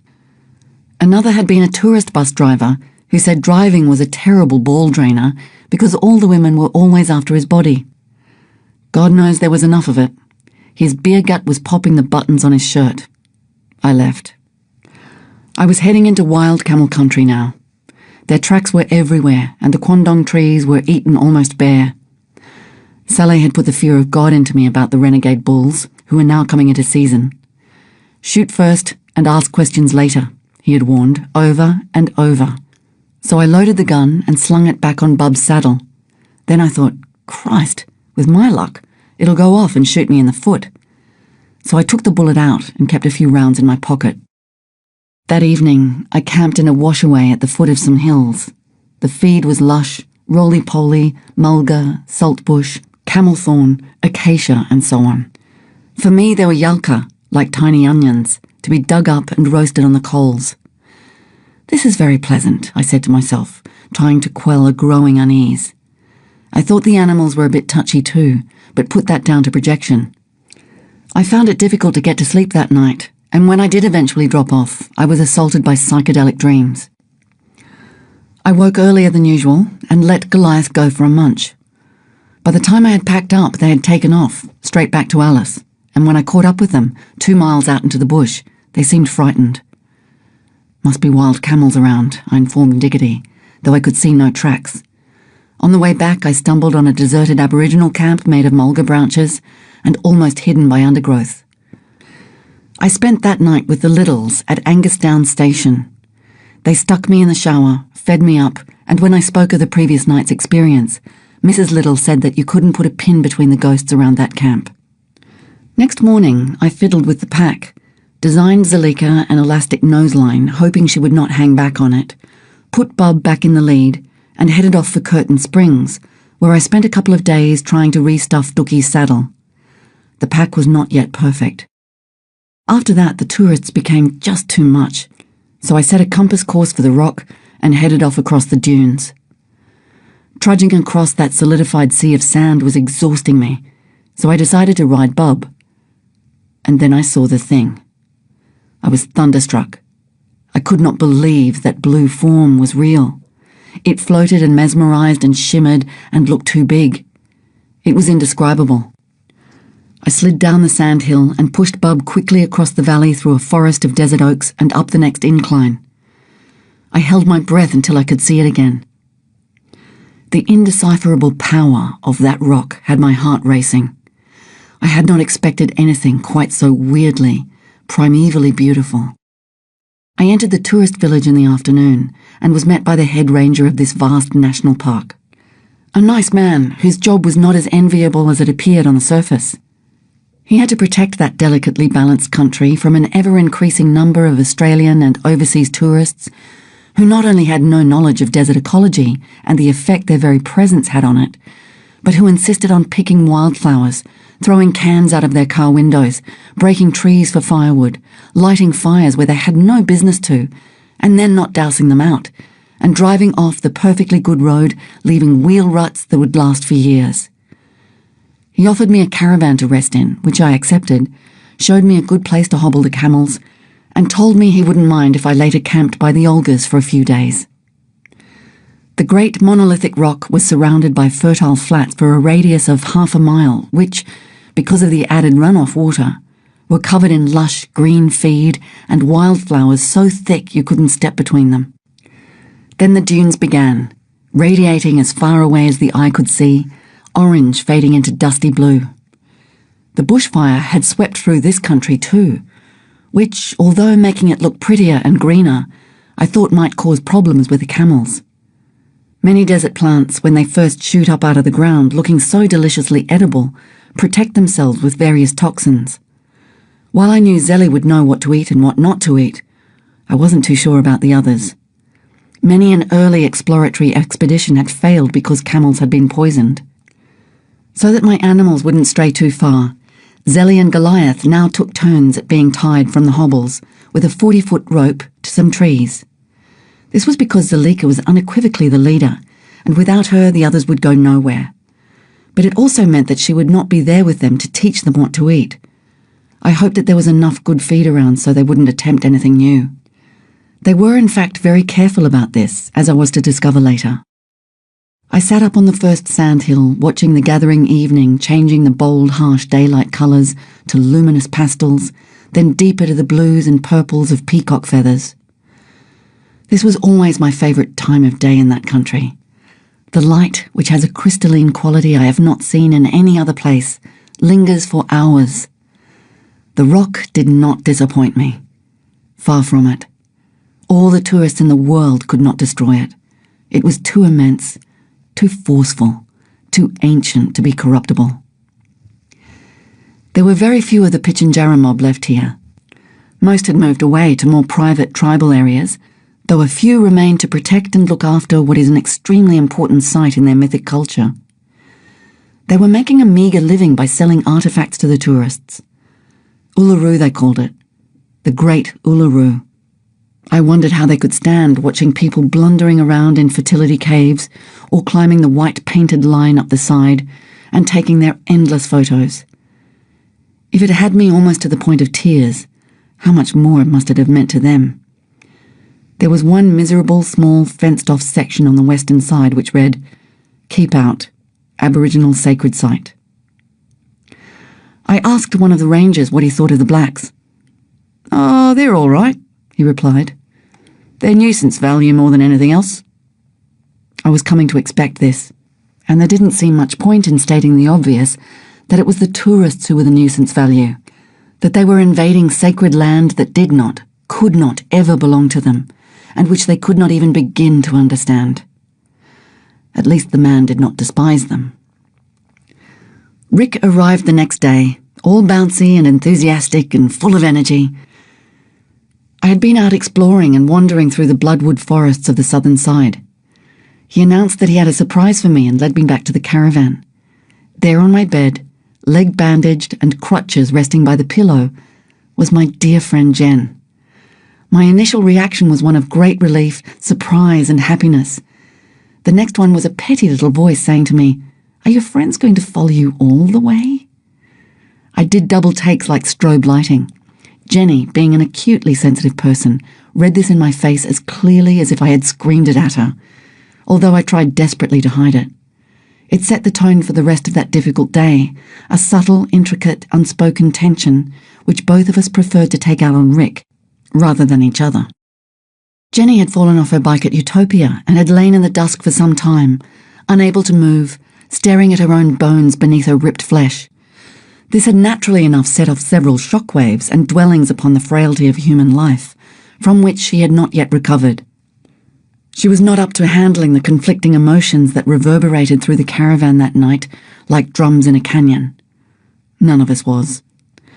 Rick showed us the slides of the departure from Alice on his projector. We sat there, Jen and I, like those sideshow clown heads, mouths open, heads swivelling. They were gorgeous photos, no complaints there. But who was that Vogue model tripping romantically along roads with a bunch of camels behind her, hair lifted delicately by sylvan breezes and turned into a golden halo by the backlighting? Who the hell was she? Never let it be said that the camera does not lie. It lies like a pig in mud. It captures the projections of whoever happens to be using it, never the truth. It was very telling to see how the batches of images changed radically as the trip progressed. At first, I found it difficult to talk, to tell them anything, because it seemed that nothing much had in fact happened to me. I had just walked down a road leading a few camels, that's all. But as we sat together that night, in the heavy air of the caravan, my brain started to crack open, spewing forth bits of cement and chicken wire, and I knew that the trip was responsible. It was changing me in a way that I had not in the least expected. It was shaking me up, and I had not even noticed. It had snuck up from behind. The next 2 days buzzed and sizzled. Jenny was in tears waiting for the plane to take her back to Alice Springs. I felt like pummeled dough, and Rick took pictures of us. We despised him for it, saw it as a form of parasitism, voyeurism. We were unable or unwilling to see that it was simply his way of handling a situation in which he felt totally out of his depth. And then I left with him. It did not help that the magazine had insisted that he get new and exciting shots of the rock. I posed in caves and walked back and forth across sand dunes. I led the camels over escarpments, and I rode them through wildflowers. "What about honest journalism?" I shouted, and set my face into cement-like grimaces as I stamped along. Poor Richard, how I made him pay. I think he was truly frightened of me at times, but he was certainly game. I put him on Dookie for a ride while I rode Bub, who started to shy and pig-root. I yelled at Richard to hang on, but through the fracas I could hear the steady clicking of his camera. I have noticed this trait in many photographers, the ability to be much braver when they are looking through a lens than when they are not. Interesting. I had been looking forward to seeing the Olgas for years now. They were the sisters to Ayers Rock, and they looked like great red loaves of bread that some giant had dropped out of the sky. From the rock, they were a cluster of lavender pebbles along the horizon. I wanted to spend a few days there, away from the tourists, wandering, exploring, and just enjoying the lack of pressure and the time to myself so I could sit and think and sort out my tangles without worrying about having to get somewhere or be concerned for anyone else. I wanted to get away again, recapture that feeling of freedom that I had thought would be permanent when I left Red Bank Gorge. It was not to be. I walked the 20 miles through country that should have mended me, but which I did not allow even to penetrate. I was depressed. I felt cheated and put upon, and my face looked like a viola. I hated Rick and blamed him for everything. Besides, he didn't like the desert, couldn't see it. He didn't belong, and he couldn't light fires or cook or fix trucks. He was like a fish out of water, and he thought the countryside boring. He would listen to music or read until I came into view, and then he would take his photos using the magnificent earth as a backdrop. The other difficulty was that, while my reaction to tension was to let it build up, then exploded away in a fit of fury, Rick's was to sulk. I had never met such a terminal sulker. I couldn't stand it. By the end of the day, I would practically grovel at his feet in an effort to get him to talk or fight or something, anything. And Diggity adored him. Betraying brat, I thought, and you usually have such good taste in people. We arrived at the Olgas that night in a tight silence, and set up camp directly beneath them. They glowed orange, then red, then iridescent pink, then purple, then turned into a black cutout against glowing moonlight. Rick called the ranger at Ayers Rock to test his radio, but not only could he not contact him a mere 20 miles away, but he had a crackly conversation with a fisherman in Adelaide, 500 miles to the south. Oh, wonderful. Wonderful. Just as well we bought radio sets, eh, Rick?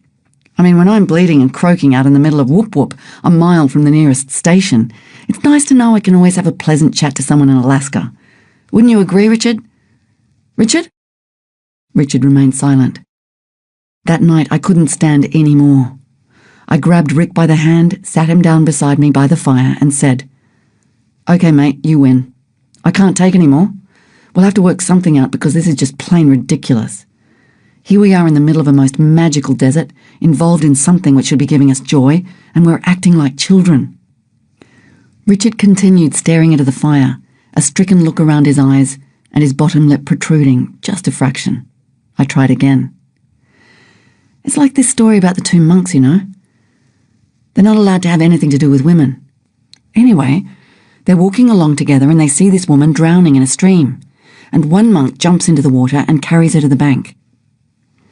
Then they keep on walking for a while in silence, and suddenly the second monk can't hold it back anymore and he says, 'How could you touch that woman?'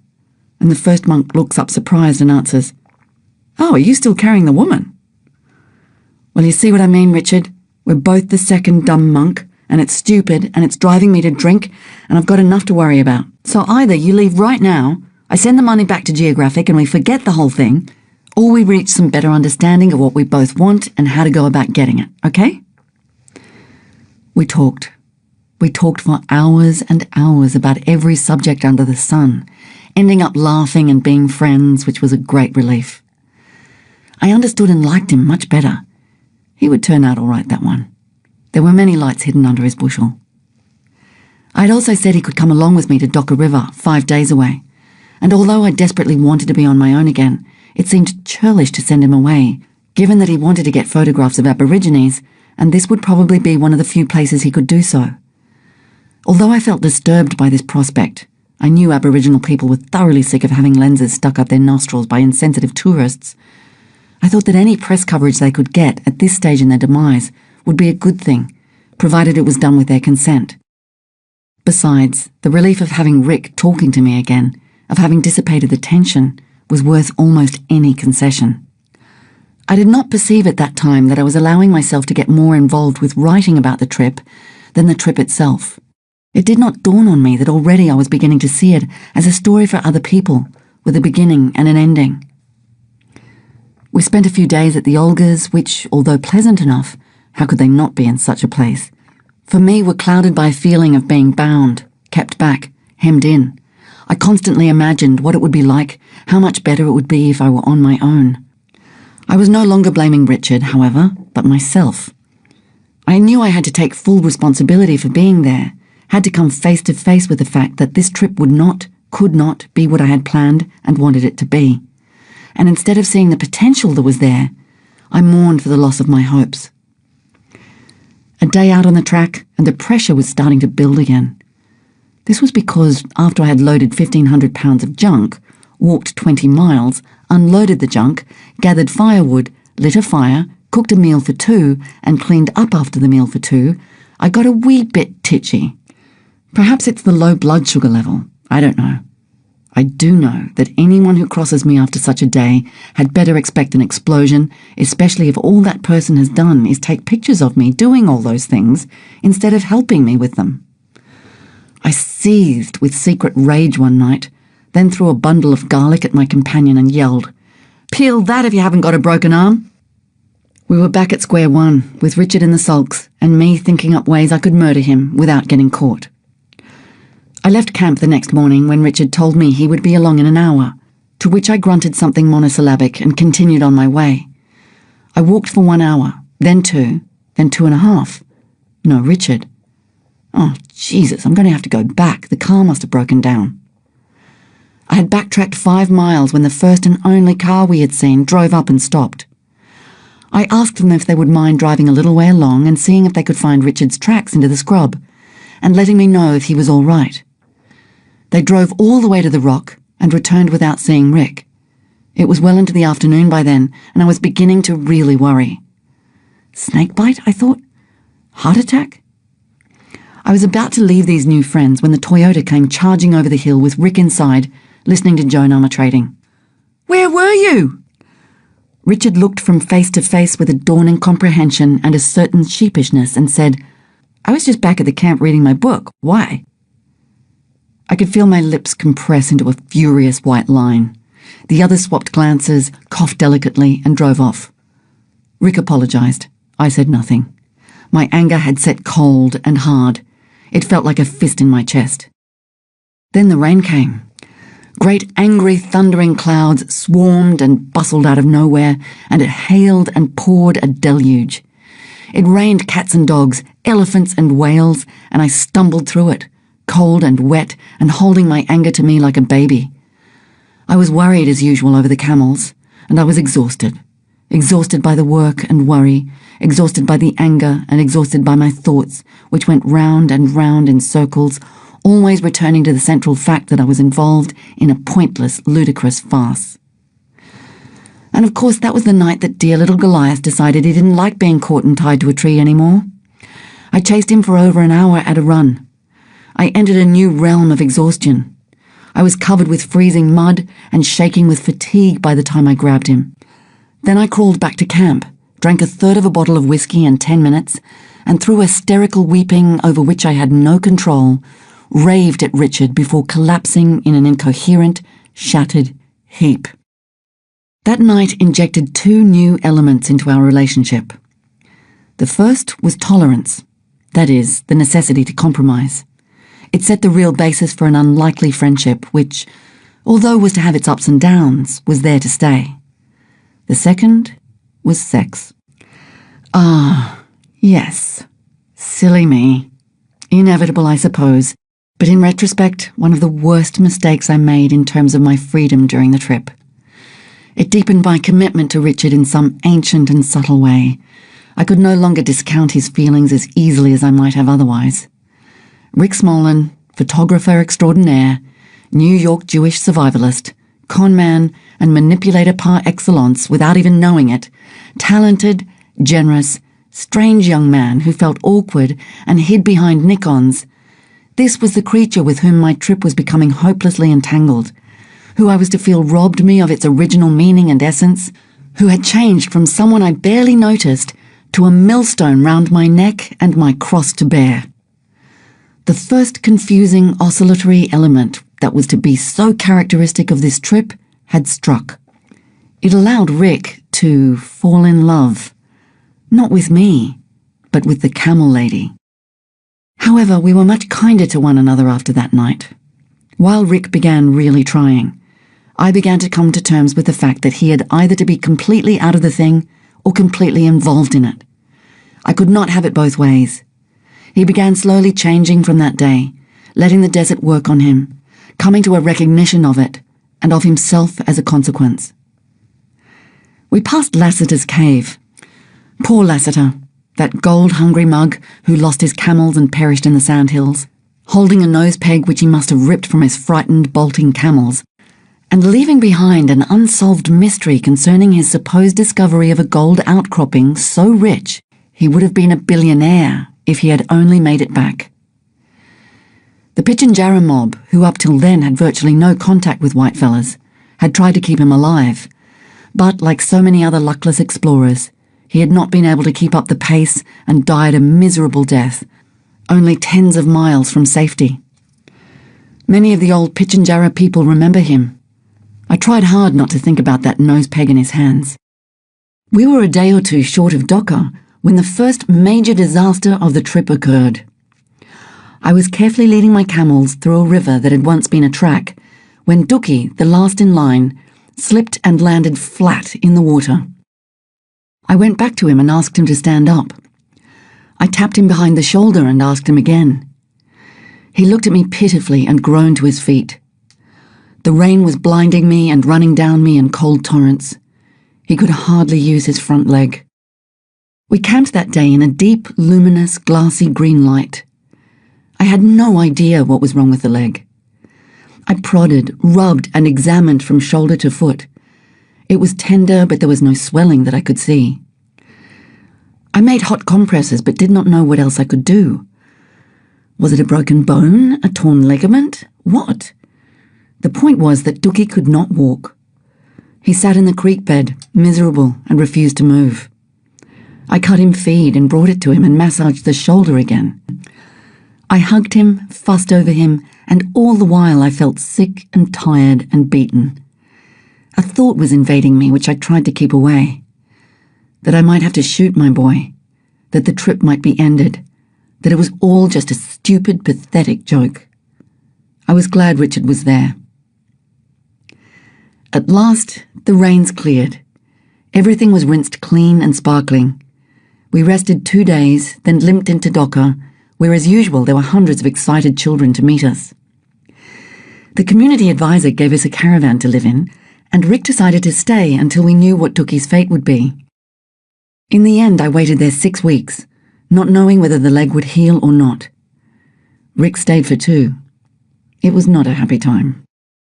It is amazing to me how human beings can remain calm, controlled, and sensible on the surface, when internally they are cracking up, crumbling. I can see now that that time in Docker was the beginning of a kind of mental collapse, though I would not have described it in such a way then. I was still functioning after all. The whites there were kind and did their best to entertain and look after me, but they could not know that I needed all my energy just to remain in that caravan and lick my wounds.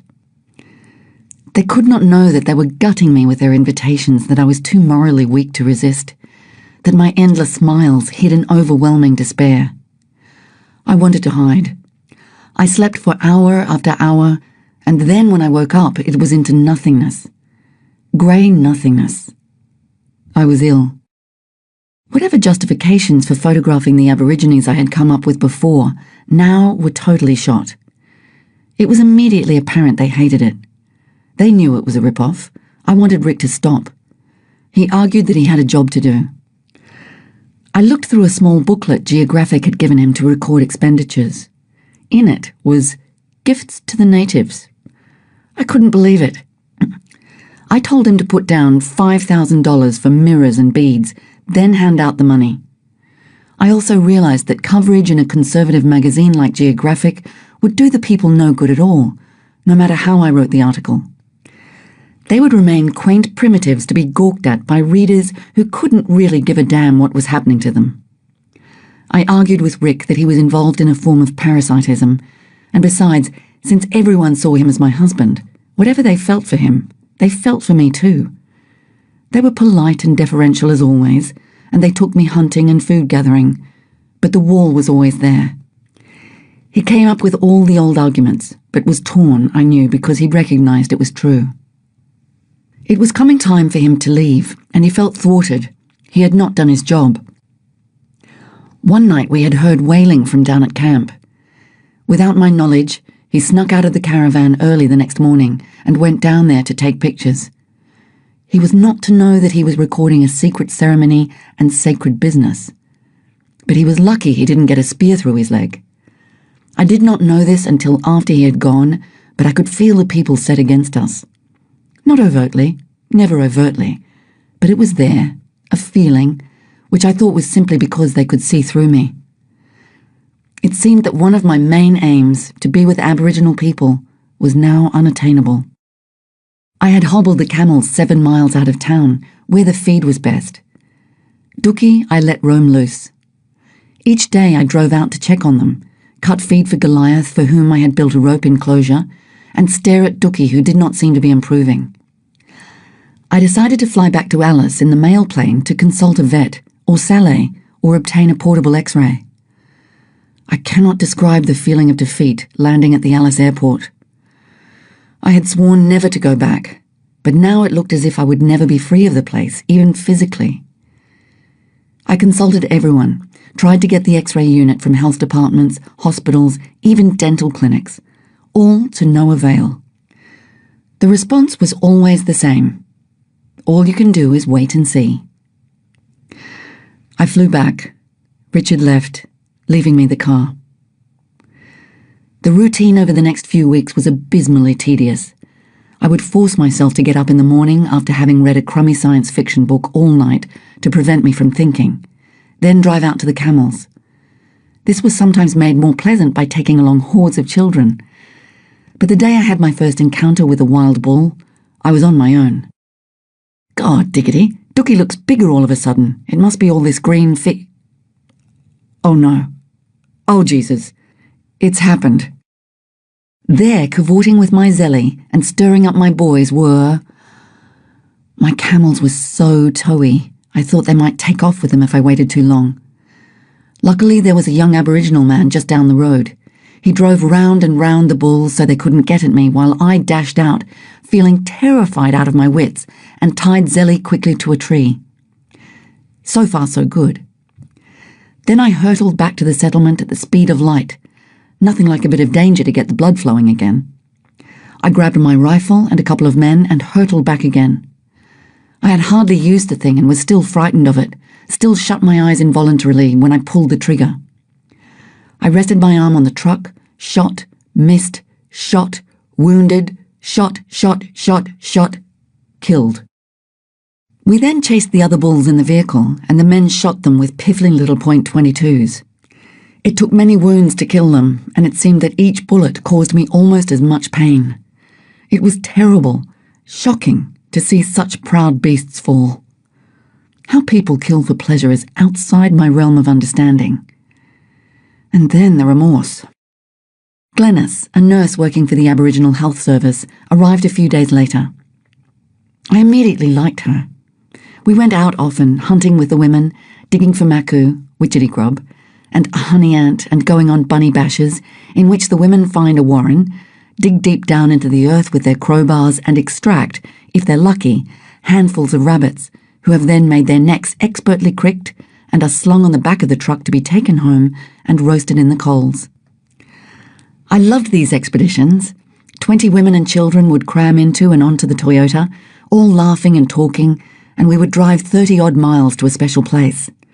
The skinny, mangy camp dogs would follow at a gallop, yapping and yelping, and arrive hours later half dead with exhaustion, just as we would be ready to leave. Glenys and I decided to drive to Giles, a weather station 100 miles west. There was a large Aboriginal camp there and a handful of whites to run the station. When we arrived, some young men came out and invited us into their canteen. We knew the inevitability of the conversation, and neither of us particularly wanted to go through that again. Glenys was part Aboriginal and felt their nigger jokes more strongly than I did. I had learnt to turn a deaf ear. We told one of them we would be going down to the camp. See if you can't knock down a few coons with that rhubarb while you're down there. Haw, haw, haw. I threw the truck into reverse and spattered him with gravel as I spun the wheel. Glennis leant out the window and swore at him. His jaw actually dropped. When we got to camp, we went and had a talk with some women. After a while, there was some whispering and conferring going on amongst them. An old lady then came up and asked us if we would like to learn to dance. Of course, the answer was yes. We were led to a clearing away from the view of the camp. The oldest women, beautiful, ugly old hags, squatted down at the front while the younger women and girls formed a mass behind them. Glennis and I sat in front. There was much touching and laughing and reassurance. I did not speak enough Pitjantjatjara to understand all they were saying, but it didn't matter. The mood was transmitted. Then the chanting began. It was led by the old ladies, different ones leading at different times. Others found sticks and tapped them one upon the other on the red earth in rhythm. I didn't know whether to join in, did not know the rules of conduct. But as it went on, that droning, dust-woven, meditative music, I felt transported and close to tears. The sound seemed to rise from the ground. It belonged so perfectly. It was a song of unity and recognition, and the old crones were like extensions of the earth. I wanted to understand so much. Why were they doing this for us, these smiling women? I melted into a feeling of belonging. They were letting me into their world. They asked if I wanted to dance. I felt stupid and clumsy and afraid to get up. Eventually an old woman took me by the hand, and to the strange clicking rhythm and the droning melody, she danced and made me copy her. I tried my best. There were hoots of laughter from behind. Tears rolled down faces and sides were clenched in a delight of laughter. I laughed with them, and my old teacher hugged me. She showed me again the difficult bodily tremor that came at the end of each cadence. At last I got it, and then we danced in earnest, hopping and shuffling in grooves in the dust, and shaking at the end, and turning and going back, and then slowly skipping in a circle.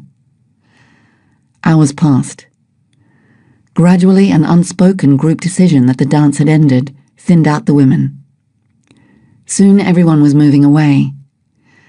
We stood there, not knowing what was expected of us. We were about to leave too, when one of the old women came up to us, puckered her toothless mouth and said, $6? You got $6? Her knobbly old hand was outstretched. The others turned and watched. I was dumbfounded, speechless. I had not thought. I gathered my speech and told her we didn't have any. I emptied my pockets to show her. $2? You got $2? Glennis fumbled and gave her all the change she had.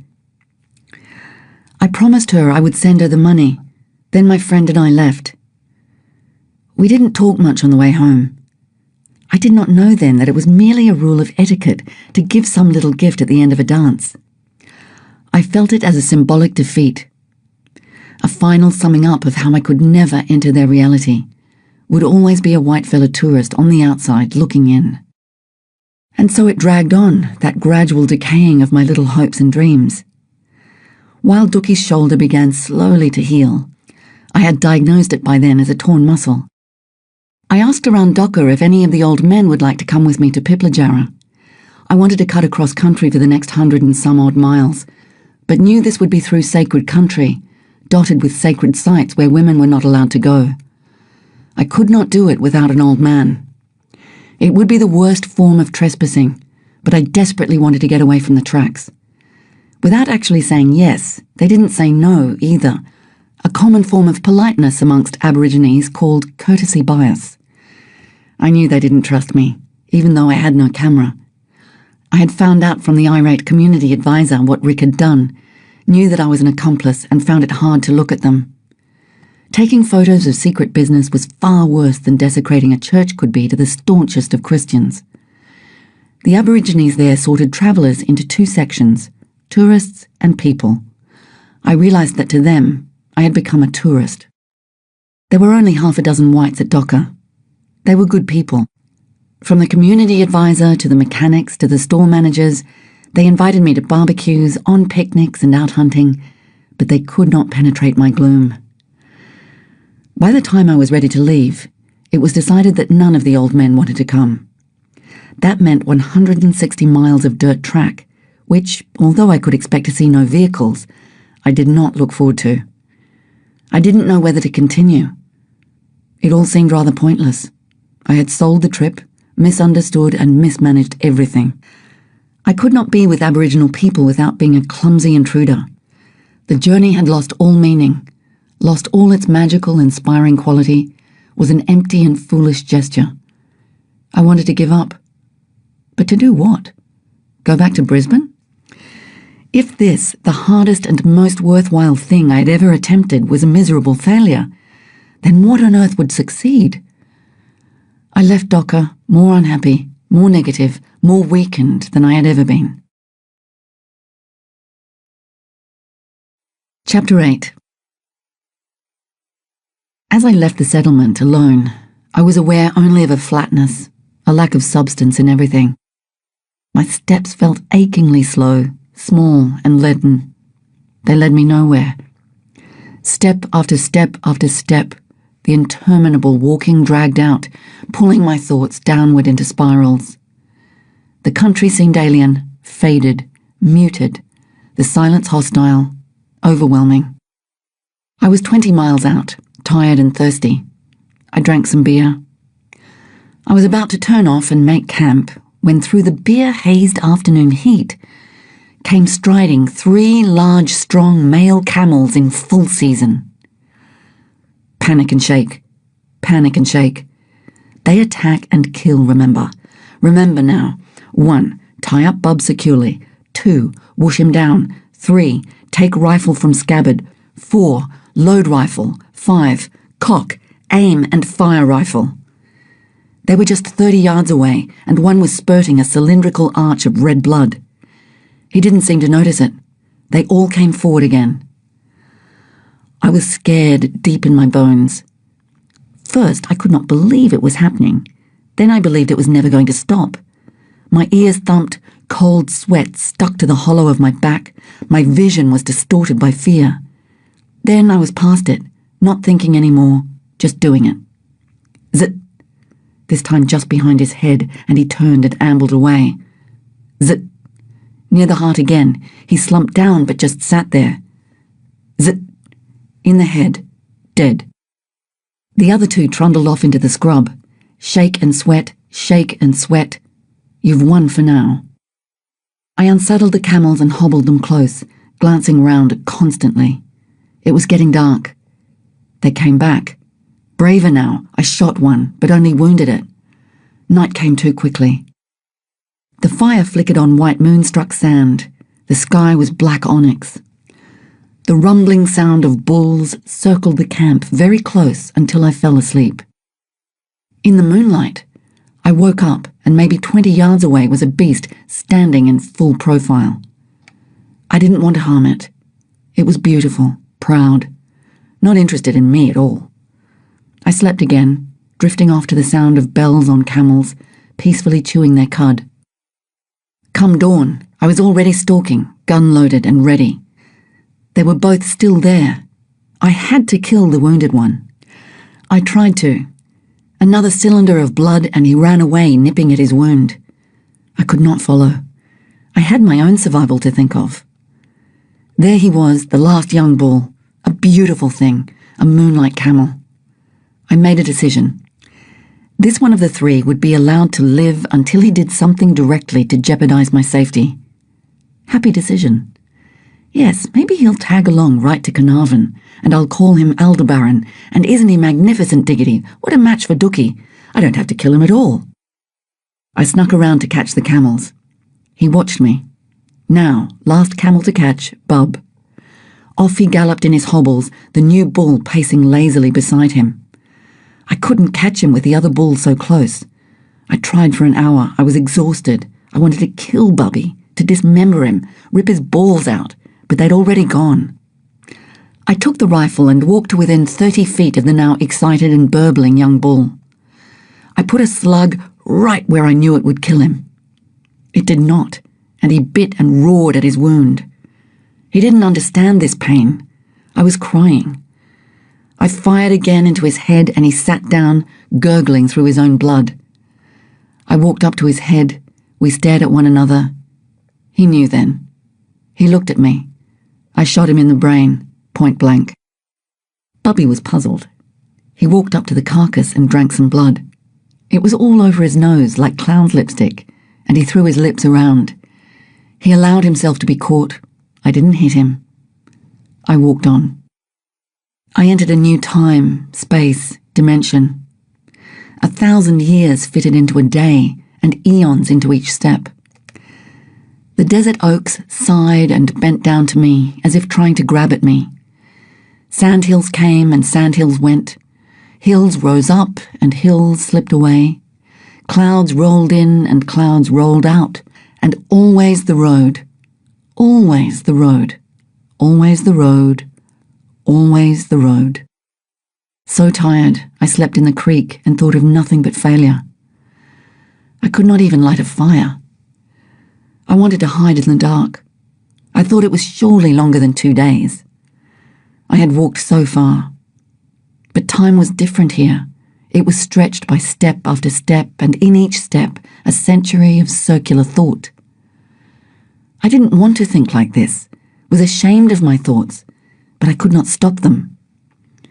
The moon, cold, marble, and cruel, pushed down on me, sucked at me. I could not hide from it, even in a dream. And the next day too, the road and the sandhills and the cold wind sucked at my thoughts, and nothing happened but walking. The country was dry. How could the camels be so thirsty and thin? At night, they came into camp and tried to knock over the water drums. I hadn't enough to spare. I rationed them. The map said Rockhole. Thank God. I turned off the tracks somewhere in that haze of elastic time and walked in. More sandhills, then a stretch of gibberflat, wide and dry and desolate with one dead bird and 2 empty holes. Some string somewhere inside me was starting to unravel. An important string, the one that held down panic. I walked on. That night I camped in those sandhills. The sky was leaden and thick. All day it had been grey, smooth, translucent, like the belly of a frog. Spots of rain pattered on me, but not enough to lay the dust. The sky was washing me out, emptying me. I was cold as I hunched over my meagre fire. And somewhere between frozen sandhills, in a haunted and forgotten desert, where time is always measured by the interminable roll of constellations or the chill call of a crow waking, I lay down on my dirty bundle of blankets. The frost clung like brittle cobwebs to the black bushes around me, while the sky turned thick with glitter. It was very still. I slept.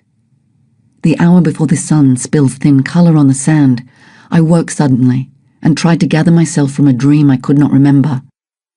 I was split. I woke into limbo and could not find myself. There were no reference points, nothing to keep the world controlled and bound together.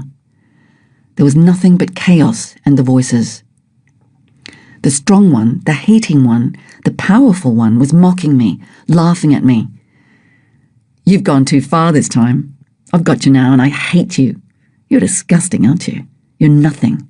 And I have you now. I knew it would come, sooner or later. There's no use fighting me, you know. There's no one to help you. I've got you. I've got you. Another voice was calm and warm. She commanded me to lie down and be calm. She instructed me to not let go, not give in.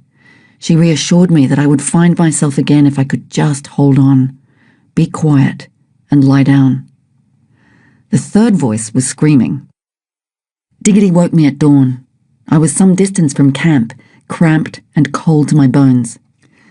The sky was cold, pale blue and pitiless, like an Austrian psychopath's eyes. I walked out into the time warp again. I was only half there, like an automaton. I knew what I had to do. You must do this. This will keep you alive. Remember. I walked out into that evil, whispering sea. Like an animal, I sensed a menace. Everything was quite still, but threatening, icy, beneath the sun's heat. I felt it watching me, following me, waiting for me. I tried to conquer the presence with my own voice. It croaked into the silence and was swallowed by it. "All we have to do," it said, "is reach Mount Fanny, and there is certain to be water there. Just one step and another. That's all I have to do. I must not panic." I could see what had to be Mount Fanny in the hot blue distance, and I wanted to be there, protected by those rocks more than anything I'd ever wanted. I knew I was being unreasonable. There was more than enough water to get by on to Wingalina, but the camels, I'd been so sure they'd do a week comfortably. I hadn't planned on the sudden dryness, the lack of green feed. But there'll be water there, of course there will. Haven't they told me so? What if there's not? What if the mills run dry? What if I miss it? What if this thin little piece of string that keeps me tied to my camels breaks? What then? Walk, walk, walk. Sandhills forever. They all looked the same. I walked as if on a treadmill. No progress, no change. The hill came closer, so slowly. How long is it now? A day? This is the longest day. Careful. Remember, it's just a day.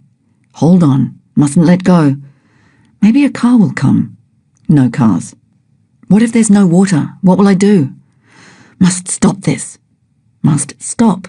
Just keep walking. Just one step at a time. That's all it takes. And on and on and on went that dialogue in my head, over and over and round. Late in the afternoon, long creeping shadows. The hill was close. Please, please let me be there before night. Please don't let me be here in the dark. It will engulf me. It must be over the next sandhill, surely. No, then the next one. Okay, all right, the next. No, the next. No, the next. Please, God, am I mad? The hill is there. I can almost touch it. I started to yell. I started to shout stupidly at the dunes. Diggity licked my hand and whined, but I could not stop. I had been doing this forever. I walked in slow motion. Everything was slowing down. And then, over the last sandhill, I was out of the dunes. I crouched on the rocks, weeping, feeling their substance with my hands. I climbed steadily up the rocky escarpment, away from that terrible ocean of sand. The rocks were heavy and dark and strong. They rose up like an island. I crawled over this giant spine where it emerged from the waves in a fuzz of green. I looked back to the immensity of where I had been. Already the memory was receding. The time, the aching time of it. Already I had forgotten most of the days.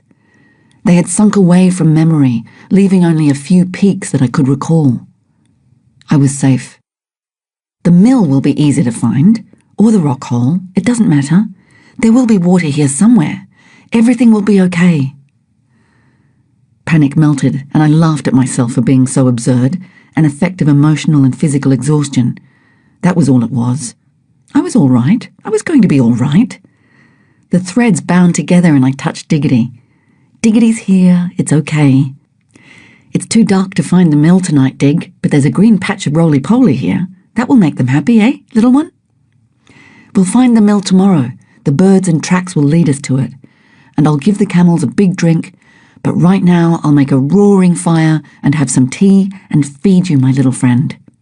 I slept deeply and dreamlessly, woke early, and rose as easily and cleanly as an eagle leaving its nest. There was no trace of the previous day's fatigue or the previous night's enemy. My mind was rinsed clean and sparkling and light. Everything around me was bursting with life and vibrance. The colours danced and glistened in the crisp dawn light. Early morning birds, hundreds of them. My spirits high. I packed up quickly, expertly even, like a precision machine. I felt bigger somehow, expanded. I walked 100 yards around the corner, and there was the mill. The camels drank, Diggity drank, and I had a freezing, invigorating bath. About half a mile from the mill, I walked slap-bang into a herd of 40 camels.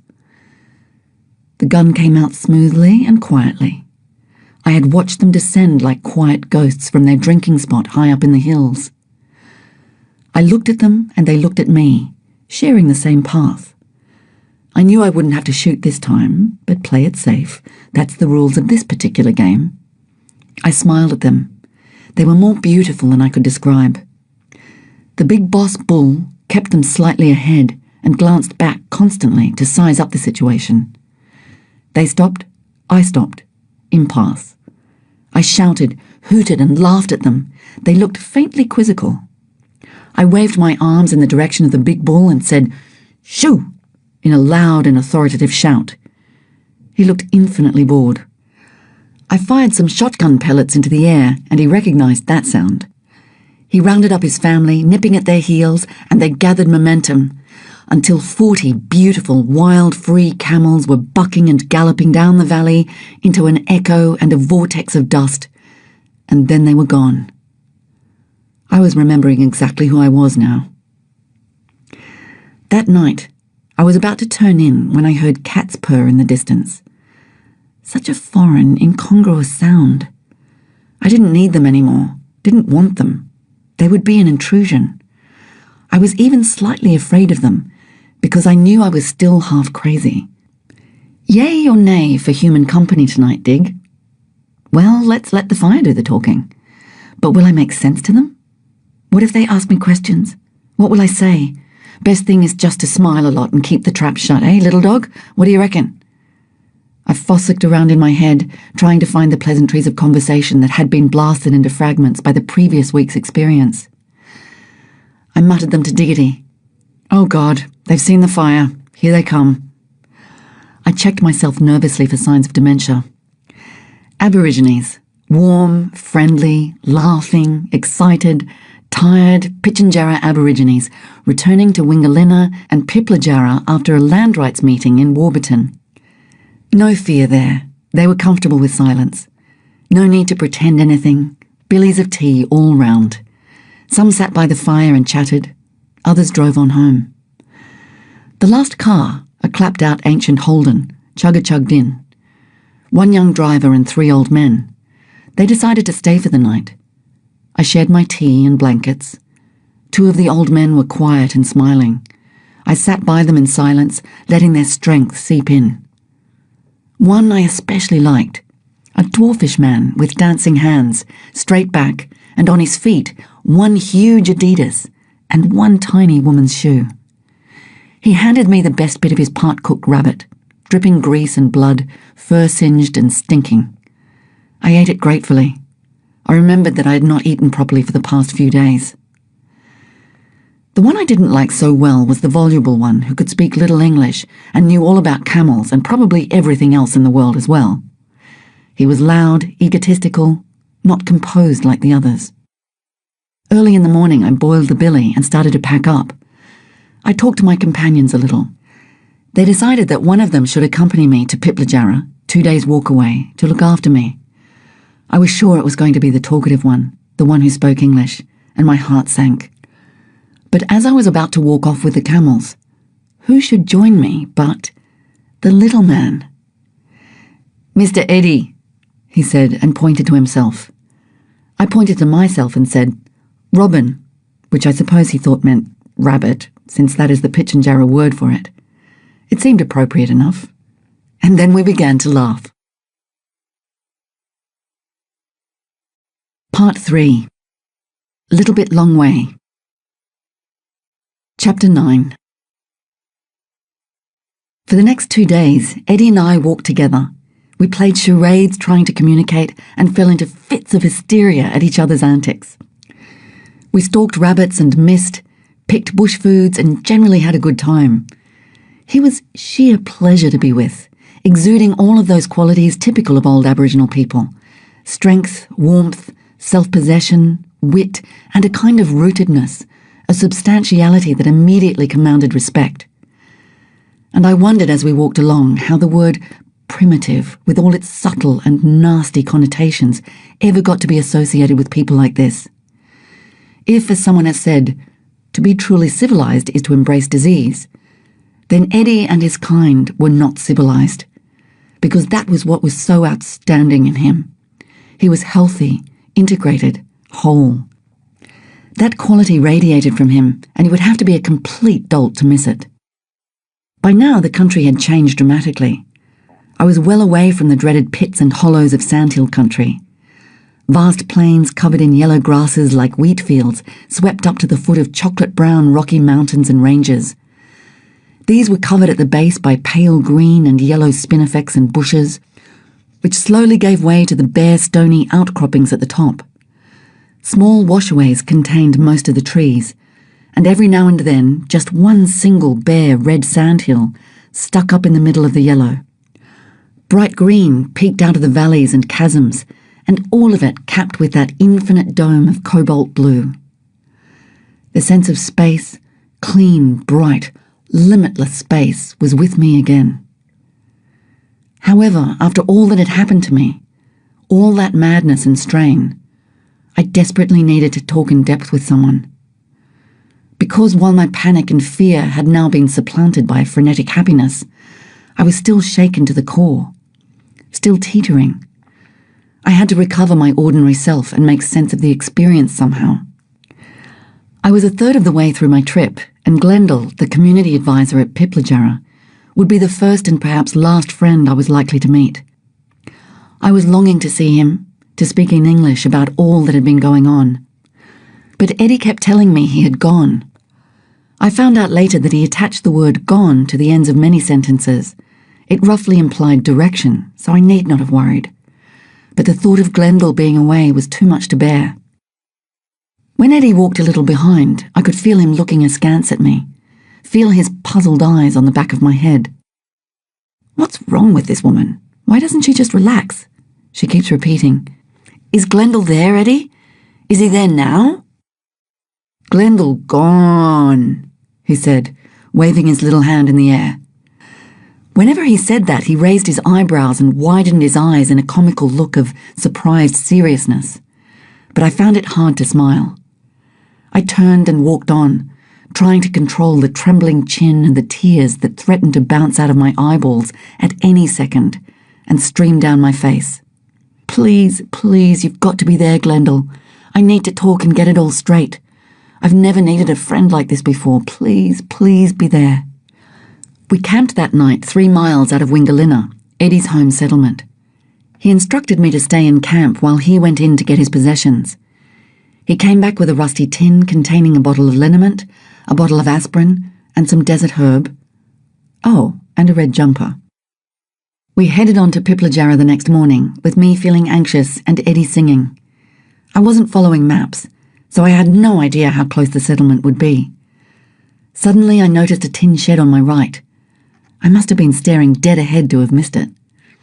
On its walls were children's drawings and paintings. Could that possibly be a school? Piplajarra doesn't have a school, does it? Glendale's the only white person here, isn't he? I stopped and blinked. I was completely disoriented. I couldn't remember whether drawings on the walls meant a school or not.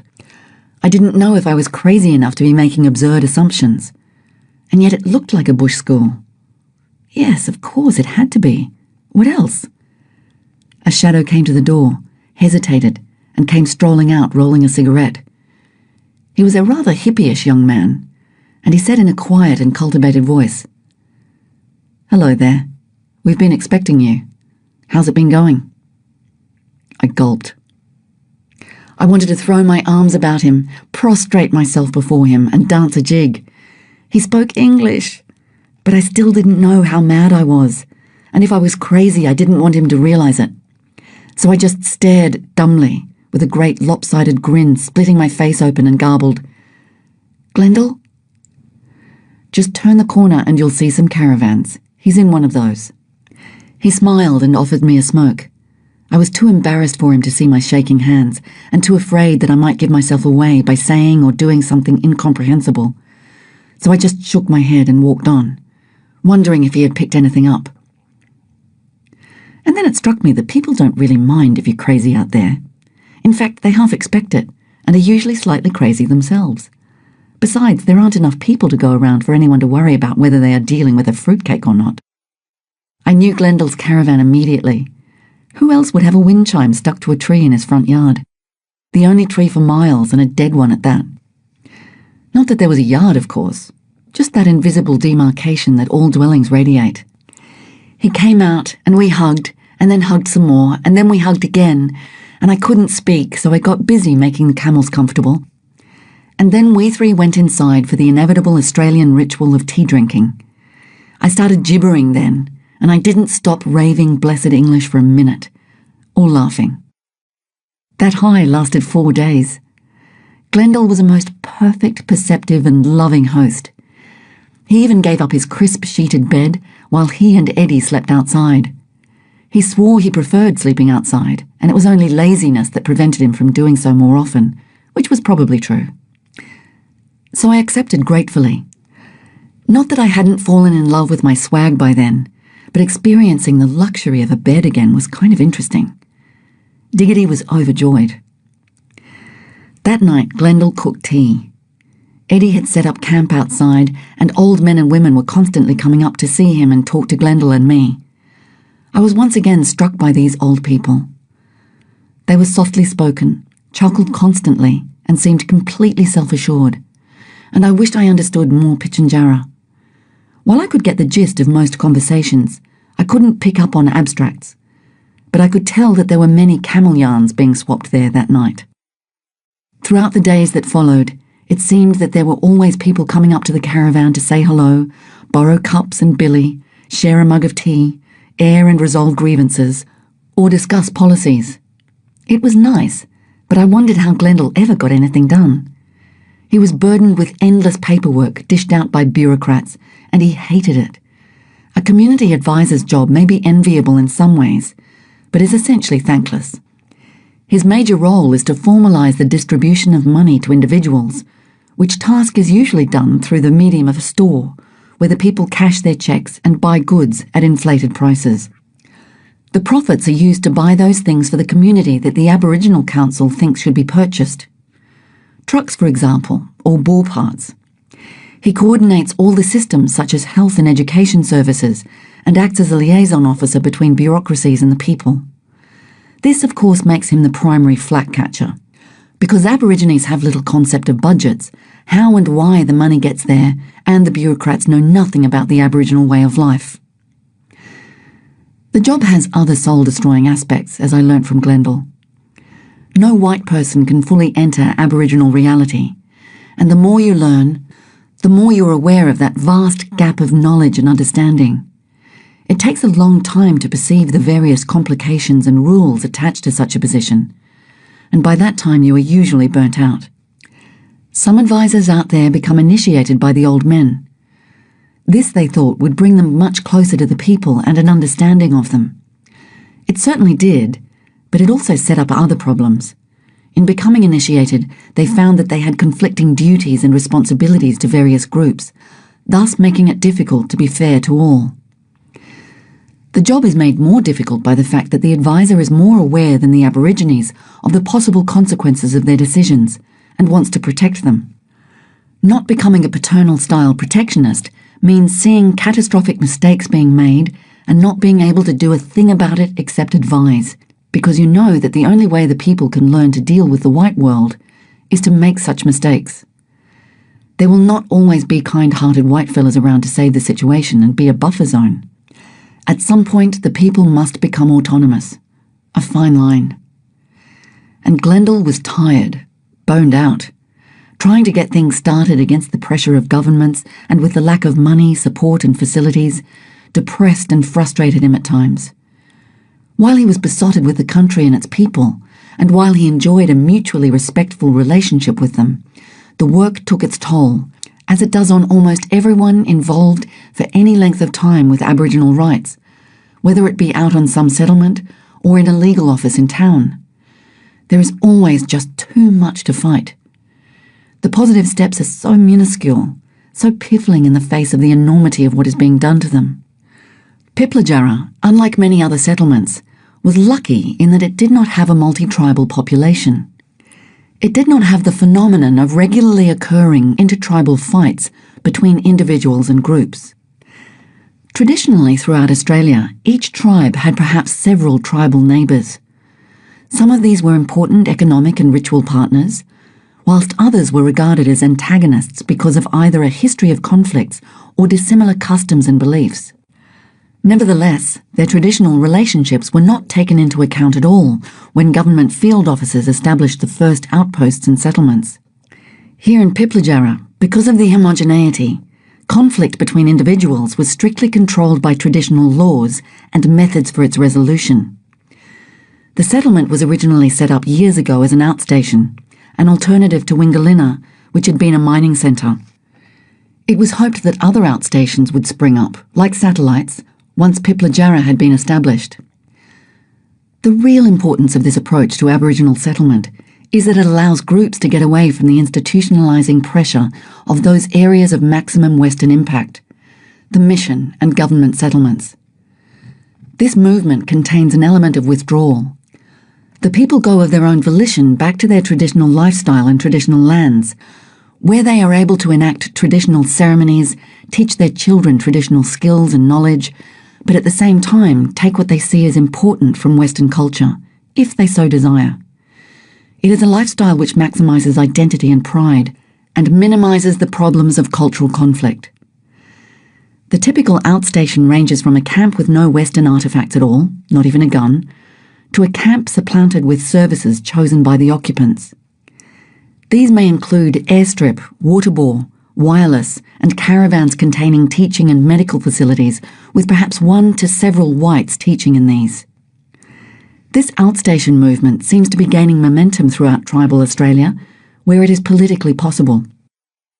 Whilst in Piplajarra, I learnt that the Pitjantjatjara people were trying to have their land turned from leasehold to freehold.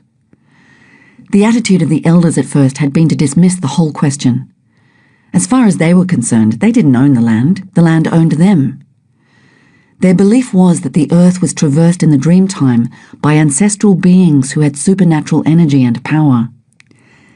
These beings were biologically different from contemporary man, some being a synthesis of man and animal, plant, or forces such as fire or water.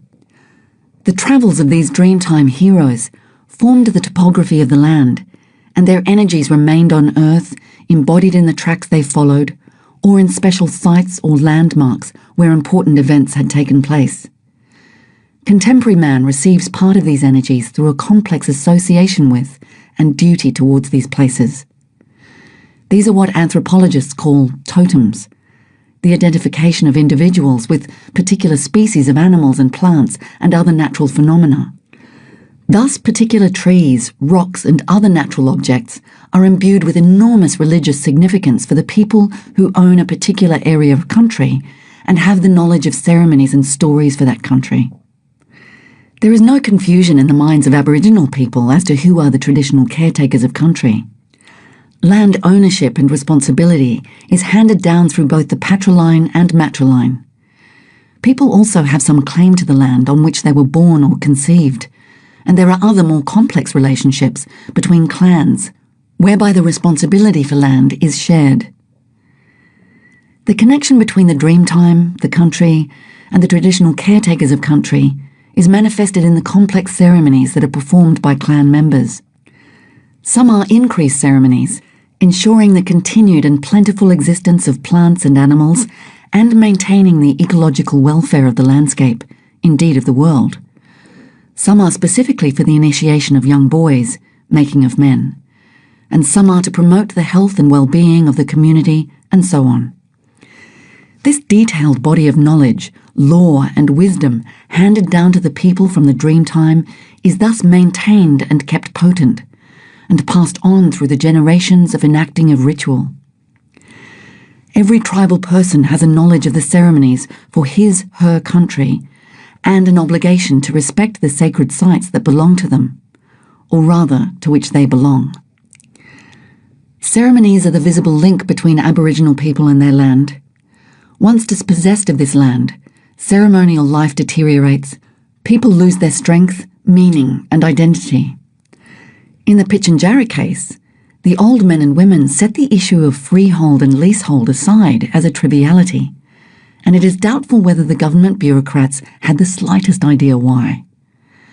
To those old people, the concept of owning land was far more impossible than owning a star or an allotment of air would be to us.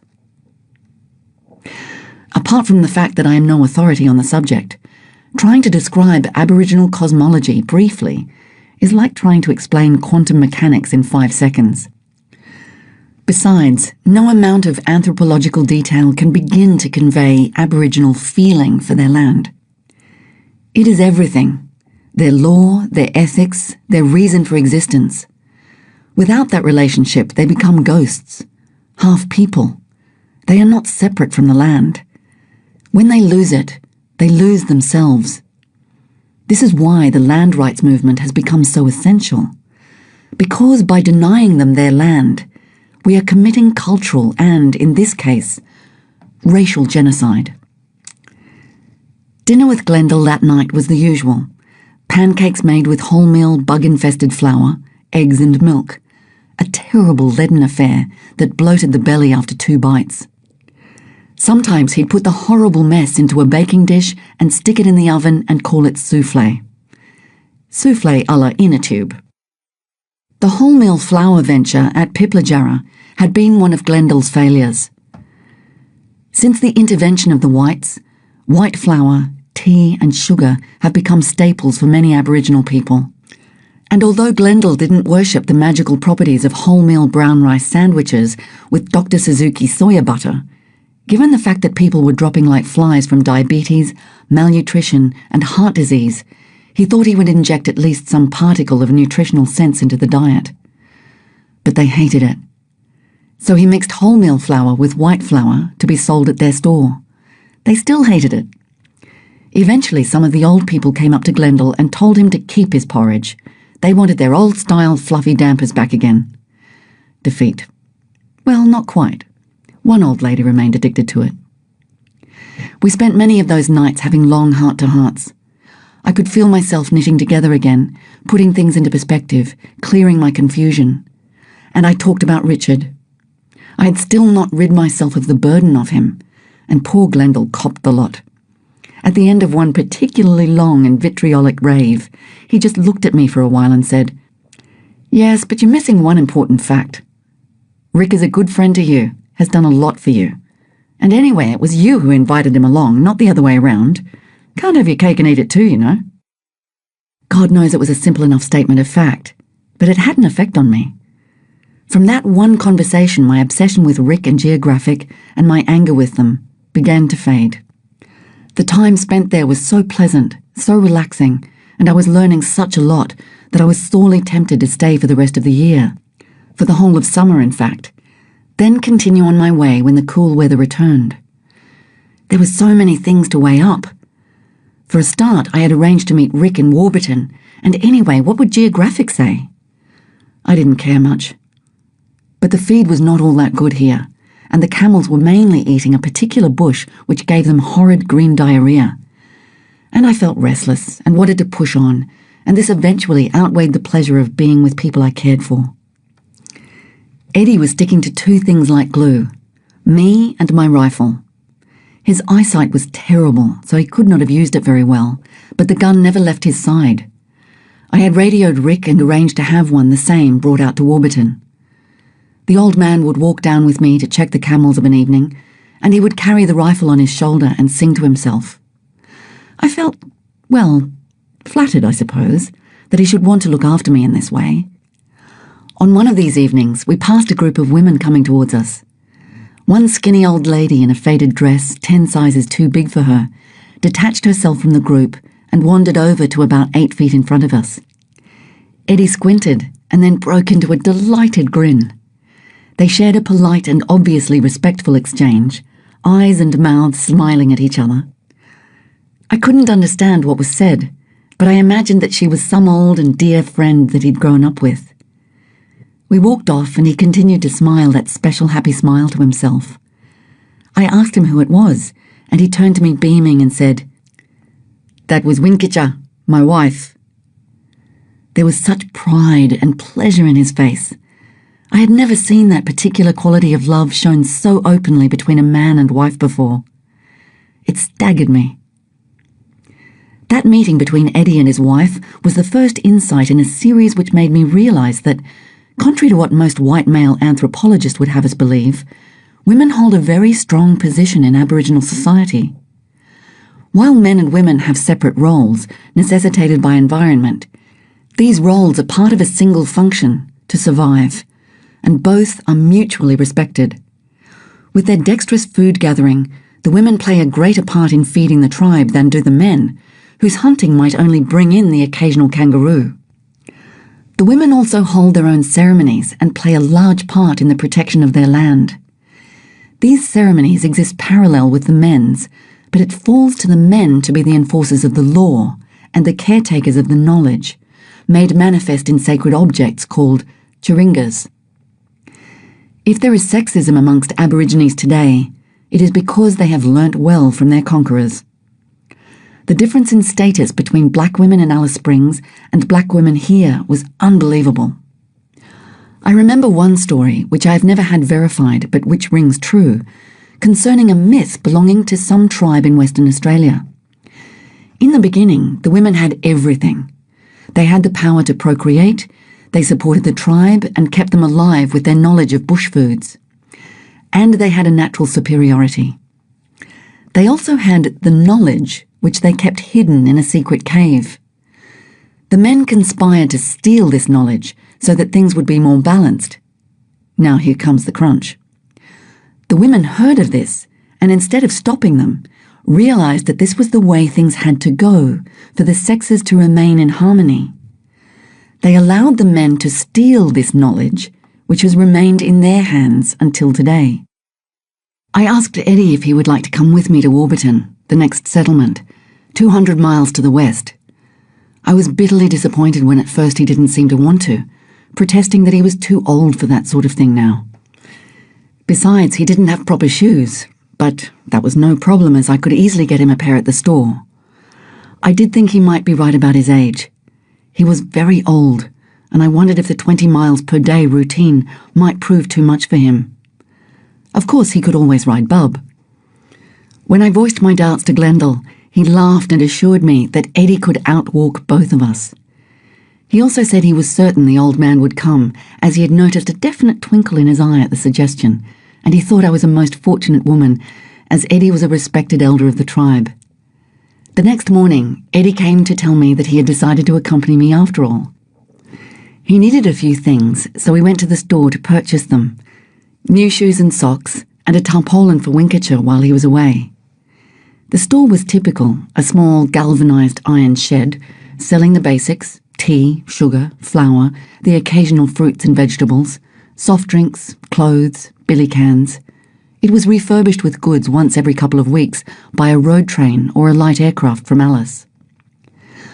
On the following morning, we got ourselves ready for the walk to Warburton. I had discarded much of my junk at Piplajarra, so the pack was lighter and easier to load. This process of paring down possessions continued all the way through the trip, until I had only the barest of essentials. Glendale gave me packages of luxuries that he'd ordered from Alice, small plastic bags of white wine and extra packets of tobacco. Eddie took nothing but his tin of medicines. I had noticed from our time together on the track that he suffered from some pain in his shoulder. I put it down to arthritis, but on the morning of our departure, while Glendale was sick in bed and Eddie and I were fiddling around outside the caravan making last-minute arrangements, an old man came up and spoke to him. They walked to a spot about 50 yards away, and in full view of myself and all the others who had gathered to say goodbye, Eddie bent over a 44-gallon drum, while the old man proceeded to wave his hands over him, rub his shoulder, and so on. I went into Glendale to ask what it was all about. He told me it was the Nankari, Aboriginal doctor, fixing Eddie up for the trip. He told me he would probably suck a pebble from Eddie's shoulder, which might have been sung there by an enemy. Eddie returned in 5 minutes and produced the pebble that had been extracted.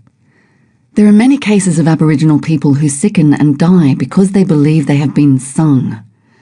When this happens, the sung person must go to a Nankery for treatment. That is his only hope.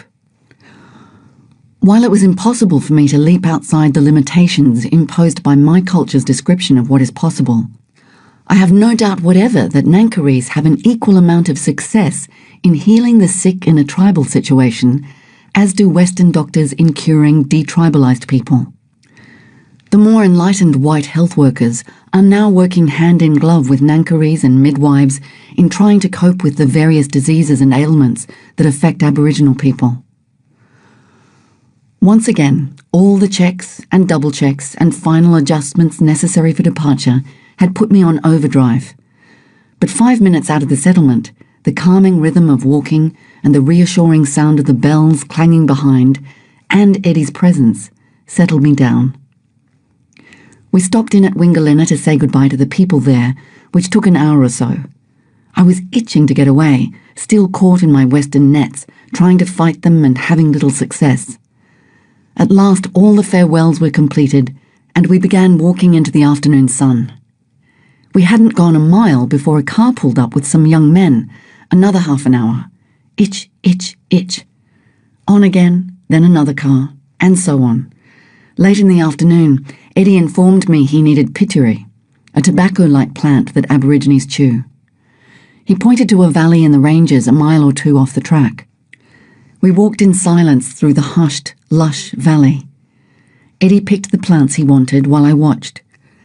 The vague uneasiness and fidgetiness of having the projected pattern of the day rearranged was soon soothed by the meditative way in which we searched for them.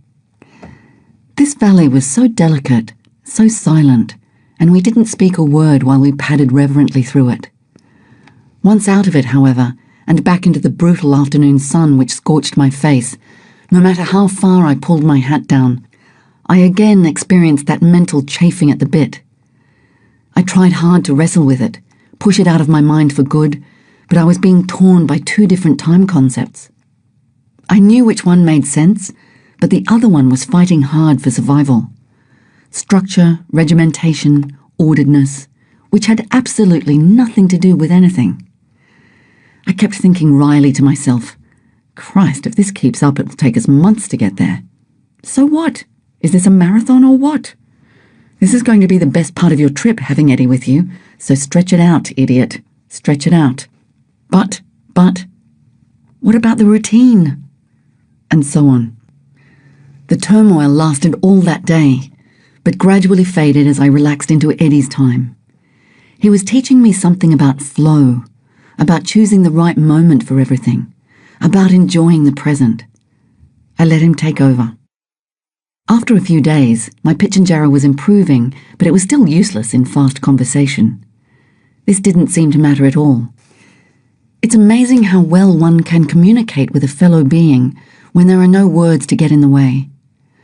Our greatest communication lay in the sheer joy in our surroundings.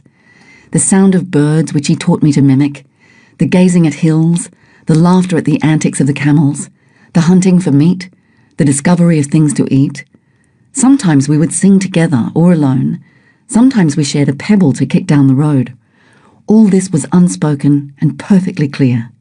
He would quietly chatter and gesticulate to himself and the hills and the plants.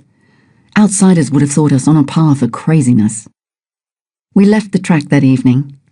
Eddie had decided to take me through his country. For a week we wandered through that land, and Eddie seemed to grow in stature with every step. He was a dingo-dreaming man, and his links with the special places we passed gave him a kind of energy, a joy, a belonging. He told me myths and stories over and over at night when we camped. He knew every particle of that country as well as he knew his own body. He was at home in it totally, at one with it, and the feeling began rubbing off onto me. Time melted, became meaningless. I don't think I have ever felt so good in my entire life. He made me notice things I had not noticed before, noises, tracks, and I began to see how it all fitted together. The land was not wild, but tame, bountiful, benign, giving, as long as you knew how to see it, how to be a part of it. This recognition of the importance and meaning of Aboriginal land strikes many whites who work in that country. As Tolly wrote in a letter recently, "There is a peculiar power and strength in the country here, which in many ways expresses itself in Aboriginal people, and which I feel can belong to me too. It keeps unfolding and is inexhaustible. What you make of it depends on you."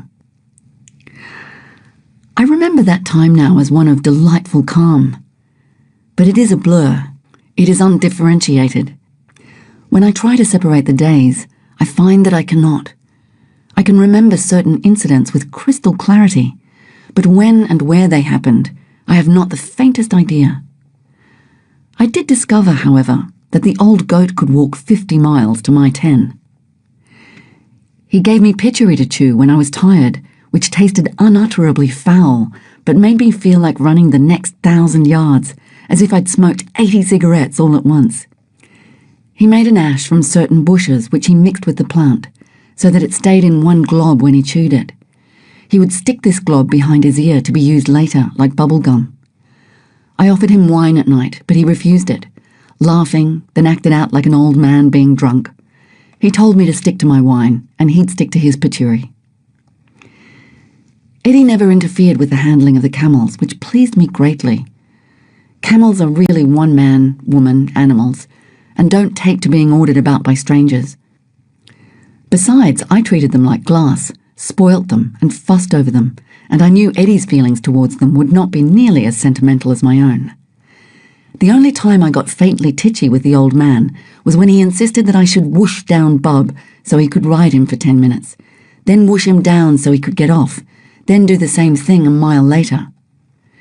He got titchy in return because, no doubt, he couldn't understand why anyone would have camels if they didn't work them, which was quite reasonable, but didn't take into account the fact that they were adored pets rather than beasts of burden, in my eyes at least. At night, while I busied myself with unsaddling, Eddie would build us a temporary windbreak, a wilcher. This was done expertly and quickly with a minimum expenditure of energy. I think deft is the word. He would drag old trees into a semicircle or 3 sides of a rectangle, clear a space of prickles for us to sleep in, and build the warming fire. No matter how many blankets I gave him, he never put these over him, but underneath. And after our meal and our talk, he would make sure I was comfortable, virtually tucking me into my swag. Then he would curl up, head on his hands, and fall asleep. All through the night, he would wake up, check on me, and restoke the fire. He accepted the junky food I had with me, but would have loved, I know, a kangaroo half-cooked in the coals. This is a delicious meat, and it is cooked by first singeing the hair and rubbing it off, then burying it in a mixture of sand and coals and leaving it for an hour. The insides are still bloody and red, but the meat and the offal sweet and juicy. There are strict rules governing the killing and cooking of kangaroo, in fact, of all desert foods. Stories abounded of people who broke the law by not killing correctly and suffered terrible accidents because of it. I had 2 knives with me, one for leatherwork and one for skinning and cutting up meat. Eddie asked me one day why I had 2 when one would do. I explained to him that the sharp one, which I kept in my belt, was for game. "Malu, kanyala," I said, and mimed cutting meat. I swear the old man nearly had a heart attack. "Wiya, molapa wiya." He shook his head in horror. He then grabbed me by the hand and proceeded to tell me that I must never under any circumstances cut the meat of a kangaroo, or skin it, or take its tail. He repeated this over and over, and I swore I would never do such a thing. And again, that night, he made me promise that I would never break the law in this way. I reassured him. In any case, it was extremely unlikely that I would shoot a kangaroo for myself. That was far too much meat for one person and a dog, and I hated shooting these lovely animals. I shot at the many herds we passed to please Eddie, but missed every time. Rabbits I had no such qualms about. They had been introduced, along with flies, by Europeans, and were now in plague proportions destroying whole tracts of land. Although I thought rabbit the least edible of all the bush foods, Diggity and I ate it often. As far as I knew, there were no stringent rules applied to the hunting of rabbit, since it is an animal that did not come from the Dreamtime. Unfortunately, it came time for us to cut back onto the road. We passed maybe 1 or 2 cars a day, and these mostly Aboriginal people visiting family and relations in the 2 settlements. It was nice to see the flip side of the coin. If ever a car of whites passed, Eddie surreptitiously and suspiciously stood beside the gun, just in case. If it was blacks, it was all laughter and talk and sharing up food or tobacco or pitchery. We could usually tell if it was an Aboriginal car coming, because they invariably sounded like sick washing machines. The process of selling broken-down, second-hand cars to Aborigines at exorbitant prices in Alice Springs is a lucrative business. Luckily, Aboriginal people are great bush mechanics and can usually keep them going on bits of string and wire. There was one story at Docker River of a group of young men who bought a car in Alice, 400 miles away, and halfway home the body of the car literally fell to pieces. They simply got out, all 10 of them, took off their belts, tied it together, and drove happily home. Having Eddie with me was magic in terms of being accepted by Aboriginal people. Everyone knew Eddie, everyone loved him, and because he was there and because I had camels, they loved me too.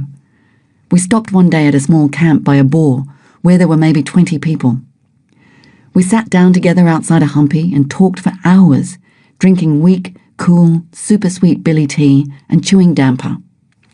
Because I was the guest, I was given the tin mug to drink out of instead of sipping it straight from the billy like the others. The mug had been used for mixing flour and water, so great clumps of the stuff floated around the top. It didn't matter. By now my attitude to food had changed utterly.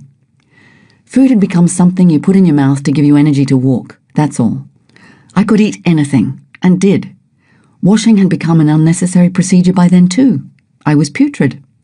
Even Eddie, who was no sparkling example of cleanliness, suggested I should wash my face and hands one day. He was finicky about Diggity too, and refused to let her drink from his mug. Neither of us liked being on the road after our time in the wild country, because we had to deal once again with that strange breed of animal, the tourist. It was very hot one afternoon, stinkingly hot, and the flies were in zillions. I had the 3 p.m. grumps. Eddie was humming to himself. A column of red dust hit the horizon and swirled towards us, hurtling along at tourist speed. We swerved off into the spinifex. Pincushions for feet were better than idiots at this hour of the day. But they saw us, of course, a whole convoy of them, daring the great aloneness together like they were in some B-grade western. They all piled out with their cameras. I was irritated. I just wanted to get to camp and have a cuppa and be left in peace. They were so boorish, so insensitive, these people. They plied me with questions as usual and commented rudely on my appearance, as if I were a sideshow for their amusement. And perhaps I did look a little eccentric at that stage. I had had one ear pierced in Alice Springs the year before. It had taken months to work up the courage to participate in this barbaric custom. But once the hole was made, I wasn't about to let it close over again. I had lost my stud, so put through a large safety pin. I was filthy, and my hair stuck out from my hat in sun-bleached tangles, and I looked like a Ralph Steadman drawing. Then they noticed Eddie. One of the men grabbed him by the arm, pushed him into a position and said, "Hey, Jackie boy, come and stand along a camel, boy." I was stunned into silence. I couldn't believe he had said that. I furiously pushed past this fool, and Eddie and I walked together away from them.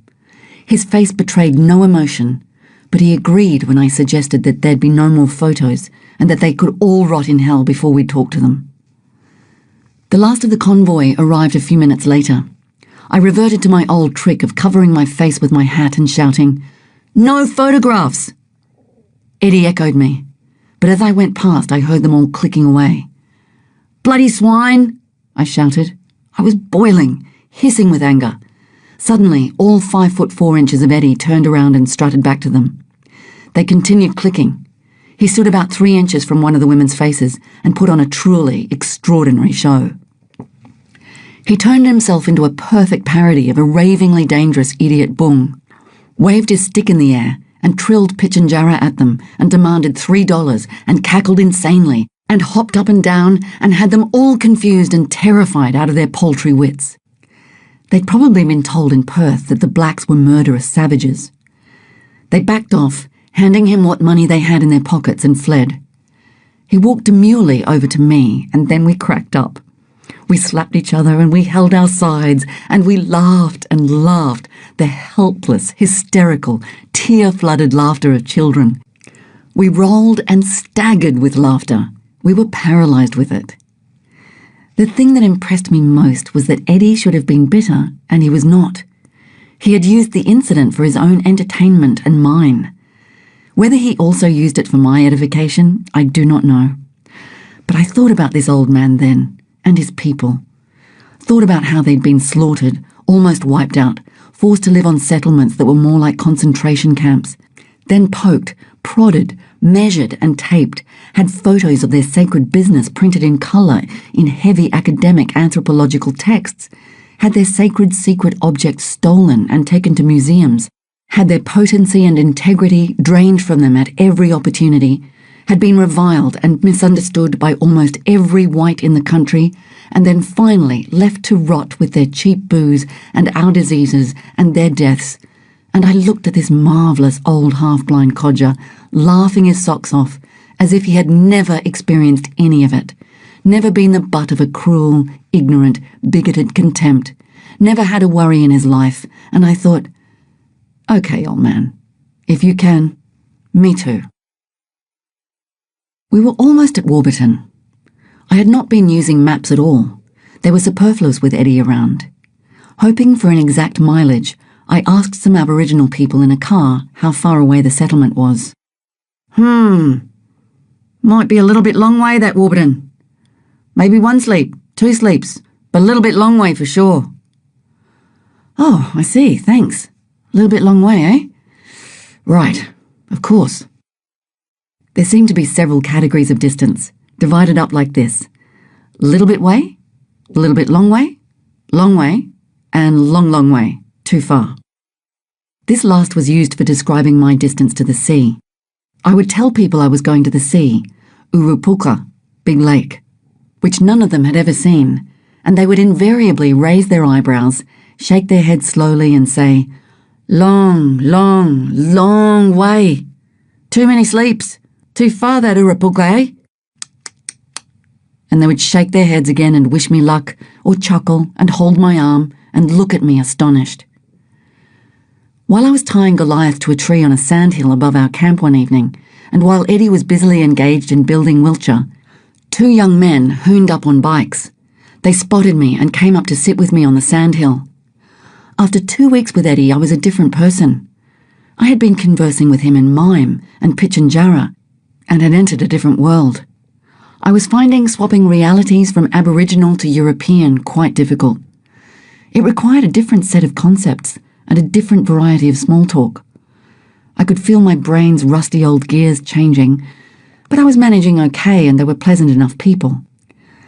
Just as I was settling into semi-normal conversation, Eddie charged over the hill, rifle in hand, a belligerent and deeply suspicious look on his face. He sat down on my left, facing the young men, gun in lap, and demanded in pitch and jarrah to know who they were and if they could be trusted. There followed the most ridiculous scene. I tried to reassure everybody, the men looked decidedly uncomfortable, that everyone was quite all right and nobody was about to shoot anybody. Only the different languages got hopelessly tangled and confused, so that I'd address the bikers in dialect and then turn to tell Eddie in English. They're all right, honestly, I'm just going to make them a cup of tea, which I then hastily translated into pitch and jarrah. He replied, simply and adamantly, "Weya." You don't have to speak a foreign language to understand a negative, especially from a very stern-looking gentleman with a rifle in his arms. The men sidled like crabs down the hill and roared off into the dusk. This desocializing process, the sloughing off, like a snakeskin, of the useless preoccupations and standards of the society I had left, and the growing of new ones that were more tuned to my present environment, was beginning to show. I was glad the men didn't stay. It would have been a strain, trying to make sense to them, trying to remember the niceties of conversation, the triviality of those almost forgotten patterns of interaction with my own kind, who were like animals circling each other, unsure, on guard. I liked, still like, The person who emerged from that process far better than the one who existed before it, or since it. In my own eyes, I was becoming sane, normal, healthy. Yet to anyone else's, I must have appeared, if not certifiably mad, then at least irretrievably weird, eccentric, sunstruck, and bush-happy. We camped later than usual the next night. I unsaddled the camels and my heart skipped about 5 beats, then thumped around in my chest like a kangaroo, making up for lost time. Where was my gun? My gun! Eddie, have you got my gun? No gun. I had become so dependent on that rifle. In my mind's eye, I pictured being sat on by a host of giant bull camels. Eddie said he would wait while I rode back to look for it. For some unaccountable reason, I had slung the scabbard over Zalika's saddle, which was not designed for it, and the rifle had slipped out. I resaddled Bub and headed back down the track into the delicate blue and pink glow along the eastern horizon. I rode maybe 5 miles, wondering when Bub would throw me to the ground and break my neck. He was shying at rocks, birds and trees, in fact anything the imbecile could use as an excuse. A Toyota drove up, at which of course Bub leapt 6 feet sideways. The car contained a geologist who had not only my Savage .222 over-under rifle, but several Mars bars and a soft drink as well. Wonderful. And through delicious, squishy, disgusting mouthfuls of chocolate, I argued with this man for half an hour about mining uranium, out there in the middle of nothingness, with a large moon bulging over the horizon. Bobby wanted to bolt back to camp. I let him pace. Okay, you little sap. If you're so full of energy, you can carry half Zelly's pack tomorrow. He was by far the most unreliable of the 3 adult camels. Perhaps because I had trained him badly, perhaps because he was still young and silly, or perhaps because it was in his genetic makeup to be brainless. He had almost sent Eddie flying one day. He started to pig root for no apparent reason, and although I was leading him, he was difficult to bring back under control. Eddie clung on through it all like a monkey. I couldn't help laughing. He did not lose 1 iota of dignity. People often asked me why I didn't ride more during the trip. 3 reasons. One was Bob. It is unwise when you are 300 miles from the nearest person to be thrown off a camel, break your leg, and watch your beasts tearing off into the dusty distance. I would have much preferred to ride either of the other 2, but their saddles were not designed for it. The second reason, and the most foolish, was that I thought my camels were carrying more than enough weight as it was, without adding an extra 9 stone. The third was that although feet can get very painful, bums can suffer even more. I rode triumphant into camp. By this stage, I had told Eddie about the rifle that would be waiting for him in Warburton. Our conversations at night always ended up centered around this rifle. Was I really giving him a rifle? Would it be exactly like this one? Was I sure it was for him and not somebody else? Over and over he would repeat these questions, then break into a cackle when I had reassured him that it was true. Every night it was the same. I also tried to tell him about Rick and Geographic. But what's the pitch and jarrah word for American magazine? I was worried about seeing Richard in Warburton. I knew Eddie would not understand why 1,001 photographs were really necessary. Knew he would not like it. I didn't want to jeopardize my relationship with my new friend. On the other hand, I was looking forward to seeing Rick again. And Warburton was close. Eddie was uncharacteristically voluble that night.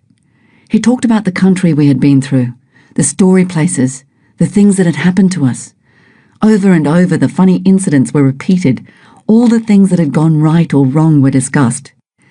Then the inevitable talk of the rifle and Rick and so on. Then silence. I was about to go to bed when the old man sat me down beside him again and produced a small, water-worn pebble. He folded my hand over it and went into a long monologue, only parts of which I understood. It was to protect me against perishing, or so I thought. I put it away in a safe place. Then he gave me a small chunk of ironstone. I had no idea what that was for, and he said little about it. Then we went to sleep. The next night was our last together on the track. Eddie insisted that he would find a reliable old man in Warburton to continue on with me to Carnegie Station. He said that it must be an old man, an elder, a wati pulka, literally big man, someone with a grey beard, not any young fellow. Definitely not. I was ambivalent about this. I loved being with Eddie, but the next section after Warburton would be through completely wild desert, and I wanted to be on my own, test out this newfound confidence. 400 miles of spinifex wastes known as the Gibson Desert without a particle of water that I knew of. And how would that old man get back to Warburton? Eddie was okay. Glendale was coming to pick him up. But even without that, there were enough relations travelling back and forth for him to get a lift with them.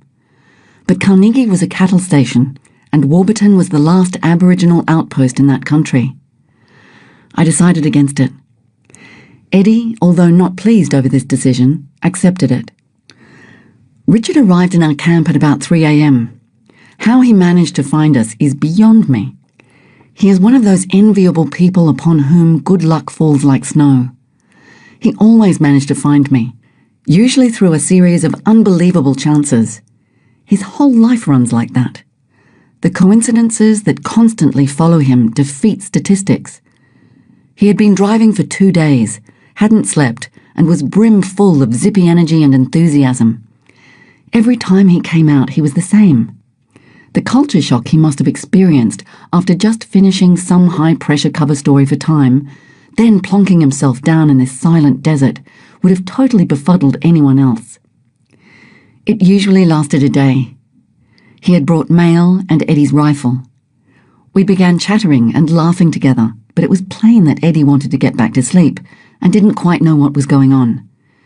We decided to leave the opening of presents until the morning. We all woke early. It was like Christmas morning. Eddie was ecstatic over his new rifle. I feverishly read messages from friends. Rick took photos. I had primed Eddie enough for him to expect the odd photograph. But this? Rick was sitting, kneeling, squatting, lying down. Click, click, click, click, click, click. Eddie looked at me and scratched his head. Who is he? What does he want? Why all these photos? I tried to explain, but what could I say? Okay, Rick, that's enough. Rick pulled out another camera. Look, I've got the perfect solution. It was an SX-79, an instant Polaroid. He took a photo of Eddie and handed it to him.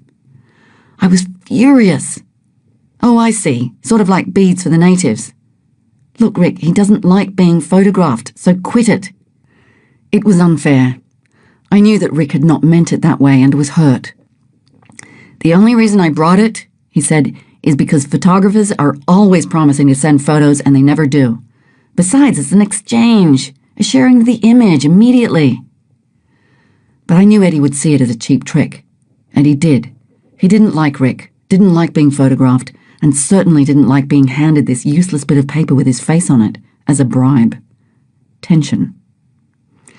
Rick drove a couple of miles up the track, and Eddie and I packed up in silence.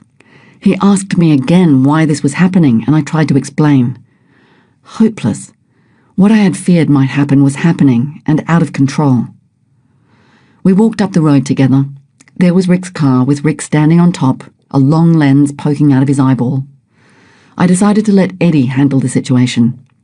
As we approached the car, he lifted his hand and said in English, "No photograph." Then in Pitjantjatjara, "It makes me feel sick." I laughed. Rick captured that one moment and then desisted.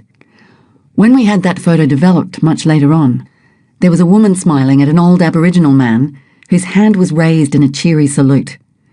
So much for the discerning eye of the camera. That one slide speaks volumes, or rather, lies volumes. Whenever I look at it now, it sums up all the images of the journey. While I love the photos Rick took, they are essentially of his trip, not my own. I don't think dear Richard has ever understood this. Later in Warburton, Glendale asked Eddie what he would do with the Polaroid of himself. "I'll probably burn it," he said nonchalantly. We cracked up. But all this is unfair to Richard. He was good-natured and tried hard not to intrude. He never pushed or imposed as most would have done.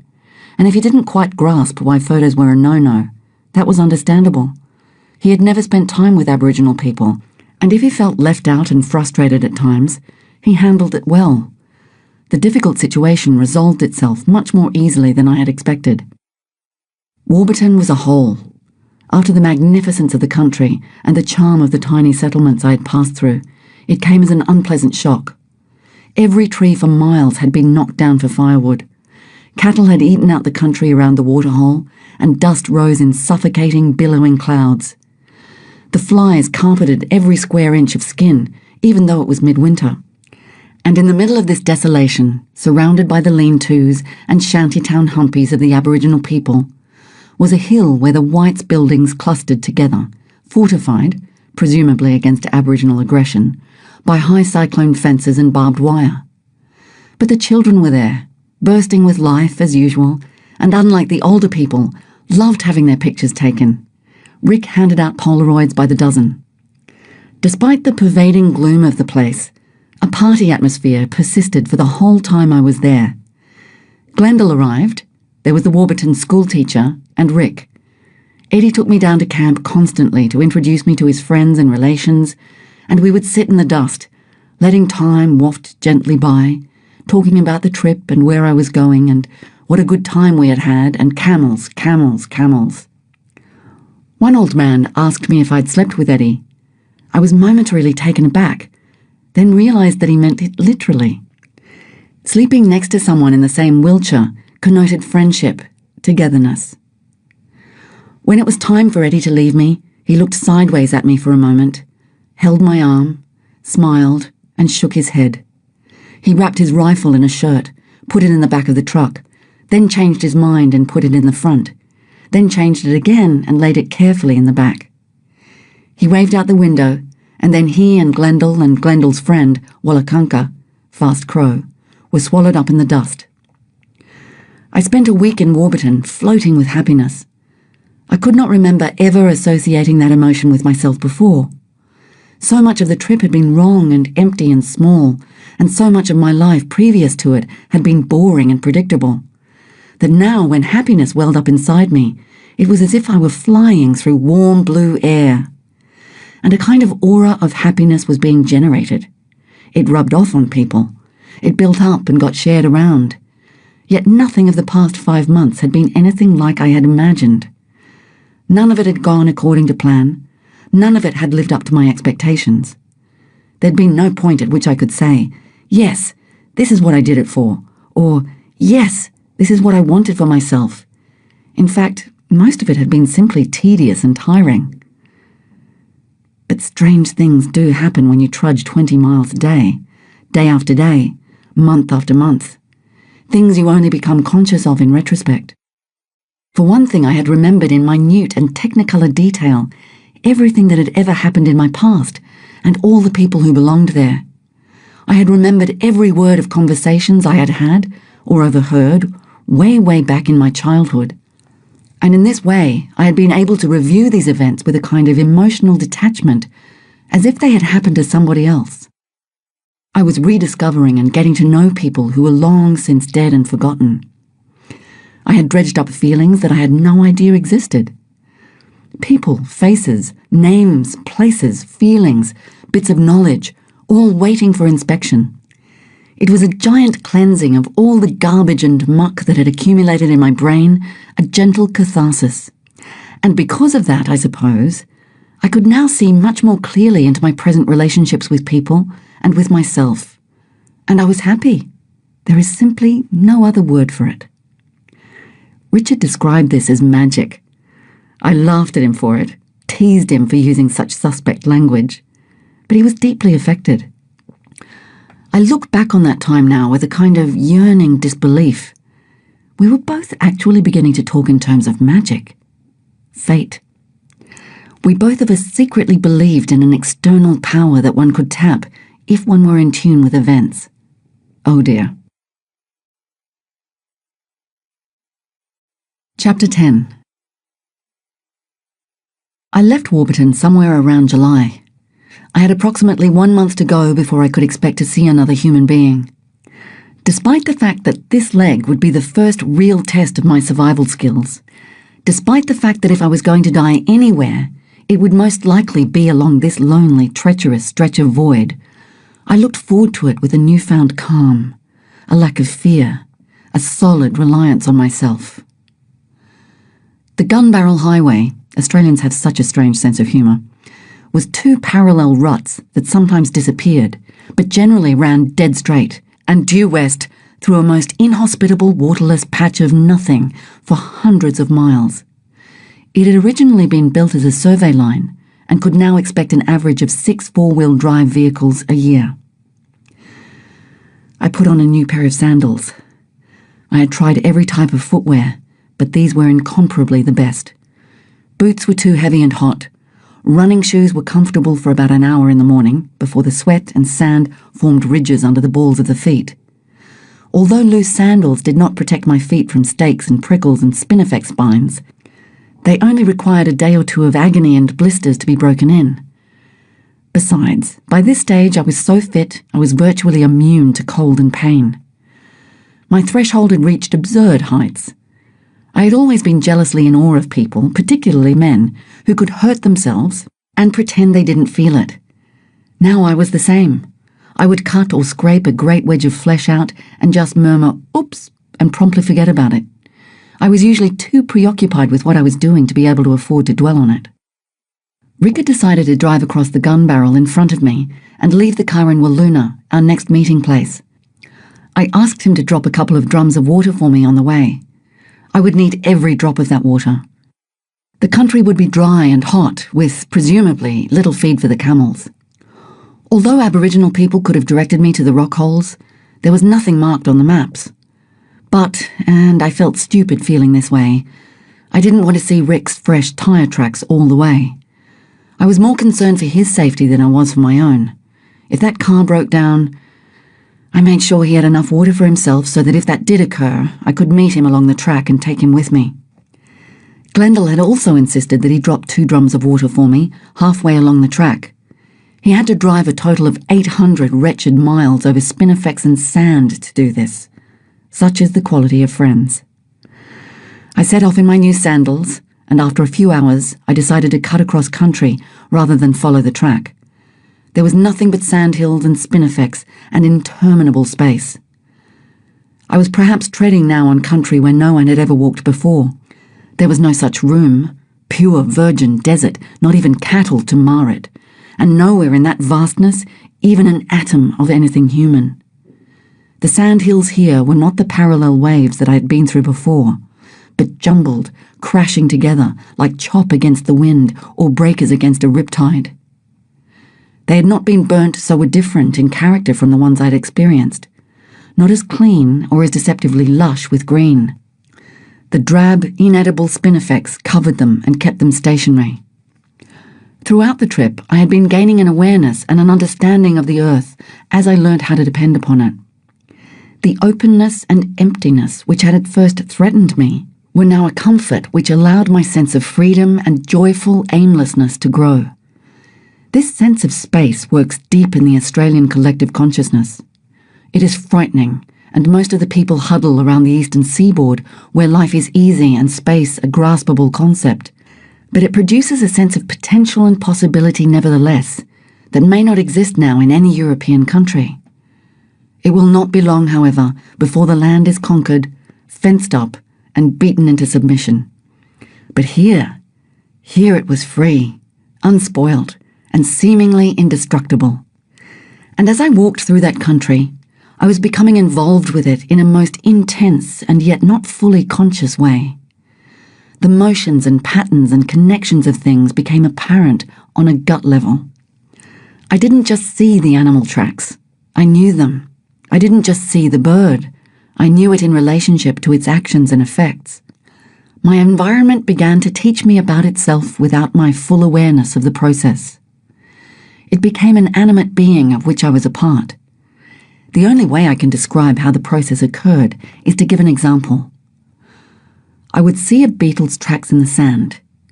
What once would have been merely a pretty visual design with few associations attached now became a sign which produced in me instantaneous associations.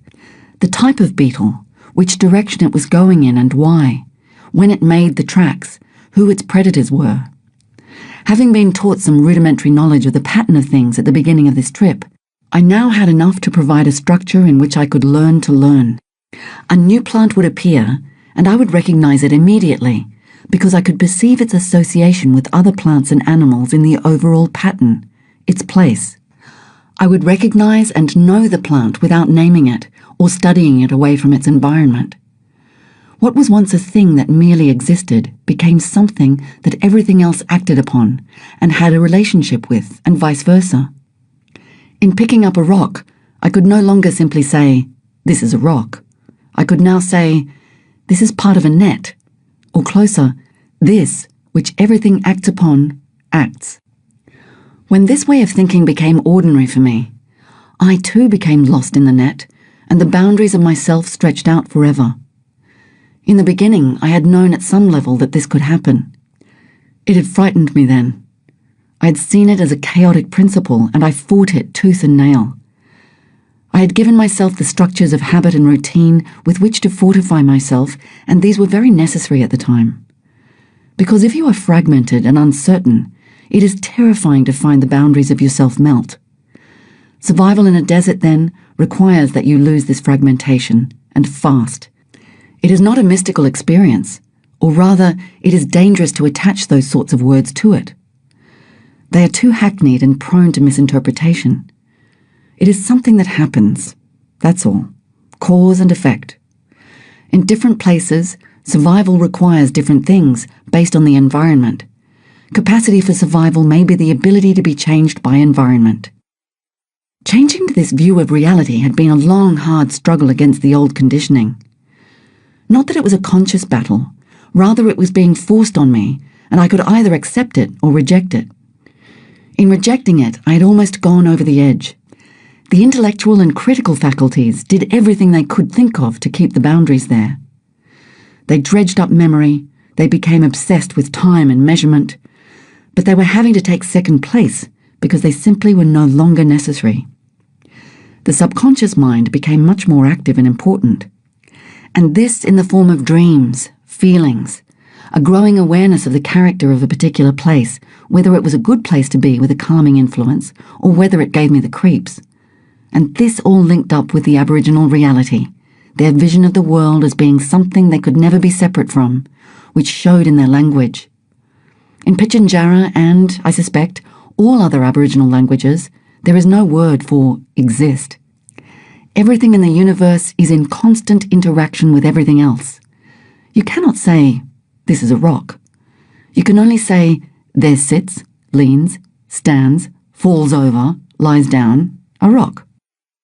The self did not seem to be an entity living somewhere inside the skull, but a recreation between mind and stimulus. And when the stimulus was non-social, the self had a hard time defining its essence and realizing its dimensions. The self in a desert becomes more and more like the desert. It has to survive. It becomes limitless, with its roots more in the subconscious than the conscious. It gets stripped of non-meaningful habits and becomes more concerned with realities related to survival. But as it's its nature, it desperately wants to assimilate and make sense of the information it receives, which in a desert is almost always going to be translated into the language of mysticism. What I'm trying to say is, when you walk on, sleep on, stand on, defecate on, wallow in, get covered in, and eat the dirt around you, and when there is no one to remind you what society's rules are, and nothing to keep you linked to that society, you had better be prepared for some startling changes. And just as Aborigines seem to be in perfect rapport with themselves and their country, so the embryonic beginnings of that rapport were happening to me. And my fear had a different quality now too. It was direct and useful. It did not incapacitate me or interfere with my competence. It was the natural, healthy fear one needs for survival. Although I talked constantly to myself, or deity, or the country around me, I was not lonely. On the contrary, had I suddenly stumbled across another human being, I would have either hidden or treated it as if it were just another bush or rock or lizard. The sandhills proved tough going. Crawl up, slide down forever. The camels were carrying full capacity now, and they worked like demons. They never gave up, never complained, even when one would stumble over a giant clump of spinifex and pull on the nose line of the one behind. Such stoic animals. The spinifex, that ubiquitous desert grass, was enough to make you want to burn every clump you saw. These clumps were usually about 6 feet across and 4 feet high, with just the narrowest of gaps between them. They made walking difficult, tiring, and painful. A clump is all spikes, and the tiny filaments on the ends of the spikes stick in flesh and itch and burn. I would be leaving Sandhill country behind me soon, and heading into the endless, flat, hot, homogeneous spinifex wastes, relieved only occasionally by a shallow gully containing mulga, and, if lucky, some other titbits for the camels. I wondered how the desert would treat them. After mile upon countless mile, after the monotonous drag of those endless dunes, I decided that the energy required to traverse this country outweighed the pleasantness of being away from anything human. I had lost my compass, and without panic, backtracked until I found it. A stupid mistake, however. Even sticking to a compass course was difficult in that country. There would suddenly rise up, in my way, a dense thicket of impenetrable bushy mulga, which, if I tried to go straight through it, caught and ripped at the pack and at me until I had to give up. This would require circling sometimes a mile out of my way, or a hill, covered in sharp, shattered laterite, would have to be circumvented. I decided to cut back onto the track. I did not know how visible the track would be, or if I would choose to cross it at some stony patch where Rick's tyre marks would not be visible. I walked 30 miles that day, hoping to find it before nightfall. It nearly killed me. My hip felt as if I had dislocated it, and walking was excruciatingly painful. The limping drained away even more of my energy than the sun, which burned and seared into my face and dried and cracked my lips. The track, as it turned out, was easy to spot, and I set up camp as soon as I saw it. At dawn, I could see the gun barrel stretch away into the distance as far as the eye could see, and on either side of it, the endless rolling spinifex plains, all delicate fronds of gold and pink, which would change as the sun rose to dull grey-green horror. The seed heads made the stuff look alluring, even fragile as it bent and rippled with the cold morning breeze. How deceptive this country was. And the extremes in temperature was something to be felt to be believed. From those pale, icy below-zero dawnings, to boiling midday, to the settling, longed-for cool of the evening, and back to the crystal cold of the night. I wore only trousers, light shirt, and sheepskin coat, which I usually took off while I was loading up. Loading only took half an hour now. I learnt to shiver myself warm. The other thing I learnt was not to drink during the day. I would have 4 or 5 mugs of tea in the morning, maybe a short drink, half a cup at midday, and then nothing until I camped at night, when I would quaff down 8 or 9 cups of liquid. It is a strange thing that when the sun and the dry air suck gallons of sweat out of you during the day, the more you drink, the more thirsty you become. Because of the sameness of the plains, any geographical feature was absurdly welcome. I would fall into raptures over some pitiful little gully, which could only be seen as attractive if you compared it with the country around it. One day, I camped in a dust bowl under a few straggly, shadeless trees, which did more to my aesthetic senses than the Taj Mahal could do. Here would be some feed for the animals and a place where they could roll in the dirt to their heart's content. They were unsaddled by mid-afternoon and immediately began to play. I had been watching and laughing at them for a while, and suddenly, spontaneously, threw off all my clothes and joined them in a romp. We rolled and we kicked and we sent the dust flying over each other. Diggity went apoplectic with delight. I was covered with thick, caked orange dust, and my hair was matted. It was the most honest hour of unself-conscious fun I had ever had. Most of us, I am sure, have forgotten how to play. We've made up games instead, and competition is the force which holds these games together. The desire to win, to beat someone else, has supplanted play, the doing of something just for itself. When I left the next morning, I took out my clock, wound it, set the alarm for 4 o'clock, and left it ticking on the stump of a tree near our dust bath. A fitting and appropriate end for that insidious little instrument, I thought, and that was that preoccupation taken care of. I executed in celebration clumsy little steps like a soft shoe dancer with lead in his feet. I probably looked like a senile old derelict, in fact, with my overlarge sandals, filthy baggy trousers, my torn shirt, my calloused hands and feet, and my dirt-smeared face. I liked myself this way. It was such a relief to be free of disguises and prettiness and attractiveness. Above all that horrible, false, debilitating attractiveness that women hide behind. I pulled my hat down over my ears so that they stuck out beneath it. I must remember this when I get back. I must not fall into that trap again. I must let people see me as I am. Like this? Yes, why not like this? But then I realized that the rules pertaining to one set of circumstances did not necessarily pertain to another. Back there, this would just be another disguise. Back there was no nakedness. No one could afford it. Everyone had their social personae well fortified until they got so drunk and stupid that their nakedness was ugly. Now why was this? Why did people circle one another, consumed with either fear or envy, when all that they were fearing or envying was illusion? Why did they build psychological fortresses and barriers around themselves that would take a PhD in safe-cracking to get through, which even they could not penetrate from the inside? And once again, I compared European society with Aboriginal. The one so archetypally paranoid, grasping, destructive. The other so sane. I didn't ever want to leave this desert. I knew that I would forget. I was nearly halfway along the gun barrel. I couldn't know when it was because by then I had realized that in the desert, time refused to structure itself. It preferred instead to flow in curlicues, vortices and tunnels. And besides, it didn't matter. I was about 5 miles away from some hills. Hot. It was hot. I hadn't seen anything but gibbers and spinifex for days. Oh, how I wanted to be by those hills. I could see trees on them and near them. Trees. And suddenly, what should I see floating like spectres towards me out of the heat shimmer? Not one, not two, not even three, but 4 wild bull camels, all blowing froth and looking for trouble and cows. Right. Don't panic, Dee. Hold back that cold sweat that's trickling down the yellow streak on your spine and clogging up your eyebrows.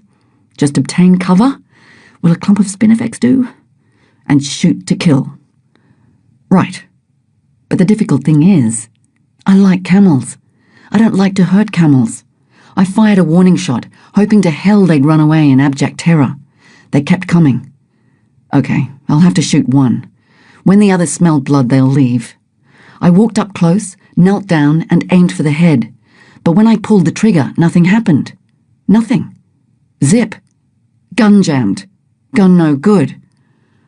Oh dear, I said as I felt the yellow streak leap off my back and run yelling, "Help! Help!" all the way back to Warburton. Oh dear, I said as camels came closer. I bashed the gun on the ground and shouted at it and tried to fix it with my knife, all to no avail. I spied the burnt-out stump of a corkwood to tie Bub to, then, as an added precaution, lashed his noseline to his leg, knowing that if he got a real fright he would snap it like a piece of cotton, uproot the stump and head for home. I had no time to think about Diggity or Goliath because the new camels were now a mere 10 feet away, and they was big. Dookie and Zell were getting up and down like yo-yos and decidedly touchy. I threw a rock at one of the bulls. He burbled and disgorged his mouth bladder. A hideously repulsive pink, purple and green balloon, covered in slobber and smelling indescribably foul that female camels perversely find attractive, shook his head at me, and we played merry-go-rounds. I threw another rock and threatened him with my iron digging stick. He backed off and looked at me as if I was an idiot. It took half an afternoon of this cat-and-mouse game and many other crafty anti-camel manoeuvres to get rid of those animals. Much to my relief, they eventually got bored with terrorizing me and stalked off into the glue-like mirage-riddled horizon. None of them had actually attacked. Well, I'd be dead if they had, and I thought I had been unnecessarily careful in shooting all the other bulls so far. Then I remembered Dookie's turn, and I slapped myself on the wrist. It was a very long afternoon, one of the longest I've ever experienced, but I got through it okay.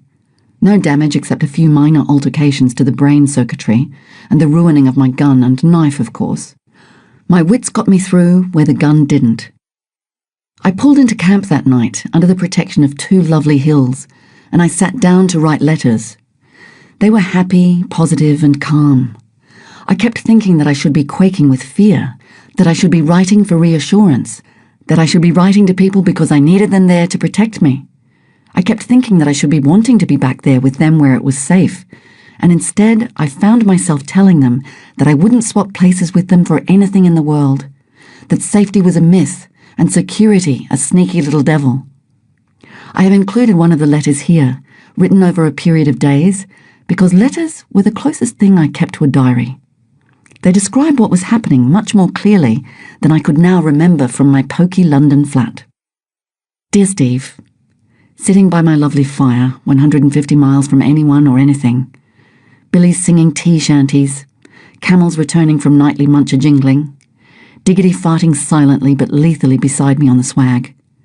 I have found myself a magic place, fringed by delicate mulga laces, bottomed by a soft red sand, and protected by 2 red and yellow mesas.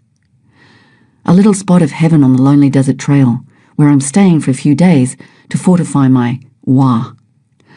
This morning before dawn, grey silk sky and Venus, I saw one crow carving up wind currents above the hills. Went hunting with the sun and saw one cannula and missed. Thank heavens. But we are meat hungry. Came back and cooked a golden crusty damper and then had a wash. The first water, sudsy or otherwise, to touch my skin in weeks. Hoo-wee! I'm surprised I didn't find a cluster of mushrooms growing under there somewhere. I just rushed off for a minute, raving at the camels who were once again raiding the food bags. Cheeky and impertinent beasts. How I love them, though. Now the cold is welling up from the ground and swirling about my besocked and besandaled feet. Cuds are being chewed in rhythm, and the bloodwood and sandalwood fire is jujitsuing with the cold. Oh, zing, zing, zing go my heartstrings. It's good to be alive. And words just can't tell you what it's like. Words are the memory twitching after the reality of the dance. A few days later. Well, a few days ago in your time, that is. In my time, I could just as well say I wrote that tomorrow or 1,000 years ago. Time ain't the same out here, you know. Maybe I've gone through a black hole. But let's not get involved in time concepts. I could really lose the thread doing that. Today was a wham-bammer of a day. Still is, in fact. Although now, as I stare out at the glinting gibbers and dead trees. But let me begin at the beginning.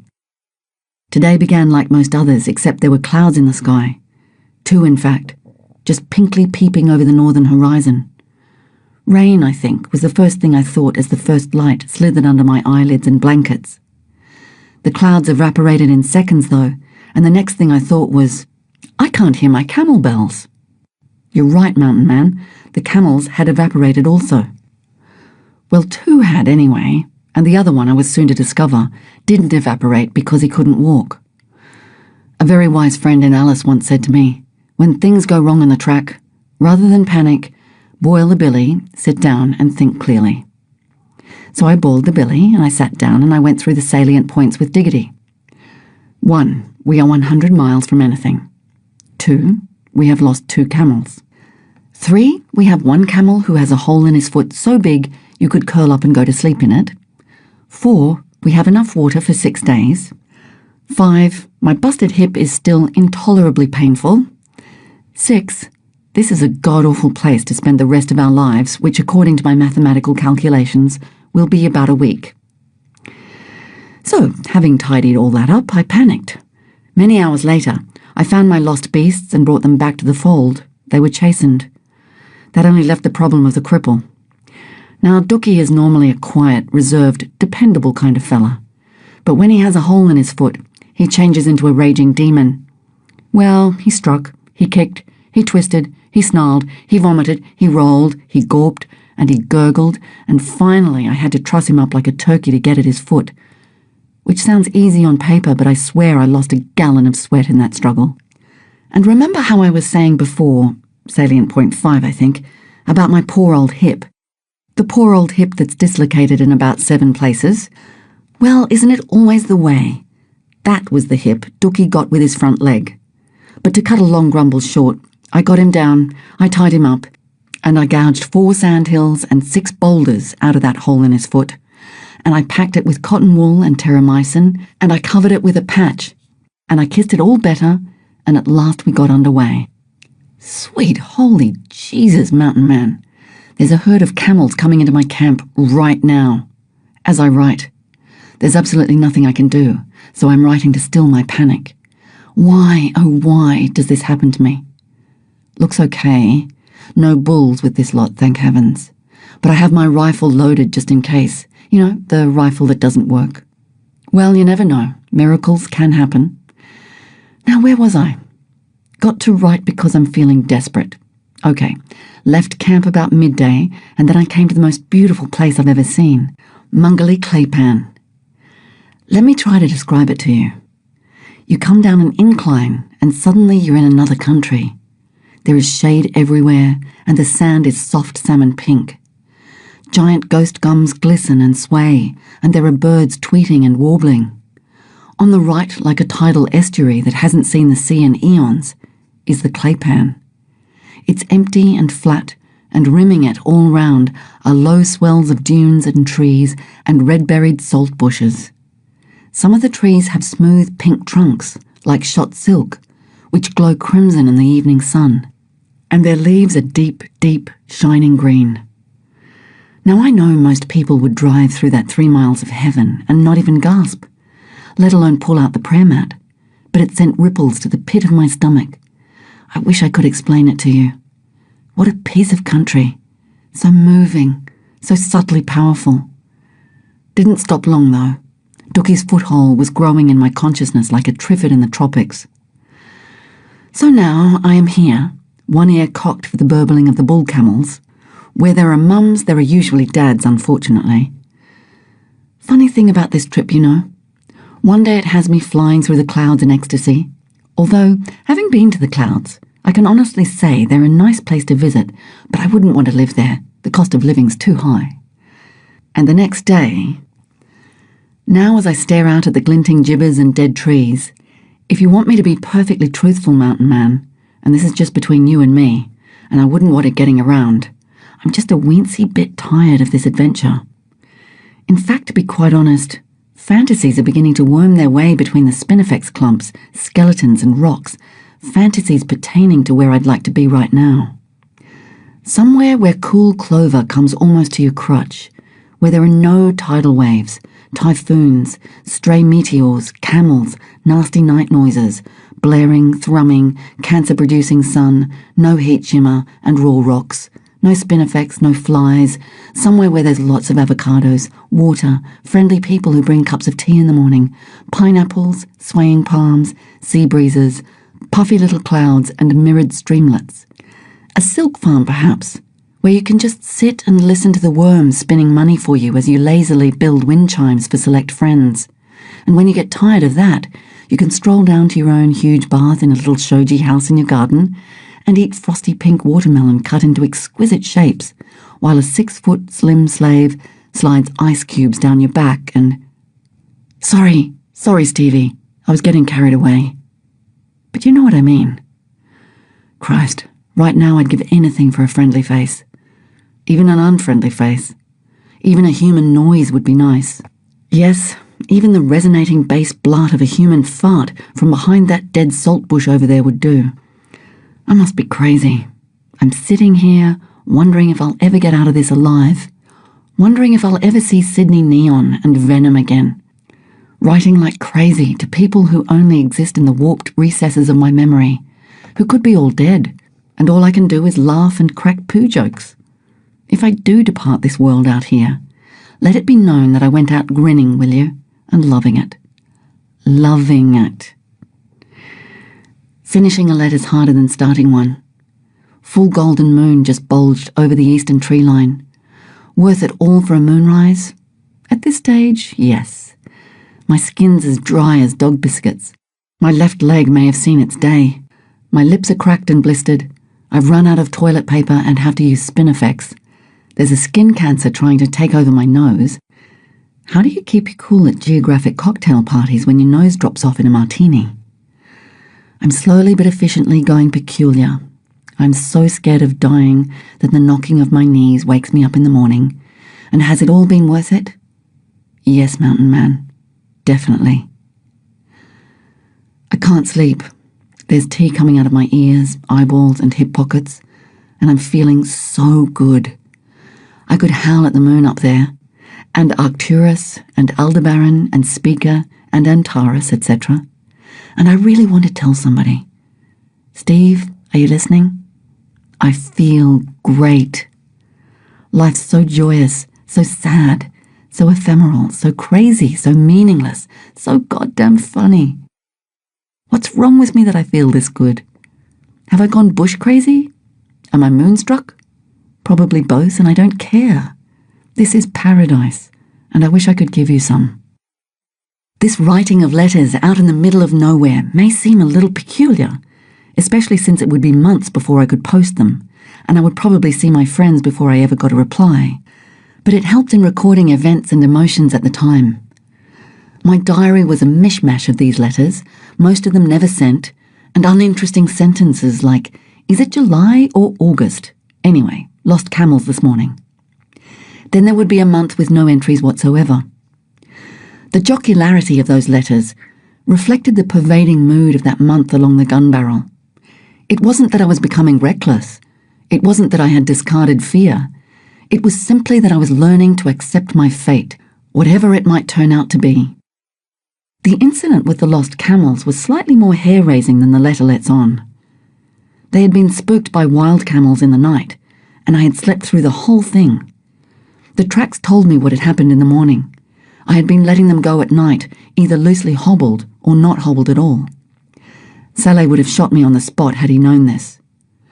But my reasoning went this way. We were in dry desert country, and the camels were working hard. They had to range a fair distance from camp to find the feed they needed. Goliath was always tied up securely, and I firmly believed Zalika would never leave him. She was to shock me out of my complacency a couple of months later, and I believed I could now track them over anything. This business of tracking is a combination of sixth sense, knowledge of the behaviour of camels, keen eyesight, and practice. The place we camped that afternoon was gibber country and cement-hard clay pan. You could drive a sledgehammer into that stuff and it would hardly leave a dent. Finding the direction they had gone in therefore required circling away from camp until I found the tracks, which had become mixed up with a couple of other cameloid footprints, and trying to follow this general direction by searching for the scuff marks, looking for freshly eaten fodder, and keeping an eye open for fresh dung. I could tell my camel's dung from any others. It required a lot of circular and frustrating walking. As it turned out, I found them not too many miles away, stirred up and nervous, heading back to camp. They came straight up to me, like errant children, begging forgiveness. Their friends had left.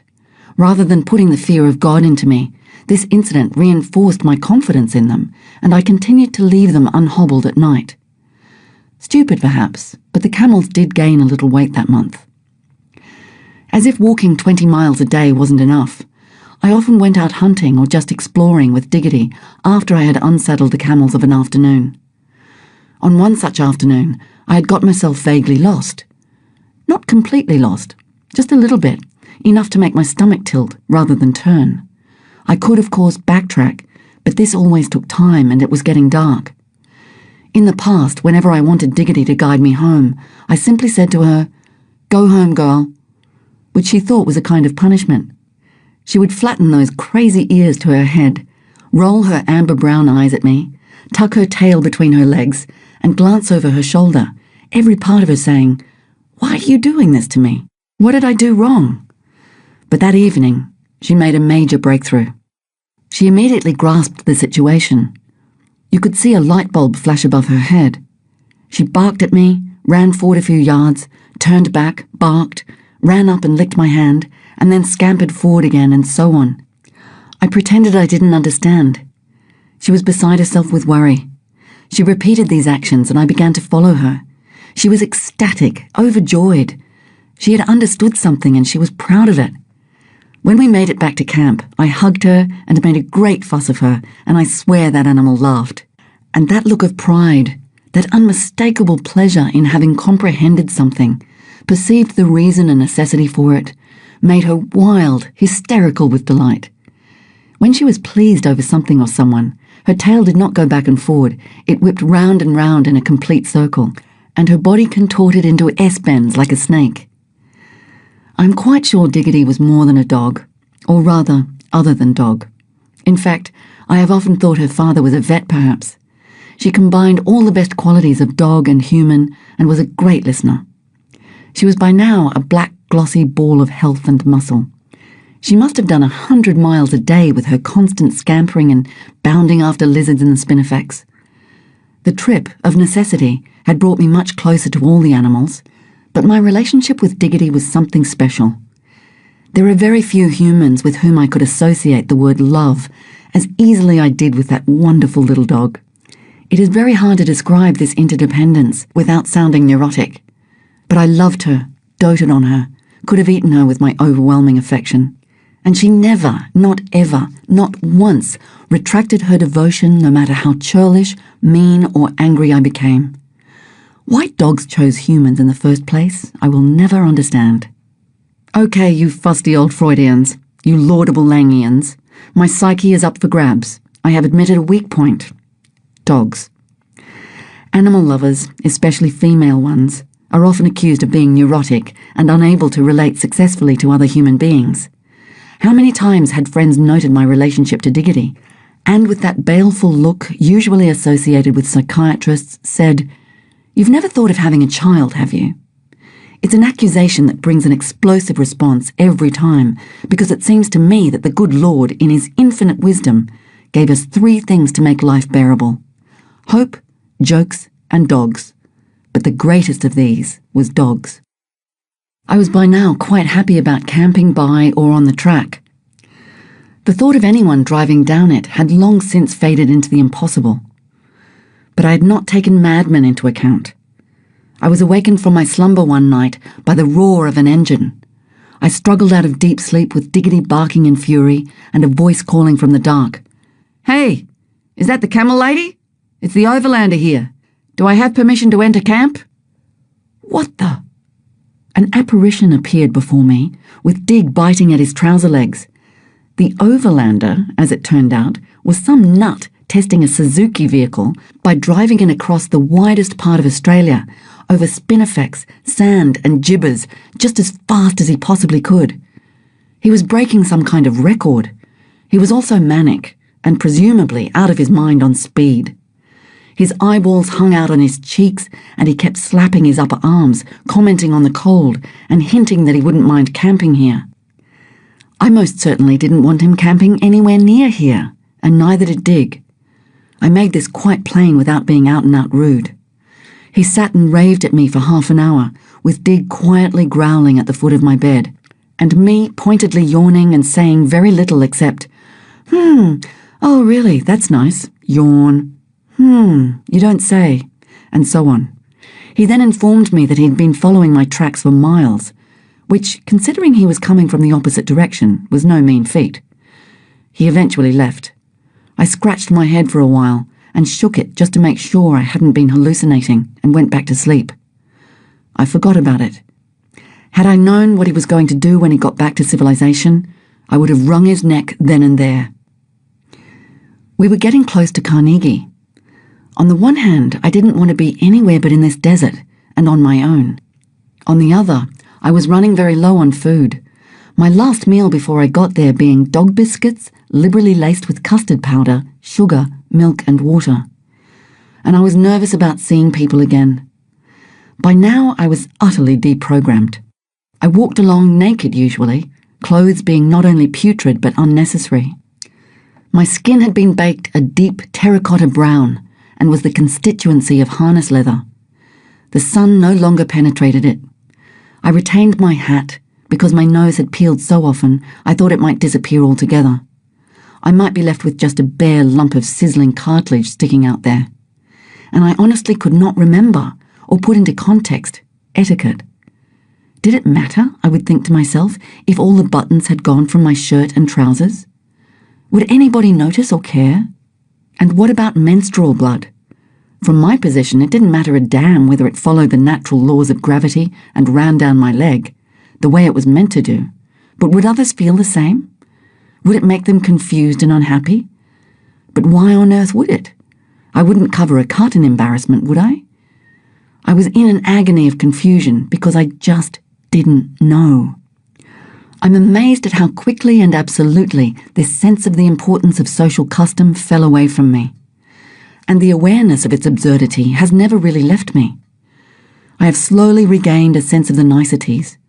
But I hope, that I will always see the obsession with social graces and female modesty for the perverted, crippling insanity it really is. It is extraordinary that the two most commonly asked questions about the trip after, "Why did you do it?" are 1. What did you do when you ran out of toilet paper? And 2, and this is always whispered over in the corner by women who giggle a lot, what did you do when you ran out of meds? What on earth do they think I did? Ran to the nearest chemist shop to barter? Well, for all those who remain morbidly curious over body functions, when I ran out of toilet paper, I used smooth rocks, grass, and when lucky, a kindly desert plant known as pussycat tails. When I ran out of meds, I didn't care.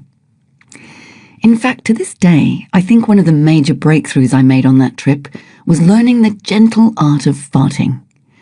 I had never farted before. Well, maybe once or twice, but then only pathetic little puffs. God knows what happened to all that air. Must have seeped through the pores of my skin at night, I suppose. But now I could blart with the best of them. Good solid bass thrums, which spooked the camels and scared flocks of spinifex pigeons into the air. Diggity and I had competitions. She always won for poisonousness, I for sonorousness. I arrived at Carnegie to find it abandoned and more desolate and depressing than I can describe. Suddenly, dramatically, as soon as I hit the boundary fence, the country was broken, eaten up by cattle, destroyed. I had been so in tune with the marvellous, untouched country I had been through that I felt this change like a slap. How could they do this? How could they overstock their country and, with that great Australian get-rich-quick drive, lay it bare? There was nothing, not a thing for my camels to eat. I thought I had come through the worst part, only to find the true desert, man's desert, beginning. I shouldn't be too hard on the graziers. They were suffering a 4-year drought, and many of their cattle had died. But there is good management and bad management, and in my opinion, anyone who overstocked this country deserved everything he got. Some species of plants have disappeared from cattle country forever, simply because of this greedy bad management. Inedible, poisonous plants, like the turpentine bush, had taken over.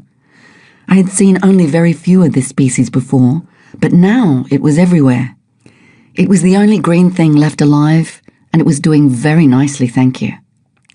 Even the mulga, the only thing that would keep my camels going, was brown and dry. Then, out of the blue, 2 very friendly young men arrived. They had driven out there to pick up an old jeep they had seen on the Carnegie dump. They had not known the place was abandoned either. Apparently, it had happened only recently. They were so nice. One of them had made a leather boot for Dookie's foot, and then they offered me great quantities of food. I handed them money which they at first refused to take. When I told them that I would use it for toilet paper or lighting fires if they didn't, they acquiesced. And then I started raging at them about the demise of the country. I commented on the difference, which to me was like chalk and cheese, between the country on that side of the fence and this side. They hadn't noticed. I was astounded. Couldn't they see? No. One needs to have one's eyes peeled, and one needs to feel part of the earth before it is possible to notice the difference. And 6 months before, I probably would not have been able to see it either. I had not expected this turn of events. I had thought the going from here on would be like a holiday. I had planned to head straight through cattle country to Aluna. I changed my mind and studied my maps. I decided to go due north to Glenale Station, then meet up with the Canning stock route, which I thought would be free of cattle and, better still, people. I had heard dreadful stories about this stock route. It had been abandoned years ago because too many cattle and camels had perished along it. It went straight through one of the worst deserts in Australia. There would be wells along it, but since these had not been kept up, most of them would be useless. However, I was only going to attempt the easiest and most southerly part, and someone had told me it was glorious country. I headed off for Glenale. By now, we all badly needed a rest. Although the country inside Glenale was slightly better, I deduced from that whoever ran the place was more in tune with the land and would probably be the salt of the earth. The camels were still having a hard time getting enough to fill their bellies. My worry over them was absurd, really. Camels will survive when nothing else will, but Zalika in particular was a bag of bones. Her hump had degenerated into a pitiful tuft of hair, capping a set of extruding ribs. I shared out her baggage among the others, but this was not the problem. She was stupid over Goliath. He was rolling in fat and spoilt beyond redemption. The more frail she became, the more my relationship to this little parasite deteriorated. There was nothing I could do to cut down his suckling. I tried to design an udder bag, but he always managed to bury his nose through it. And she would come to feed him great quantities of milk at night, no matter how close I tied him to a tree. When we stopped at midday, I always sat the camels down under some shade for an hour's rest. They deserved it, welcomed it, and would sit gazing off into the distance, chewing their cuds, engrossed in deep camel speculation about the meaning of life. But I had a job keeping Goliath away from his mother. He would sneak up when I wasn't looking, nudge and push at her, demanding that she feed him. When she refused, he would grab her noseline in his mouth and tug it. She'd bellow and leap to her feet, and like lightning the little creep would dive straight at her udder. He may have been a brat, but he wasn't stupid. The other nasty habit he developed was charging up beside the camels at full gallop and letting out a sideways kick at me. I put a stop to this finally by holding a large mulga waddy close to my body, then breaking at full force over his leg as he grazed perilously past. A short, sharp shock that stopped him in his tracks and set him to plotting for revenge. While I grudgingly admired Zalika's self-sacrifice, I thought she was a bit doormatish with her firstborn. Even the wild animals were dying off. They continued to live on station country where water in the form of a bore, windmill, tank and trough was plentiful, but cattle had eaten what little feed there was left. I seldom camped by these bores at night. They were always dust bowls strewn with desiccated animal carcasses twisted into hideous attitudes of pain, hardly places to lift the spirit. I usually tried to rest by them at midday, so the animals could drink and I could have a wash, then continue on for 10 miles or so, and camp where the feed was a little better. This was not always possible, and one night before reaching Glenale, I set up camp half a mile from one of them. I had never chastised Diggity for chasing kangaroos, since I was certain she could never catch one. But she woke me up that night, tearing after some poor skeletal old boomer heading out from a drink. Before I had gathered my wits to call her back, she had disappeared into the black. I went back to sleep. She returned to my swag some time later, licking me awake and whimpering, urging me to get up and follow her. Jesus, Dig, you didn't catch it, did you? Whimper, whimper, scratch, lick. I loaded the rifle and followed her. She led me straight to her prize. He was a huge grey male and at death's door. I think what happened was that he was simply too weak to withstand the chase. Diggity had not touched him, wouldn't have known how to, I suspect, and the poor old thing had suffered a stroke. He was lying on his side, panting softly. I knocked him on the head. The next morning I went past the carcass and bent down with my knife to take the haunch and tail, and then I froze. What had Eddie told me about cutting meat? But that doesn't apply to you, you're white. Are you sure it doesn't? How do you know? There was no way I could carry the whole kangaroo. He was much too heavy. But to leave such delicious meat just rotting there seemed crazy. After 5 minutes of indecision, I put the knife away and continued on. When the beliefs of one culture are translated into the language of another culture, the word superstition often crops up. Perhaps it was superstition that made me leave that kangaroo intact. Or perhaps it was rather that I had seen too much to be quite sure anymore where truth and bogus met. Because I wasn't sure, I didn't think I was in any position to take chances. I was right about the people at Glenale. They were not only the salt of the earth, they were charming, kind, generous, and pretended not to notice my eccentricities, chatting amiably while I belched, scratched, gulped tea, and ate homemade scones like a ravenous pig. I pulled up to their front gate in mid-afternoon. On the other side was a grey-haired, genteel woman in a crisp summer dress, watering her flower garden, and all she said, without even a raising of the eyebrows, was, "Oh, hello, dear. How nice to see you. Won't you come in for a cup of tea?"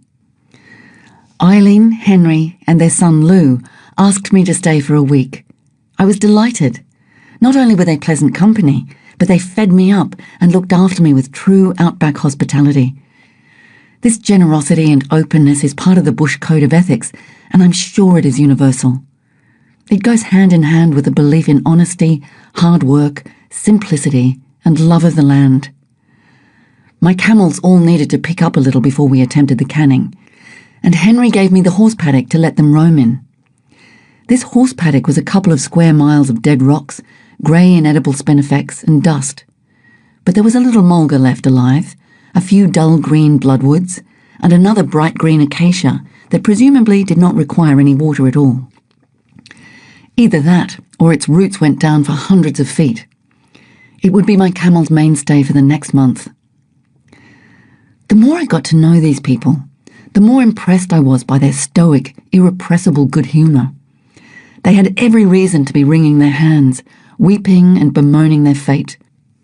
Cattle were dropping dead everywhere. Horses were bags of bone and air that were now trying to eat spinifex, and there was not a cloud in sight. Glenale was the furthest station out into the desert, and perhaps it was this very remoteness that made the Wards such a united family. That and the fact that Henry was an excellent bushman, loved the country, and none of them would have swapped places with a city dweller for all the rain in the world. They took me out mustering while I was there, trying to scrape together a few steers before they died. The money they got for this meat would only just cover the cost of freight, if at all.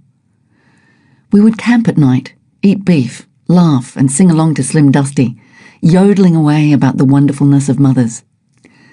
For those who don't know, Slim Dusty is Australia's greatest contemporary country western bard. Although most of my friends gag when I play him, I put that down to the fact that they have never been to the Mount Isa rodeo. It is not until you have been to such an Outback function and been woken at 4 a.m. to the sound of Slim over the loudspeakers, stirring the participants from a booze-clogged dream to get them cracking on the important things in life, like bronc riding, steer roping, and drinking, heard him twang and croon all day for a solid week, ventured down the local pub known as the Snake Pit to drink with your cobber, ocker, stone the crows, fair crack of the whip mates, and dance to the tinny twang of the steel guitar of some cowboy and his tatty tinsely cowgirl backup team playing the Urandangy Dandy, then, wonder of wonders, been part of a hopelessly inebriated audience on the last night of the rodeo when Slim appears in the flesh, complete with flash hat and purple silk shirt and surprisingly good musicians, and you've sung along with tears in your eyes and in your beer to a tall dark man in the saddle, that you can really understand the full emotive force of this Aussie bush poet. On my last day there, I went out to track up my camels. If they hadn't gained weight, they did seem slightly rounder at the corners, and Zalika looked a little less like Sad Sack. All in all, they were in as fine a fettle as I could hope for. Bub was the first one to come up as usual, snuffling around for handouts. I gave him his share and was not watching the others. Dookie, who has always had a jealous streak, who has always considered himself the boss of the outfit, me included, took my whole head between his jaws, which fitted around it like a crash helmet. He slobbered in my hair for a second, then spun on his hind legs and bounded and bucked away, looking extremely pleased with himself. He could have squashed my cranium like a grape had he wanted to. I did not normally allow such transgressions amongst my animals, because how was I to know when they might one day decide amongst themselves that they didn't like being dragged halfway across a continent anymore, and mutiny? But what could I say, with Dookie looking at me so coquettishly, trying to see whether I got the joke or not. Henry went through the maps with me, showing me where to join up with the canning at well 10, telling me which tracks were there and which were not, and where to turn south. He also told me which wells were usable along the road. Road? I was surprised at this. I had expected a faint or invisible track. I had thought I would have to rely on my compass. Mining was one of the causes of this tracking up of the wild places. Roads would appear from nowhere and disappear to nowhere. In a way, I was disappointed. The canning was to be the last stretch of non-station country I was to see, and I thought sadly as I saddled up that the heart of the journey was coming to a close. I calculated that it would take me 3 weeks to reach Wiluna, the first town since Alice Springs. The first 2 days were dreadful. The earth was scorched and bare, ugly grey dust covered everything, and I got sick twice, the only illness I suffered on the whole trip. I had taken a freezing boar bath in the evening and walked along naked to dry off. I woke up that night with a severe case of cystitis. Pills for that, thank the Lord I brought them. But it was a sleepless night. A day or two later, I found myself suffering acute stomach cramps, doubtless from some bad water I had drunk. It came on me with a sudden, uncontrollable rush, and as I struggled out of my trousers, muttering, "Ugh, ugh, disgusting, ugh," I was overcome with embarrassment. The desocializing process had only gone so far. I burnt the trousers and wasted a gallon of water trying to get clean. But after that, the country started to pick up. Whatever rains had occurred in the last 4 years had swept through this more northerly desert country, bypassing the cattle stations to the south. While it was anything but bountiful, there was at least a meagre picking for the beasts. What would have made me turn up my nose earlier in the trip now appeared lush to my eyes. It was a magnificent landscape in a fossilized primordial sort of way. A twisted, freakish wasteland of sandstone breakaways, silent and seemingly aloof from the rest of the Earth's evolution. God's country it may have been, but it was extremely hard on the camels. The stony escarpment strained them and hurt their feet. They were carrying almost a full load of water, and I knew I would have to rest them as soon as I could find suitable water and feed. From a study of the maps, well 6 looked promising. I was hot and frustrated because I kept expecting the creek bed marked on the map to be just a little way on. It wasn't. The hill to my right was never ending. I shouted at Diggity and laid a kick at her when she spooked the camels. I was seething with bad temper. Poor little Dig had no idea what she had done wrong and walked along disconsolate with her tail between her legs. She had accepted a lot of punishment lately, or what she considered punishment. The wards had given me a leather muzzle to put on her to protect her from strychnine baits, which were dropped way out in the desert from light aircraft to exterminate the Australian native dog, the dingo. But she had hated it. She had whined and scratched at it and looked such a picture of misery and heartbreak that I eventually took it off. She was not in the habit of picking at dead carcasses, and I kept her well fed enough so that she wouldn't be tempted. I reached the end of the hill at last and walked down a rim of high rolling sand dunes. As I came over the crest, I saw an infinitely extended bowl of pastel blue haze with writhing hills and crescents floating and shimmering in it, and fire-coloured dunes lapping at their feet, and off in the distance some magical violet mountains. Have you ever heard mountains roar and beckon? These did, like giant lions. A sound meant only for the ears of madmen and deaf mutes. I was paralysed by that sight. Nothing as wildly beautiful as that had I ever seen, even in my dream landscapes. Here was the confluence of several major types of country. The rolling plains and plateau covered in spinifex and blue distant mists, the vibrantly coloured sand dunes, the deep red striated sandstone hills, and through it all, that serpentine stretch of creek bed, all green and hard, glittering white. We skipped down that last dune and made for the well. The camels could see the feed and were straining to get there. The well itself was difficult to see and overgrown with acacia. It was 15 feet down and smelled like rotten swamp, but it was wet and would get us by for the necessary few days. It tasted foul, like muddy soup, but with enough coffee I could get it down. Above it was an ancient whip bucket which I had Buckley's and none of being able to use. Even hauling up 5 gallons in my own tin drum almost caused me a triple hernia. That evening the camels played in the white dust, raising balloons of cloud that the fat, red setting sun caught, burst and turned to gold. I lay on a foot-thick mattress of fallen leaves, which scattered golden jangles of firelight in 1,000 directions. Night calls and leaf sighs floated down to me on the breeze, and around me was a cathedral of black and silver giant ghost gums, the thin silver of platinum moon cradled in their branches. The heart of the world had been found. I drifted into sleep in that palace and allowed the mountains to fade along the rim of my mind. The heart of the world. Paradise. I decided to stay in that place as long as the water held out. Rick and responsibilities were so far away from me now, so remote, I didn't give them a moment's consideration. I planned to enter the sandhills and ride out to those distant mountains. But first the camels must rest. There was feed here to burn. Saltbush, camelthorn, mulga, everything their little hearts could desire. Diggity and I explored. We found a cave in Pine Ridge which had Aboriginal paintings plastered all over it. Then we climbed up a narrow, treacherous, rocky gap, the wind howling and whistling down at us. We pulled ourselves up to the flat top, where freakish rock strata ran in great buttresses and giant steps. The trees up there were gnarled into crippled shapes by the roar of the wind. Along the distant horizon I could see a sandstorm being whipped up into a cloud of red, straight out of Beaugest. Further west, we discovered ancient desert palms called black boys.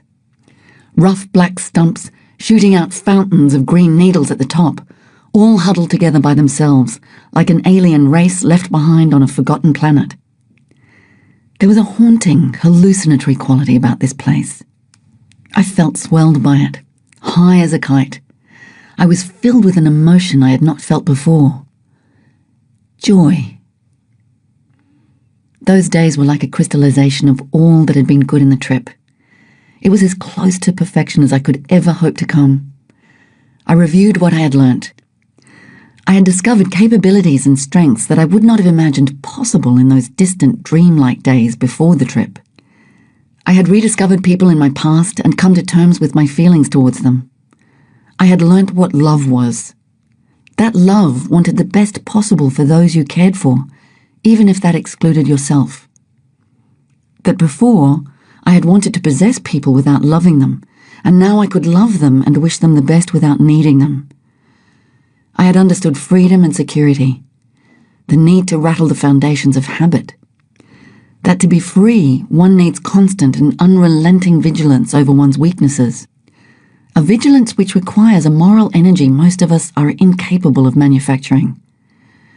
We relax back into the molds of habit.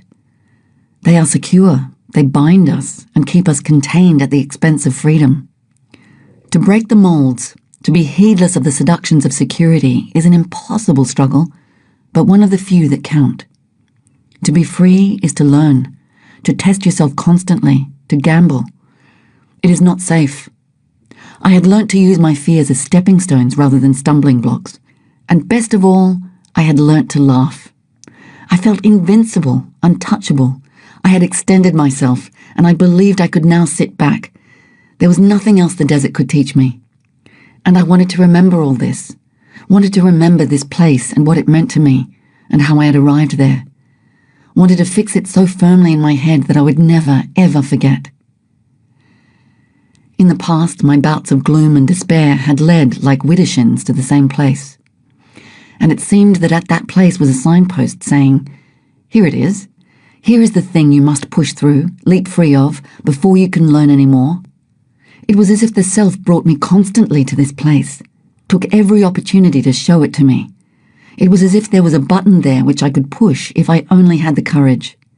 If I could only just remember. But we always forget. Or are we too lazy? Or too frightened? Or too certain we have all the time in the world, and so back up the ravines to the comfortable places, the sane ones, where we don't have to think too much, where life is, after all, just getting by, and where we survive, half asleep. And I thought I had done it. I believed I had generated a magic for myself that had nothing to do with coincidence. Believed I was part of a strange and powerful sequence of events called fate, and I was beyond the need for anything or anyone. And that night, I received the most profound and cruel lesson of all. That death is sudden and final, and comes from nowhere. It had waited for my moment of supreme complacency, and then it had struck. Late that night, Diggity took a poison bait. We were running low on dog food, and I was too lazy, too high to want to go and shoot her game. So I rationed her. She woke me up, sneaking sheepishly back into the swag. "What's up, Dig? Where have you been, little woofing?" She licked my face profusely, snuffled her way under the covers, and snuggled as usual into my belly. I cuddled her. Suddenly, she slunk out again and began to vomit. My body went cold. "Oh no, it can't be, please, Jesus, not this." She came back to me and licked my face again. "It's okay, Dig, you're just a little bit sick. Don't worry, little one, you come and snuggle in here and get warm, and you'll be okay in the morning." Within minutes, she was out again. This couldn't be happening. She was my little dog, and she couldn't be poisoned. That was impossible. Couldn't happen to her. I got up to check what she had brought up. I remember trembling uncontrollably and droning to her. "It's all right, Dig. Everything's all right. Don't worry." Over and over. She had eaten some dead animal, but it didn't smell rotten, so I repeated to myself that she couldn't be poisoned. I forced myself to believe it, yet I knew it wasn't true. My head raced through what you do for strychnine poisoning. You have to swing them around your head to make them get rid of it all, but even if you do it immediately, there's virtually no chance of survival. "Well, I won't do that anyway because you're not poisoned. You're not poisoned. You're my Dig, and it can't happen to you." Diggity started wandering around, retching violently and coming back to me for reassurance. She knew. Suddenly she ran away to some black acacia bushes and turned to face me. She barked and howled at me, and I knew she must be hallucinating, knew she was dying. Her two mirror eyes burnt an image into my brain that will not fade. She came over to me and put her head between my legs. I picked her up and swung her round my head, round and round and round. She kicked and struggled. I tried to pretend it was a game. I let her down and she went crashing through the undergrowth, barking like a mad dog. I raced for the gun. I loaded it and went back. She was on her side, convulsing. I blew her brains out. I knelt frozen like that for a long time before I staggered back to the swag and got in. My body shook with uncontrollable spasms. I vomited. Sweat soaked into the pillow and blankets. I thought I was dying too. I thought that when she licked me, I had swallowed some strychnine. Is that what it feels like to die? Am I dying? No, it's just shock. Stop it. You must go to sleep. I've never been able before or since to do what I did then. I shut my brain off and willed it into immediate unconsciousness. I woke well before dawn. The sick, steely, pre-dawn light was enough to find the things I needed. I caught the camels and gave them some water. I packed my belongings and loaded up and forced myself to drink some water. I felt nothing. Then suddenly it was time to leave that place, and I didn't know what to do. I had a profound desire to bury the dog. I told myself it was ridiculous. It was natural and correct for the body to decay on the surface of the ground. But there was an overwhelming need in me to ritualize, to make real and tangible what had happened. I walked back to Diggity's body, stared at it, and tried to make all of myself face what was there. I didn't bury her, but I said goodbye to a creature I had loved unconditionally, without question. I said my goodbyes and my thank yous, and I wept for the first time, and covered the body with a handful of fallen leaves. I walked out into the morning and felt nothing. I was numb, empty. All I knew was I mustn't stop walking. Part 4. On the Far Side. Chapter 11. I must have walked 30 or 40 miles that day. I was afraid to stop, afraid that the feeling of loss, guilt, and loneliness would swamp me. I eventually pulled into a washaway and built a bonfire. I had hoped that I would be so exhausted that I would fall asleep without having to think. I was in a strange state. I had been expecting a lack of control over my emotions, but instead I was cool, rational, hard-edged, accepting. I decided to finish the trip in Walloona, not because I was wanting to run away from it, but because I felt that the trip had ended itself, had reached some psychological conclusion, had simply become complete, like the last page of a novel. I dreamt that night, and most following nights for months, that Diggity was all right. In my dreams I would relive the sequence of events, only it always turned out that she survived, and that she forgave me. She was often human in these dreams and talked to me. They were disturbingly vivid. I woke to the reality of loneliness and was surprised at the strength which enabled me to accept it. It may seem strange that the mere death of a dog could have such a profound effect on someone, but it must be remembered that because of my isolation, Diggity had become a cherished friend rather than simply a pet. I'm sure had the incident occurred back in the city, surrounded by my own kind, the effect would not have been anywhere near as great. But out there, and in that changed and stretched state of mind, it was as traumatic as the death of a human, because to a large extent, she had become just that. She had taken the place of people. Henry Ward had shown me on my map where to turn south. From the mark I had made on that map, it seemed a good few miles past a certain bore. I had obviously made a mistake. I was still travelling due west across monotonous flats, watching what I considered must be the pass in the hills dwindling away behind me. I camped that night on a small sandhill that looked like an island left behind by the tide. This was peculiar, oppressive country. It was dead flat, covered in white gypsum dust, dotted with clumps of salty succulent at intervals of 12 feet. And out of this vast expanse would rise the occasional still wave of sand, covered in taller trees and scrub. It had an abandoned quality, and it gave me the creeps. I decided to use my hated radio set that night to call Henry and check up on the direction. I wasn't so much panicked as uneasy. I wanted to talk to someone. Everything was so still, and there was no Diggity to play with or talk to or hold. It took me half an hour to set the wretched thing up, a long bit of wire draped over a tree, and another along the ground. It didn't work. I had carried this monster for 1,500 miles, loaded and unloaded it hundreds of times, and the only occasion I needed it, it wouldn't work. It had probably been broken all along. I was woken that night by the most chilling, hair-lifting sound I had ever heard. A soft, high-pitched keening that got louder and louder. I had never been afraid in the dark, and if I heard a sound I couldn't place, it didn't disturb me too much. Besides, Dig had always been there to protect and comfort me. But this? Ripples ran up and down my back. I got up and wandered round camp. Everything was perfectly still, but the noise was now a continuous, unmodulated wail. I was beginning to recognize the first telltale signs of panic. This noise had to have a rational explanation. Either that, or I was going mad again, or some spirit was out there to drive me that way. And then I felt the first stirrings of breeze. Of course, the noise I was hearing was the wind whistling through the top tips of the trees I was under. There had not been a breath of turbulence on the ground, but now the pre-dawn wind, that solid, unflagging front of cool air, was chilling me to the bone and making the coals of the fire glow red.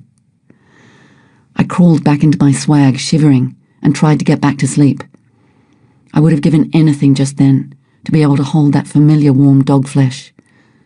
The need was like a physical ache. Without her, I was suddenly susceptible to all those swamping, irrational feelings of vulnerability and dread. Most of the rest of that week or 10 days was a timeless blur. The ground travelled under my feet unnoticed until some piece of country shocked me out of my mental machinations. I kept getting the odd sensation that I was in fact perfectly stationary, and that I was pushing the world around under my feet.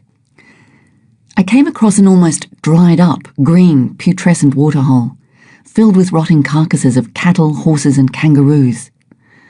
Around this waterhole were stretches of stone walls, high up on the banks. I suspected they were Aboriginal hunting blinds, perhaps thousands of years old. The hunters would have waited patiently behind these walls, upwind of the animals coming down to drink, then leapt out with their spears. They would have kept the hole clean in former years. Now, with none of them left to maintain and take care of this potentially beautiful watering place, even my camels turned their noses up at it. It was a horrible sewer, and it smelt of death and decay. I made sure the animals had enough to drink from my drums that night before letting them go, just in case. Luckily, it was too cold for them to want to wallow in it. At about this time, I entered and spent a day exploring what was probably the most impressive, surreal piece of landscaping I had seen on the whole journey. A vast depression had sunk away from the broken plateau. Rimming it all around the horizon were cliffs of every imaginable hue. Some of these faces were as smooth and glossy as fine porcelain. Some were pure dazzling white, some pink, green, mauve, brown, red, and so on. The depression was covered in samphire, which I then thought was sandfire. It was a perfect name. When this plant dried out, it changed into myriads of colours, rainbow colours reflecting the glow and iridescence of the cliffs. And dotted throughout this lost world were weirdly sculptured mounds of rock and pebbles. A Martian landscape seen through multicoloured glasses. I picked up and kept one small rock, pale pink sandstone studded with glitter. One side rippled into tiny, sharp ridges. But even this exploratory walk felt empty. I had to force myself to do it. Everything I did now was like that, unspontaneous, forced. I had even given up cooking for myself at night. I would scrabble around in the bags for something to eat, forcing myself to nibble even though I wasn't hungry. The other topographic freaks that stopped me in my tracks were the clay pans. Mile after mile, these perfectly flat, brown, hard-baked Euclidean surfaces ran, without a blade of grass on them, without a tree or an animal or a clump of spinifex. Nothing but towering, thin, crooked, brown pillars of whirling dust being sucked up into a burning, almost white sky. Looking at these clay pans was like gazing at a calm ocean. Only you could walk on this stuff. Right next to one huge pan was a dwarf replica, about 100 miles across. A bush ballroom. An Outback amphitheatre. I tied up the camels for their midday break, and in that searing, clean, bright, dry heat, I took off my clothes and danced. I danced until I could dance no more. I danced out everything. Diggity, the trip, Rick, the article, the whole lot. I shouted and howled and wept, and I leapt and contorted my body until it refused to respond any more. I crawled back to the camels, covered in grime and sweat, shaking with fatigue, dust in my ears and nose and mouth, and slept for about an hour. When I woke, I felt healed and weightless and prepared for anything. I was well and truly back in station country now. The tracks here were well used. I had a bath and a swim at the next bore, washed my hair and clothes and hung them on the saddle to dry. It takes about 5 minutes out there. And I promised myself as I walked along that I would eat properly that night. I was too lightheaded, too close to the edge to continue on the way I was doing, and I needed to bring myself down. I spotted a vehicle coming, belting along with a train of red dust behind it stretching to the horizon. I thought it must be station people out to do their check on the boars. I hastily put on my clothes and tried to twist my mind into shape for a short and simple chat with some bushfolk. They were usually people of few words, but I was actually frightened of that car. It wasn't bushfolk. It was the jackals, hyenas, parasites and pariahs of the popular press.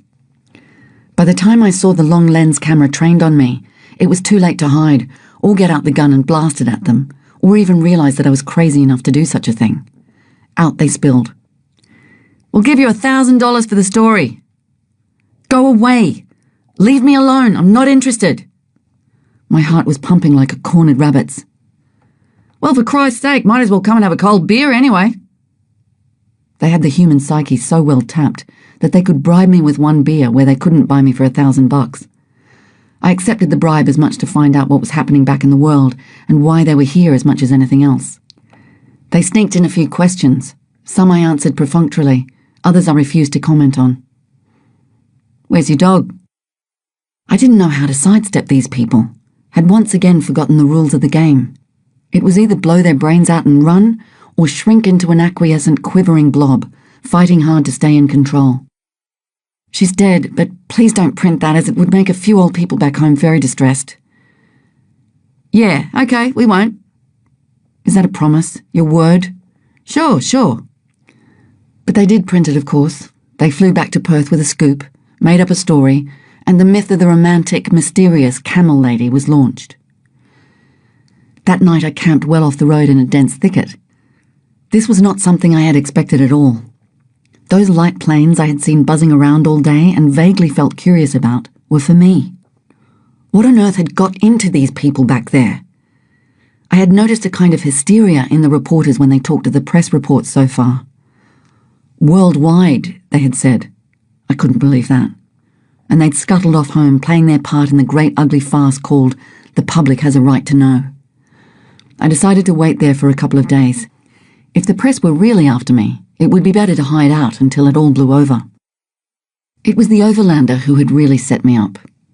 When he arrived back in civilization, longing for any limelight he could stand under, he told a story of this marvellous woman he had spent the night with in the desert. The quote ran something like, "It was romantic. Her bare shoulders protruded from the sleeping bag. Bells were tinkling on the pack, and I talked with her for many hours in the moonlight. I didn't ask her why she was doing it. She didn't ask me why I was doing it. We understood." Not a bad description of a sun-crazed loony in a sweat-soaked, camel-bespattered, grimy swag, who had been innocently pushing up Zeds from the pit at the time. The worm. Maybe he thought he was doing me a favour. I ran into the bushes when the first cars arrived, television cameras and all. These reporters had hired a black tracker. But my fighting spirit was coming back to me now. They were so stupid, so heavy, these people. They didn't belong here, and I had the edge on them there at least. I whispered silent Indian war whoops from behind my camouflage. I circled right round through the thicket so that I was only 20 feet from them. The place where I had camped was sandy, so a blind fool could have tracked me. My footprints stood out like neon signposts, like Mack truck tracks on a sandhill. "All right, fella, where is she?" One of them, the fat one with sweat staining his red t-shirt and a scowling heat-struck look over his matching face, addressed the black tracker.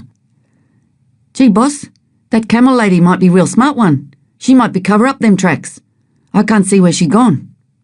And he shook his head and rubbed his chin in thoughtful puzzlement. "Yippee and whoop whoop. I could have leapt out and kissed him for that.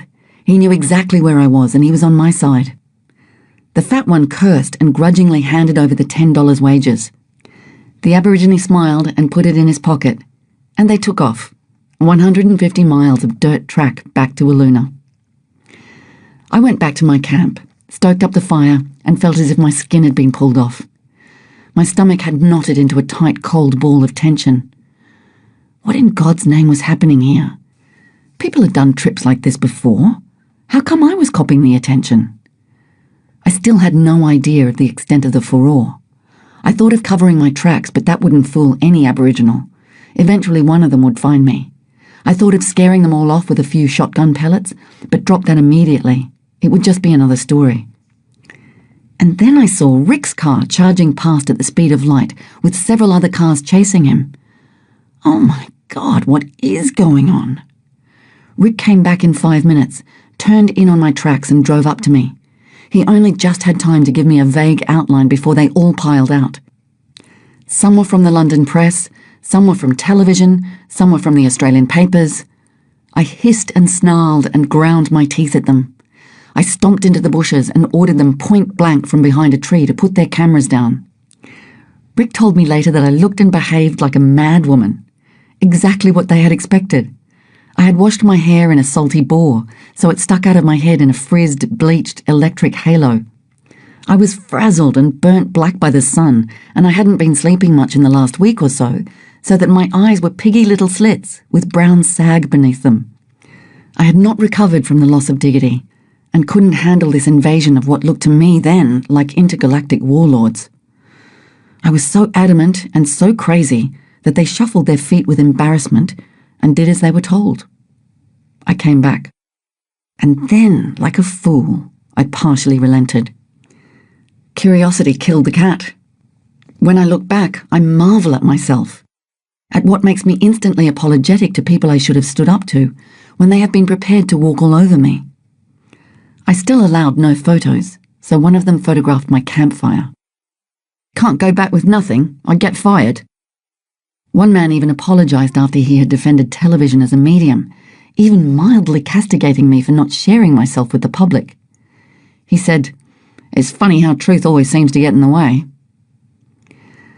Others rationalized my dislike for publicity by saying, and later printing, that I was committed to a magazine, that I had done the trip for the magazine and therefore couldn't talk to anyone else about it. Why couldn't they understand that some of us just don't want to be famous, that anonymity cannot be bought for any price once you have lost it? Richard played protector. I was glad of it. I felt too weak and confused to be able to do it for myself. Besides, he spoke their language. They left eventually, and Rick and I were free to talk. He told me of his own ordeal, of reading in some obscure overseas newspaper that the camel lady was lost, and how he had not slept for 4 days trying to reach me before the wave of reporters did, and wondering if I were dead. He had been leapt upon by reporters in Walloona and had tried unsuccessfully to shake them off. He showed me some of the papers he had picked up, pictures of me smiling into the camera. How the hell did they get hold of these? I was stunned. Tourists had been selling them to the papers. Jesus. Some of the reports were at least entertaining. They said things like, Miss Davidson lived on berries and bananas and said she would kill her camels for meat if she was starving. Or, Miss Davidson was met by a lone and mysterious Aboriginal man one night who travelled with her for a time, then disappeared as silently as he had come. Or, this from an American bushwalkers magazine, no points this week to Robyn Davidson, the camel lady, for willfully destroying the Australian native camel. Perhaps she thought she was on a big game hunt. Idiots. And enemies had suddenly switched sides. All those people back in Alice Springs who wouldn't have spat on me if I were burning in those frugal, anonymous days were suddenly on the publicity bandwagon. Sure, they said. I knew her. I taught her everything she knows about camels. And it was only then that I realised what I had let myself in for. And only then I realised how bloody thick I had been not to have predicted it. It would have seemed that the combination of elements, woman, desert, camels, aloneness, hit some soft spot in this era's passionless, heartless, aching psyche. It fired the imaginations of people who see themselves as alienated, powerless, unable to do anything about a world gone mad. And wouldn't it be my luck to pick just this combination? The reaction was totally unexpected, and it was very, very weird. I was now public property. I was now a feminist symbol. I was now an object of ridicule for small-minded sexists. And I was a crazy, irresponsible adventurer, though not as crazy as I would have been had I failed. But worse than all that, I was now a mythical being who had done something courageous and outside the possibilities that ordinary people could hope for. And that was the antithesis of what I wanted to share. That anyone could do anything. If I could bumble my way across a desert, then anyone could do anything. And that was true, especially for women, who have used cowardice for so long to protect themselves that it has become a habit. The world is a dangerous place for little girls. Besides, little girls are more fragile, more delicate, more brittle than little boys. Watch out, be careful, watch. Don't climb trees, don't dirty your dress, don't accept lifts from strange men. Listen, but don't learn, you won't need it. And so the snail's antennae grow, watching for this, looking for that, the underneath of things, the threat. And so she wastes so much of her energy, seeking to break those circuits, to push up the millions of tiny thumbs that have tried to quelch energy and creativity and strength and self-confidence, that have so effectively caused her to build fences against possibility, daring, that have so effectively kept her imprisoned inside her notions of self-worthlessness. And now a myth was being created where I would appear different, exceptional, because society needed it to be so. Because if people started living out their fantasies and refusing to accept the fruitless boredom that is offered them as normality, they would become hard to control. And that term, camel lady. Had I been a man, I'd be lucky to get a mention in the Wiluna Times, let alone international press coverage. Neither could I imagine them coining the phrase camel gentleman. Camel lady had that nice, patronising, belittling ring to it. Labelling, pigeonholing. What a splendid trick it is.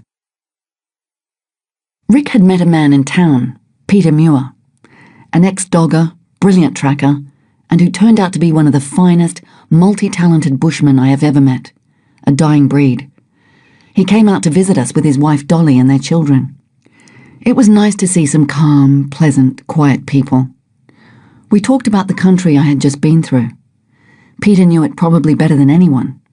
He had spent his life oscillating between white and Aboriginal cultures and had combined the best elements of both. He told us what was happening in Wiluna.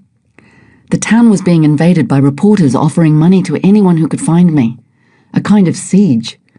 The police were receiving international calls all through the night and were, understandably, ready to wring my neck. And the flying doctor radio was clogged with calls to the point where real emergencies were not getting through. I was really angry now, deep down, seething angry.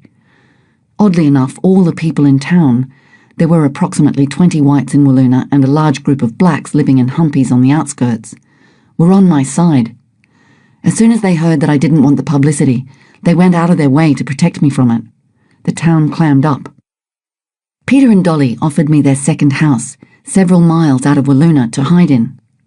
The people at Kunyu invited me to let my camel stay in their horse paddock and continue to play dumb as to my whereabouts. Camel lady? Sorry, mate, no idea. I drove into Wiluna with Rick, and then he told me that he had arranged for Jenny and Tolly to come out and see me. Dear Rick, they were just what I needed. After stocking up our hideaway with luxuries, we drove to Meekatharra, a slightly larger town, 100 miles west, to pick up Jen and Tolly from the airport. I couldn't speak when I first saw them, but I held on to them tight. Then we went into town for a coffee and a spilling of our various ripping yarns. Seeing them and touching them was like a dose of tonic. They understood. They stroked my ruffled feathers and forced me to laugh at the insanity of it all. I began to feel less like a hunted criminal and more like a normal human being. As I've said before, friendship in certain subsections within Australia amounts almost to religion. This closeness and sharing is not describable to any other cultural group, to whom friendship means dinner parties where one discusses wittily work and career, or gatherings of interesting people who are all suspicious, wary, and terrified of not being interesting after all. And there was mail. Acres of it. There were letters from friends, loved ones, and hundreds of anonymous people too, whose general message was, "You have done something I would have liked to do, but never had the courage to try." They were almost apologetic, and their letters puzzled me and frustrated me the most, because I kept wanting to shake them and tell them that courage had much less to do with it than sheer good luck and staying power. Some were messages from young men who on page 3 gave detailed descriptions of themselves, usually the tall, blonde, handsome variety, then said they knew a great jungle in Peru and was I interested in exploring it with them? There were letters from old pensioners and young children, and a surprisingly large proportion from people in mental hospitals. These were at once the most interesting and the most difficult to follow. Lots of diagrams and arrows and strange cryptic messages, which a week before I'm sure I would have understood perfectly. There was a telegram from an old friend which read, "They say the sands of the Rio Ann are even more infinite." I liked that. We laughed and joked and shed a few tears that day, and went to play pool in the local pub, where a woman, the local runner for the ABC, noticed Rick's cameras and asked him if he knew where the camel lady was. He answered that he'd heard she was going to be in Meekatharra in about a week's time, and from there was travelling south. But could she please not print that, as he knew the camel lady was extremely upset over the publicity. She tusked and said yes. Wasn't it awful, poor thing, etc., and immediately skulked home to type out a piece which put everyone off the scent and had us rolling in the aisles. Rick had said all that with a perfectly innocent face and begged her in the name of common decency to do the right thing, knowing full well that she would not. I was beginning to appreciate just how talented Richie was in the gentle art of manipulation. We then loaded up the Toyota with yet more foodstuffs and sped back to our hole in the wall in Walloona. We all camped together in one room with a roaring fire. We sat in there swaddled in blankets. We toasted marshmallows and talked and talked and talked. And we drank real coffee and Baileys, and we cooked spinach pies and other culinary delights, and we went out to visit the camels at Kunyu. And because I had gone into such raptures over the country I had been through, and because I felt in a sense that I had missed really seeing it, being in such a state over the dog, we decided to drive back a ways along the Canning. The first part was okay. The station roads were quite good, but once we got further out into the desert, we cut back down to 5 miles per hour. And just as I was eulogizing about the wilderness, the untamed pure quality, the magic and freedom of this country, we turned a corner to see a helicopter perched on a creek bank. Uranium prospectors. Was nothing sacred? We spent 2 or 3 days of bliss on the Canning, then returned to Walloona, where a gymkhana was being held. Almost every station person for a radius of hundreds of miles attended.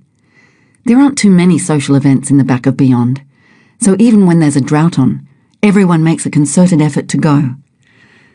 This old ghost town with its empty buildings, once sumptuous with the flush of gold, now covered in graffiti and broken glass, normally housed the police, the publican, the postmaster, and the storekeeper. It was now a bush metropolis, a shadowy reminiscence of its former bustling self. A dance was arranged for that evening, to which my friends and I were cordially invited. When we arrived, however, we were met at the fallen-down hall by a bouncer in a suit. He didn't know who we were and said we couldn't come in because we weren't wearing ties. This was a polite way of keeping Aborigines out. Groups of blacks hung around outside the doors. This was a difficult situation for me. While Jen and Tolly were indignant at this treatment of the blacks, I was caught between 2 versions of the truth. I liked station people and knew that they did not consider themselves racist.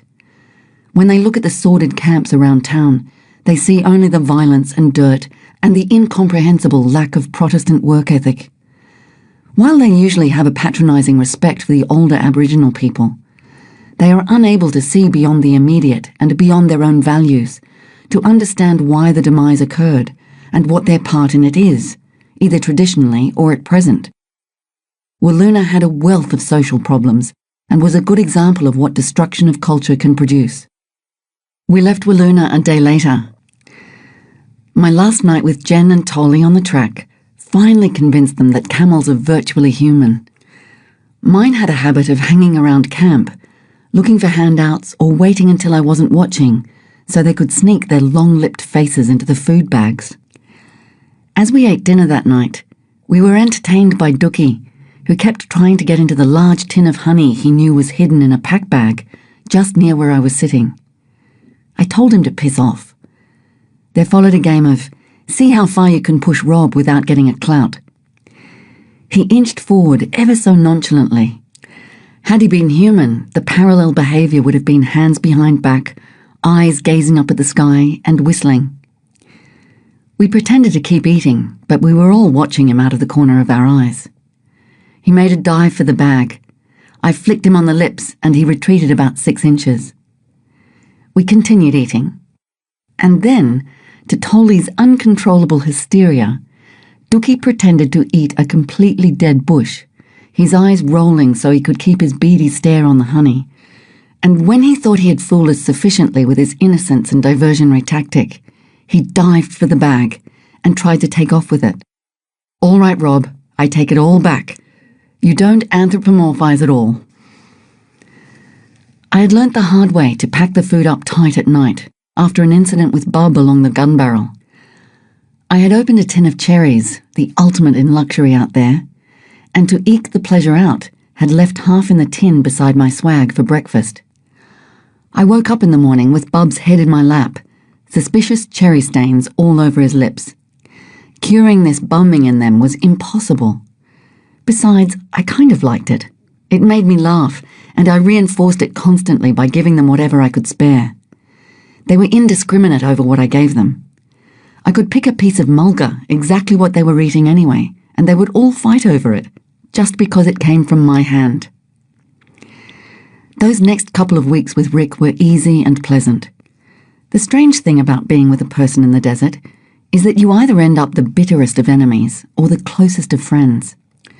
It had been touch and go in the beginning.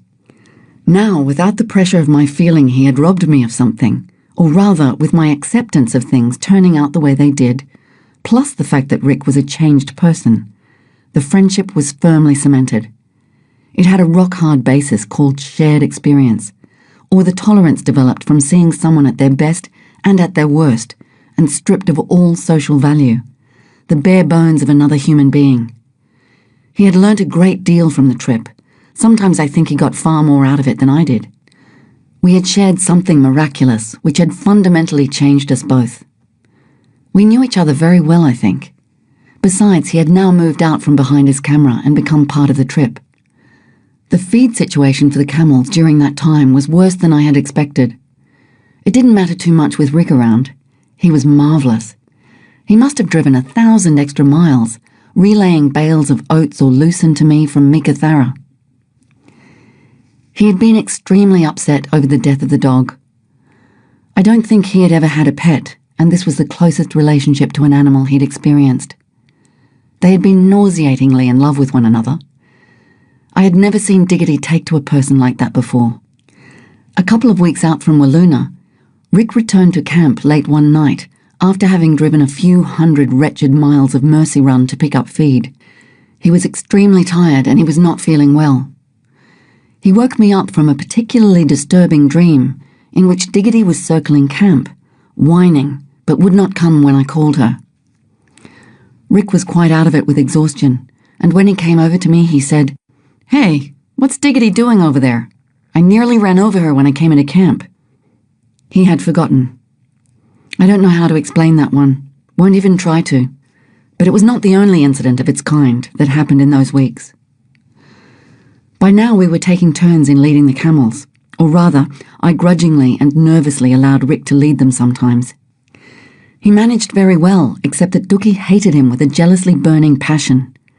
Oh, how I snickered. If Rick tried to do anything at all with him, Dookie would roll his eyes, lift his head, swell out his neck, and mock burble threateningly the way he dimly remembered bulls do.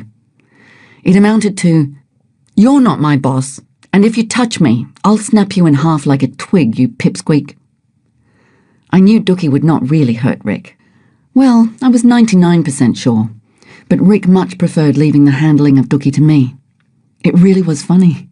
I'd stand near Rick and ask him to try to put the noseline on him, and Dook would go into his act and then put his head down to me and snuffle and nibble and go all gooey with love, just to show this upstart where his affections lay. I can't say enough good things about camels, and they did eventually win over the honey. Rick and I had driven back to a station to send a message to Geographic, and when we returned, the whole camp was upturned and there were copious amounts of honey spread over everything: pack, sleeping bags, camel's lips, camel eyelashes, camel rumps, everything. They knew exactly what they had done, and they took off as soon as they saw me. The station people I met all through that area were incredibly kind.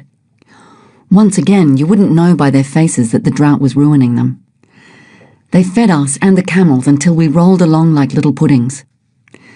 And they told me that there would doubtless be a welcoming committee in Carnarvon, the town I planned to reach on the coast. Oops, revision of plans. I had met some people on the road months before, one of the few groups I immediately liked. They owned a sheep station a couple of 100 miles south of Carnarvon and close to the sea, and they'd asked me to drop in on them. I decided to do exactly that, and if they were prepared to take the camels, that would be one of my major problems solved. Chapter 12. I had less than a couple of 100 miles to go when the final disaster occurred. With Rick around, I had been lulled into a false sense of security. Surely nothing could go wrong now. We had been through so much and come so far, and the rest was going to be a piece of cake. We were travelling through the stations along the Gascoyne River. The feed seemed to be picking up a little. Rick was there. All seemed well. Then Zalika began to bleed internally. I couldn't tell whether the blood was coming from the vagina or the urethra. I made a tentative diagnosis of urinary tract infection and dosed her up with 40 of my pills a day. These I concealed in an orange. I also injected her with huge doses of terramycin and hoped for the best. She had fed Goliath all the way and was now nothing but skin and bone. Rick drove to the next station, Dalgety Downs, to see if he could get some hand feed and medicines. Zalika was refusing to eat. I thought she was certainly going to die. The people at Dalgety sent Rick back laden with supplies and driving a cattle truck to load Zelly on, so she could be taken to the station in comfort, where she could rest properly and be hand-fed. Station hospitality. The stubborn old cow refused to have anything to do with that truck. We tried everything. We shoveled a ramp for her, nothing. We ran ropes behind her, bribed her, cajoled her, and beat her. She would not set foot on that thing for love nor money. I decided to saddle up and walk to Dalgety, letting Zelly go free so she could follow us. And it was then she surprised me. Goliath or no Goliath, she was heading back for Alice Springs. Twice I tried it, and twice she made a beeline due east for home. I tied her on behind and walked slowly to Dalgety. We camped that first evening by a waterhole and heard the roar of a light aircraft overhead. It circled over us a few times, dipped its wings, then, much to our amazement, landed on the corrugated dirt track. Rick drove up to see who the brave maniac pilot was. He returned 10 minutes later with a 10-gallon hatted, riding-booted and bespurred man sitting on the front of the vehicle. He leapt off and crunched my knuckles warmly and introduced himself. He said he'd heard I had a sick camel, so he thought he'd drop by to see if I needed anything. He owned a station we had been through earlier, but had been away at the time. I took him over to the camels while he busily told me his father had owned camels back in the old days, so he knew a thing or two about them. "Yeah, she's pretty crook, the old girl," I said, slipping easily into Outback jargon. "Like a crow on jam tins, really. Yeah, nothing but crowbait, poor old cow." Zalika, who looked now like an Auschwitz survivor, was standing with the other 2 healthy bullocks. The man calmly walked up to Dookie, looked at him thoughtfully, shook his head slowly and sadly and said, "Yeah, by crikey, you got yourself a sick camel here, all right. Poor old blighter. Don't know what you can do for her, though." Richard and I tried gallantly to control our sputtering and smirking, while the man continued to tell us about camels. Richard drove him back to the plane. He took off in a cloud of bull dust, dipped his wings and flew home. We still laugh over that. A day later, we clanged into Dalgety. Margot and David Stedman fell in love with the camels at first sight and spoilt them outrageously. After a week there, Zalika had improved to the extent where I thought she would easily make it to the coast. I believed a swim would do the old girl a power of good. I had kept a Goliath away from her with the aid of cattle yards, and this had sped her along the road to recovery. The calf did not stop screaming and wailing and cursing me for 1 second, even though I gave him bucket after bucket of milk and molasses. Little pig. It was traumatic for Zalika too. She kept trying to press her udder through the railing for him to suckle. Another week of pampering, and she looked better than she had for the whole trip. She even managed a buck or 2 in the early morning light. I decided to take them all to Woodley Station, where Jan and David Thompson were eagerly waiting our arrival. The property was a mere 50 miles from the ocean, and a blessed 100 miles from Carnarvon, the welcoming committee and the press. I was still nervous about reporters, so just to make sure they wouldn't hunt me down, we decided to send a fake telegram over the Stedmans' 2-way from me to Rick saying, "Zalika still ill, will be in Carnarvon mid-November." A dirty trick, but a good one, as I discovered later on. I wanted to travel this last short distance by myself, and Rick and I arranged to meet at Woodley in a few weeks' time. The weather was turning now. There is no real spring or autumn in the desert. The weather is either cold, hot, very hot, or bloody hot. It was getting into the bloody hot. While the stations around Dalgety consisted of good, fertile country, the ones I hit further south were quite different. undulating red ridges of sand covered in stunted khaki-coloured scrubby trees called wanyu, a kind of mulga that was meant to be reasonable camel fodder, but which mine refused to touch. They had never seen it before. Within days, they lost all the condition they had built up at Dalgety. I tried to convince them it was delicious, but they didn't believe me, didn't trust me, and there was virtually nothing but wanyu. By the time I reached Kalithara, the last station before Woodley, I was again worried about them.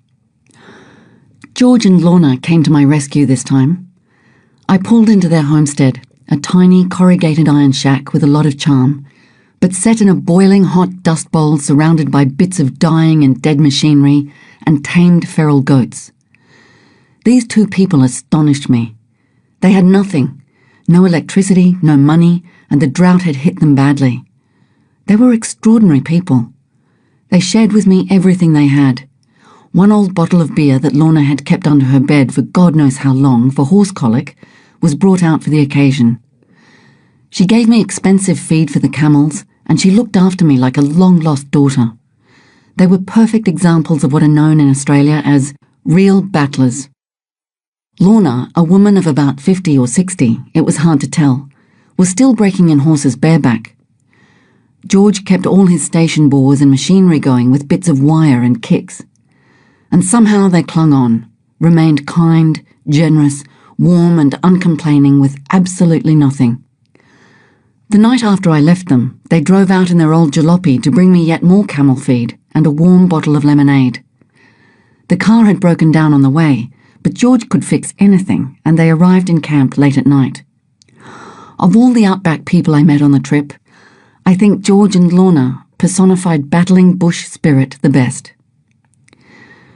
I was only a couple of days from Woodley now, and of course everything started to disintegrate.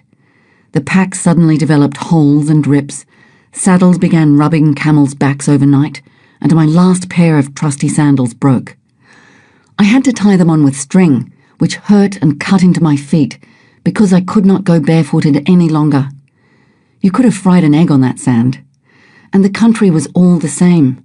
The bores were salty and warm, and I just wanted to get to Woodley and sit in some shade and drink cups of tea. I had taken my clothes off because of the heat when I stumbled across the homestead. It was marked wrongly on the map, and I came upon it 10 miles too soon. I hastily dressed and clanged up to the house. It's hard to say who Jan and David were more pleased to see, me or the camels. I knew my beasts could enjoy a happy and pampered retirement here. To this day, my friends at Woodley are the only people I can really discuss camel behaviour with ad nauseum and know that they will understand. They dote on them as much as I do, and are virtual slaves to their every whim. Dookie, Bub, Zelly and Goliath had landed on their feet. This was their new home, and they immediately took over. Rick arrived a few days later, all speedy and bouncy and uncontrollable from his dealings with the world outside. He had been hanging out of helicopters in Borneo this time. He told me that when he went to have the car fixed in Carnarvon the day before, the garage mechanic said, "Hey, have you heard what's happened to your girlfriend? Her camel's sick and she'll be here in mid-November." Jan and David offered to truck the camels to a spot just 6 miles from the ocean. That was fine with me. I was no purist. Besides, it was hot.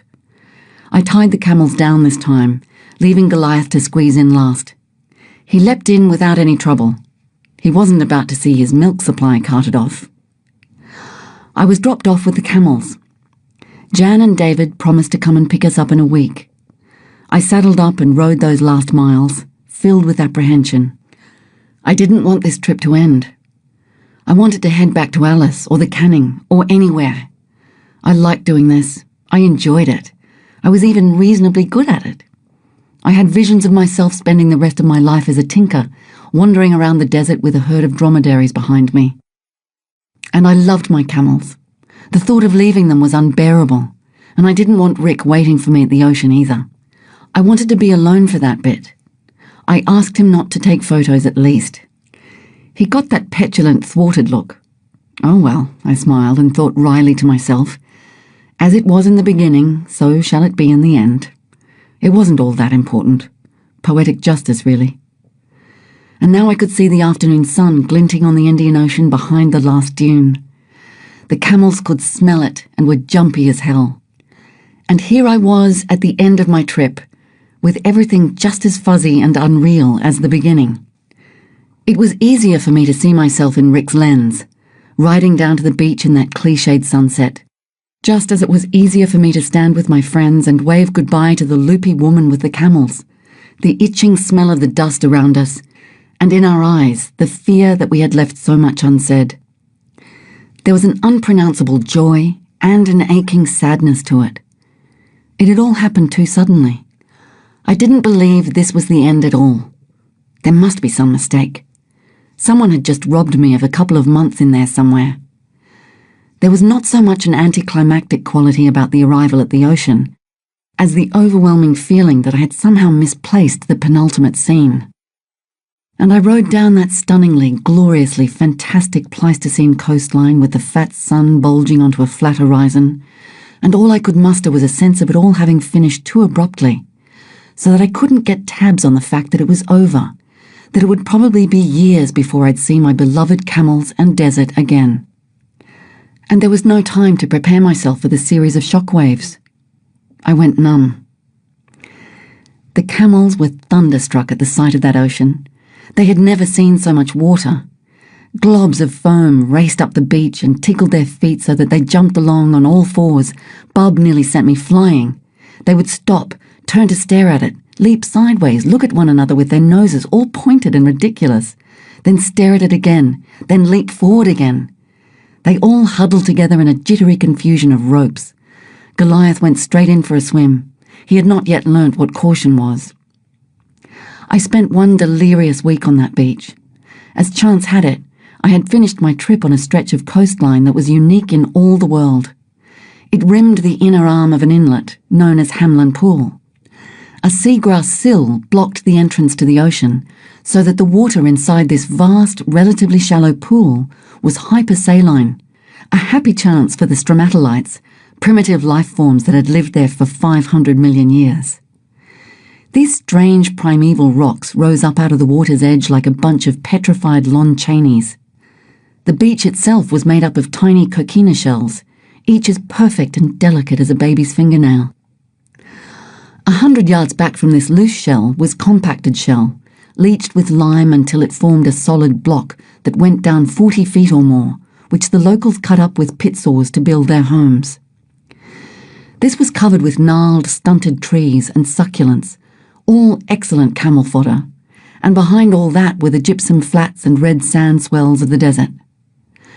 I fished for yellowtail and swam in the clearest turquoise waters I've ever seen.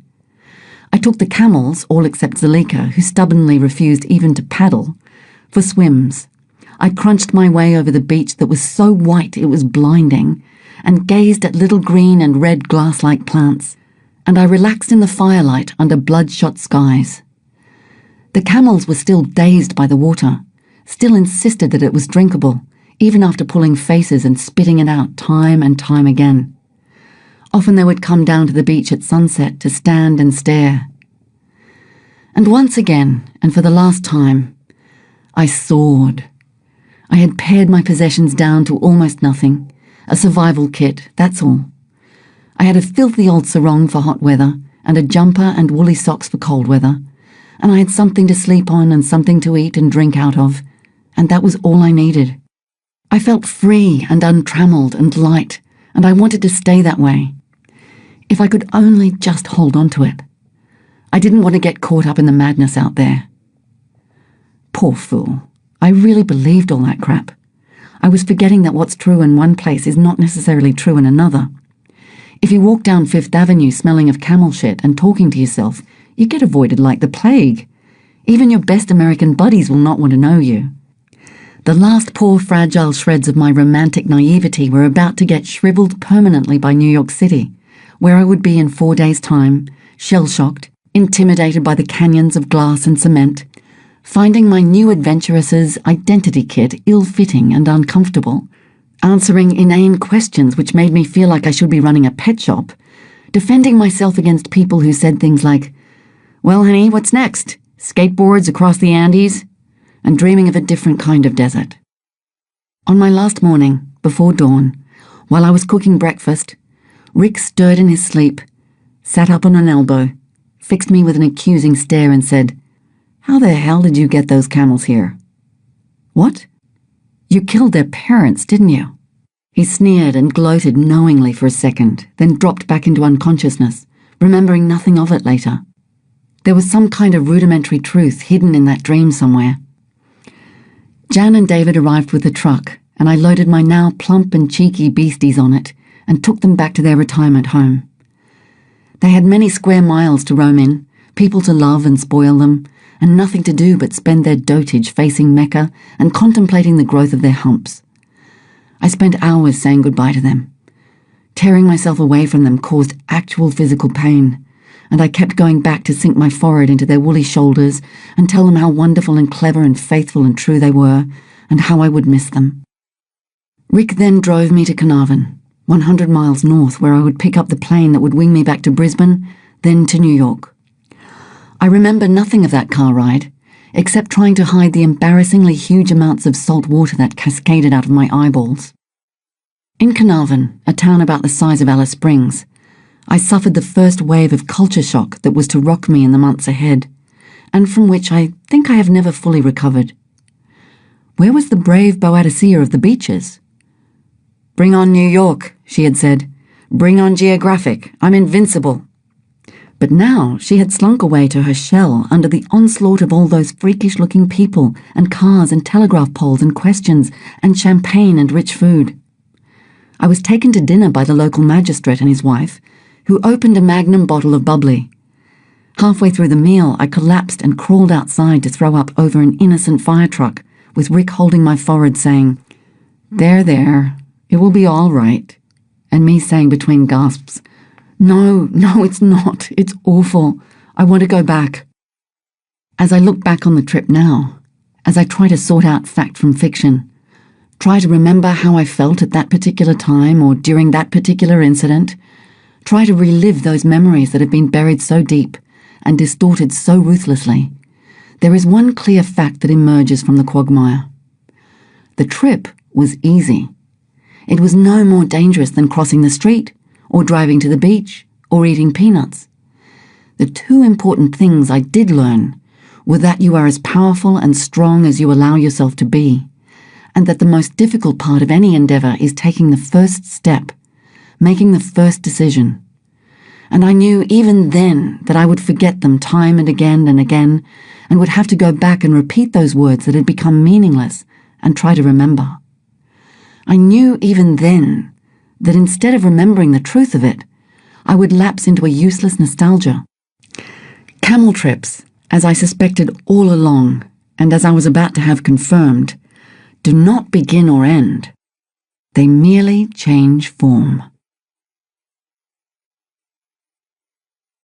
Postscript. The past caves away and dissolves behind us, leaving a few clues with which we try to reconstruct it. Hopeless task. History lives in the present.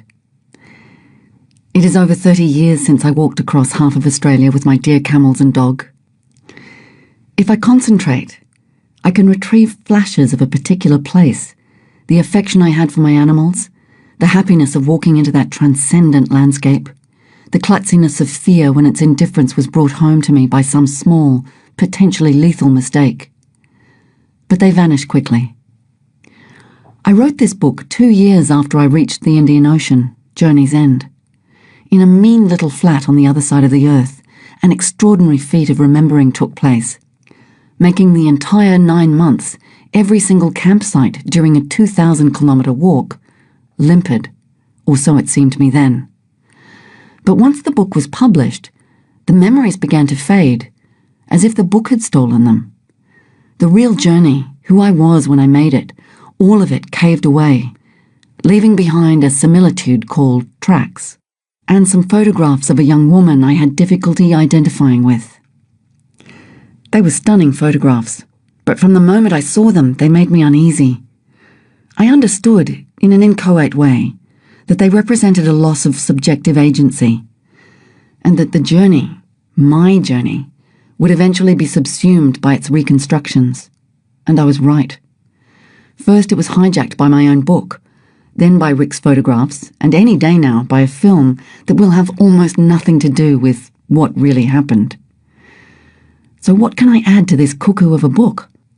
A book that was never intended, that I wrote long before I considered myself a writer at all, yet has never been out of print since its publication. I have had several chances during those 3 decades to grind off some of its raw edges, but have always decided against it.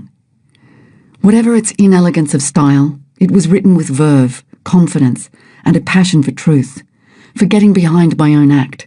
Let it stand. A few of Rick Smolan's pictures are included in this edition too. I love them unreservedly now. They may have supplanted true memory, but aren't they wonderful? After all, it was his journey too. The question I'm most commonly asked is, why? A more pertinent question might be, why is it that more people don't attempt to escape the limitations imposed upon them? If Tracks has a message at all, it is that one can be awake to the demand for obedience that seems natural simply because it is familiar. Wherever there is pressure to conform, one person's conformity is often in the interests of another person's power. There is a requirement to resist. Of course, I did not mean that people should drop what they are doing and head for the wilder places. Certainly not that they should copy what I did. I meant that one can choose adventure in the most ordinary of circumstances. Adventure of the mind, or to use an old-fashioned word, the spirit. From my point of view, there is either no answer at all to that question, or the answer is so complex and manifold that it's pointless to go there. I hope the action speaks for itself. Who would not want to be in that exquisite desert? And camels are the most sensible way of travelling through it. I couldn't afford a truck. But even if I were to attempt a simple response, I am in any case no longer the person who made that decision with her life. I have an affinity with her, occasionally even feel proud of her. But she isn't me. So who is she? To answer that, one has to understand something of her era, the late 60s, early 70s, when anything and everything seemed possible, and the status quo of the developed world was under radical scrutiny by its youth. We were lucky to have experienced only post-war prosperity. We were not anxious about money.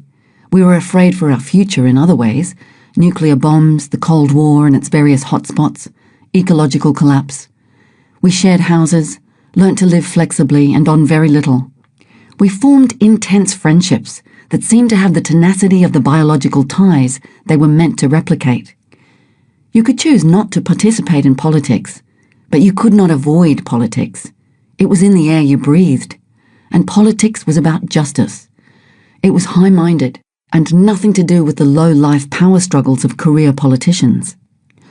We reacted against the closing in of the post-war nuclear family, its concern with safety and security, in particular its assumption that women should remain inside the domestic realm.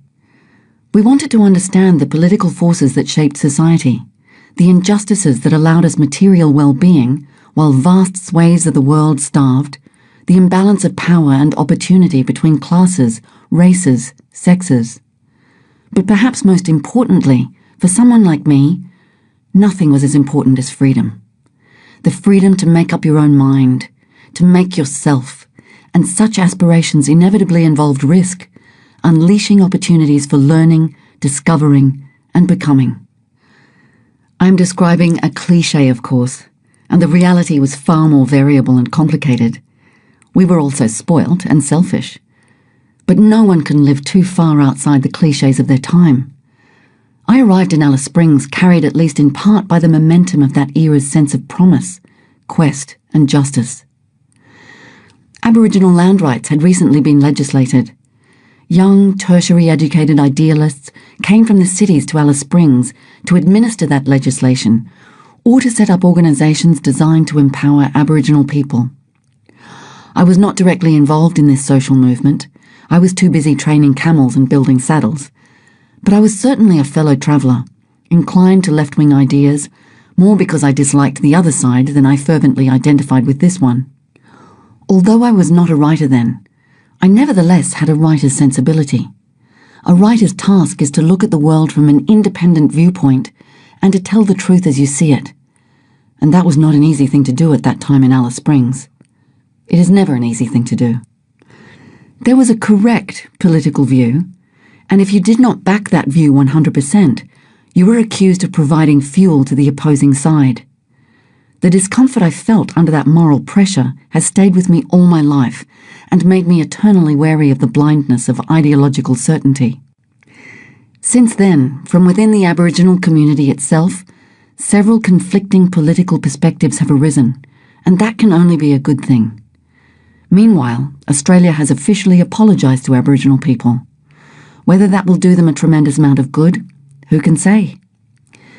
Could such a journey be made in the same way now? No, absolutely not. There would be many more people out there with many more ways of keeping tabs on you. More red tape to hold you back, more no-go areas, more fences, more vehicles, more control. New communications technology would make it impossible to get lost, no matter how hard you tried. When I set out, it was still just possible to travel through that country as a free agent, to stay beneath any kind of radar, to take full responsibility for your own life. As well, the notion of privacy has changed, the desire for it being almost a cause for suspicion these days. The motivation behind my decision was intensely personal and private, such that accepting money from a magazine felt like self-betrayal. I suspect that would be thought eccentric now. The early 70s saw the beginning of group tourism and of the fashion for buying four-wheel drive vehicles to go bush in. It struck me even then that the people in those vehicles, for the most part, were sealed against their environment, which they sped through without really seeing, without really connecting. Their cars bristled with two-way radios, they had sun creams, air conditioners, special bush clothes, refrigerators. They seemed burdened with stuff, and the stuff cut them off from the place they were in. For when you understand that country, it is the easiest thing imaginable to wander through it with minimal equipment. I wanted to shed burdens, to pare away what was unnecessary, a process that was literal, in the sense of constantly leaving behind anything extraneous to my needs, and metaphorically, or perhaps metaphysical, in the sense of ridding myself of mental baggage. The heart of the book, I think, is the moment at which that paring away allows for a different kind of consciousness to emerge. In some ways, I suspect I have never recovered from it. It was something to do with letting go of boundary, very frightening at first, and a sensation of merging with everything around me. I tried to describe the phenomenon dispassionately, avoiding the language of mysticism. Certainly, I was intensely tuned to my environment, aware of the interconnections of things, that net or web of which we are a part. Travelling with an old Aboriginal man, Mr. Eddy, set me up for that change, and I hope it was not presumptuous of me to imagine that the new state of mind might be something similar to the way traditional Aboriginal people related to place. It is one of history's ironies that such profound knowledge is becoming rare, just as the rest of the world begins to understand its value. European Australia has existed for only 200 years, but in that time, tremendous damage has been done to our country. The desert systems, pristine to the untrained eye, have been flogged by cattle and whacked out of kilter by introduced species. Waves of extinctions have occurred, and that process is speeding up. I experienced this myself and wrote about it, of travelling through the Gibson Desert area during a drought, but finding that it was rich with life, with plenty of tucker for my animals. Then a month later, reaching the first pastoral fence to find the real desert beginning, a dust bowl full of dead or dying bullocks, and no ground cover except poisonous turpentine bush. That boundary fence marked the most depressing transition in the whole journey. But I could not know that in just 30 years the landscape I knew so well would be refashioned to such an extent that I would find it difficult and painful to return there. Up on the sandhills, where I would sometimes sit to watch a sunset, there would be the delicate little scrawls of tracks in the sand, made by lizards, marsupial mice, particular insects. There would be the drag marks of parentes, the pretty scallops of a snake, the long indentations of roos, the triple prongs of emus. In the evenings, those silly, curious birds would come into my camp. Dingoes would howl close by. There would be the thump of wallabies all night and the rustle and hop of little native creatures. Now, many of those animals are rare or gone. Their tracks are replaced by camel pads and pussycat tracks and fox prints and rabbit holes. Wherever you look, these new patterns and marks spread over the earth like mycelial webs. In other areas, dark green buffel grass introduced from Africa has taken over, suffocating everything beneath it and changing the unique palette of the Australian interior. Sometimes I find these changes so upsetting that I never want to go to the desert again. Other times I think that the homesickness is for an experience that could in any case never be repeated, and for people and ways of thought whose rightful place is the past. This desert belongs to another now, and it's foolish to compare them.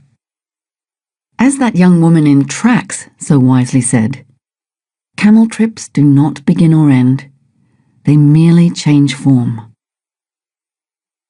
Robyn Davidson, June 2012.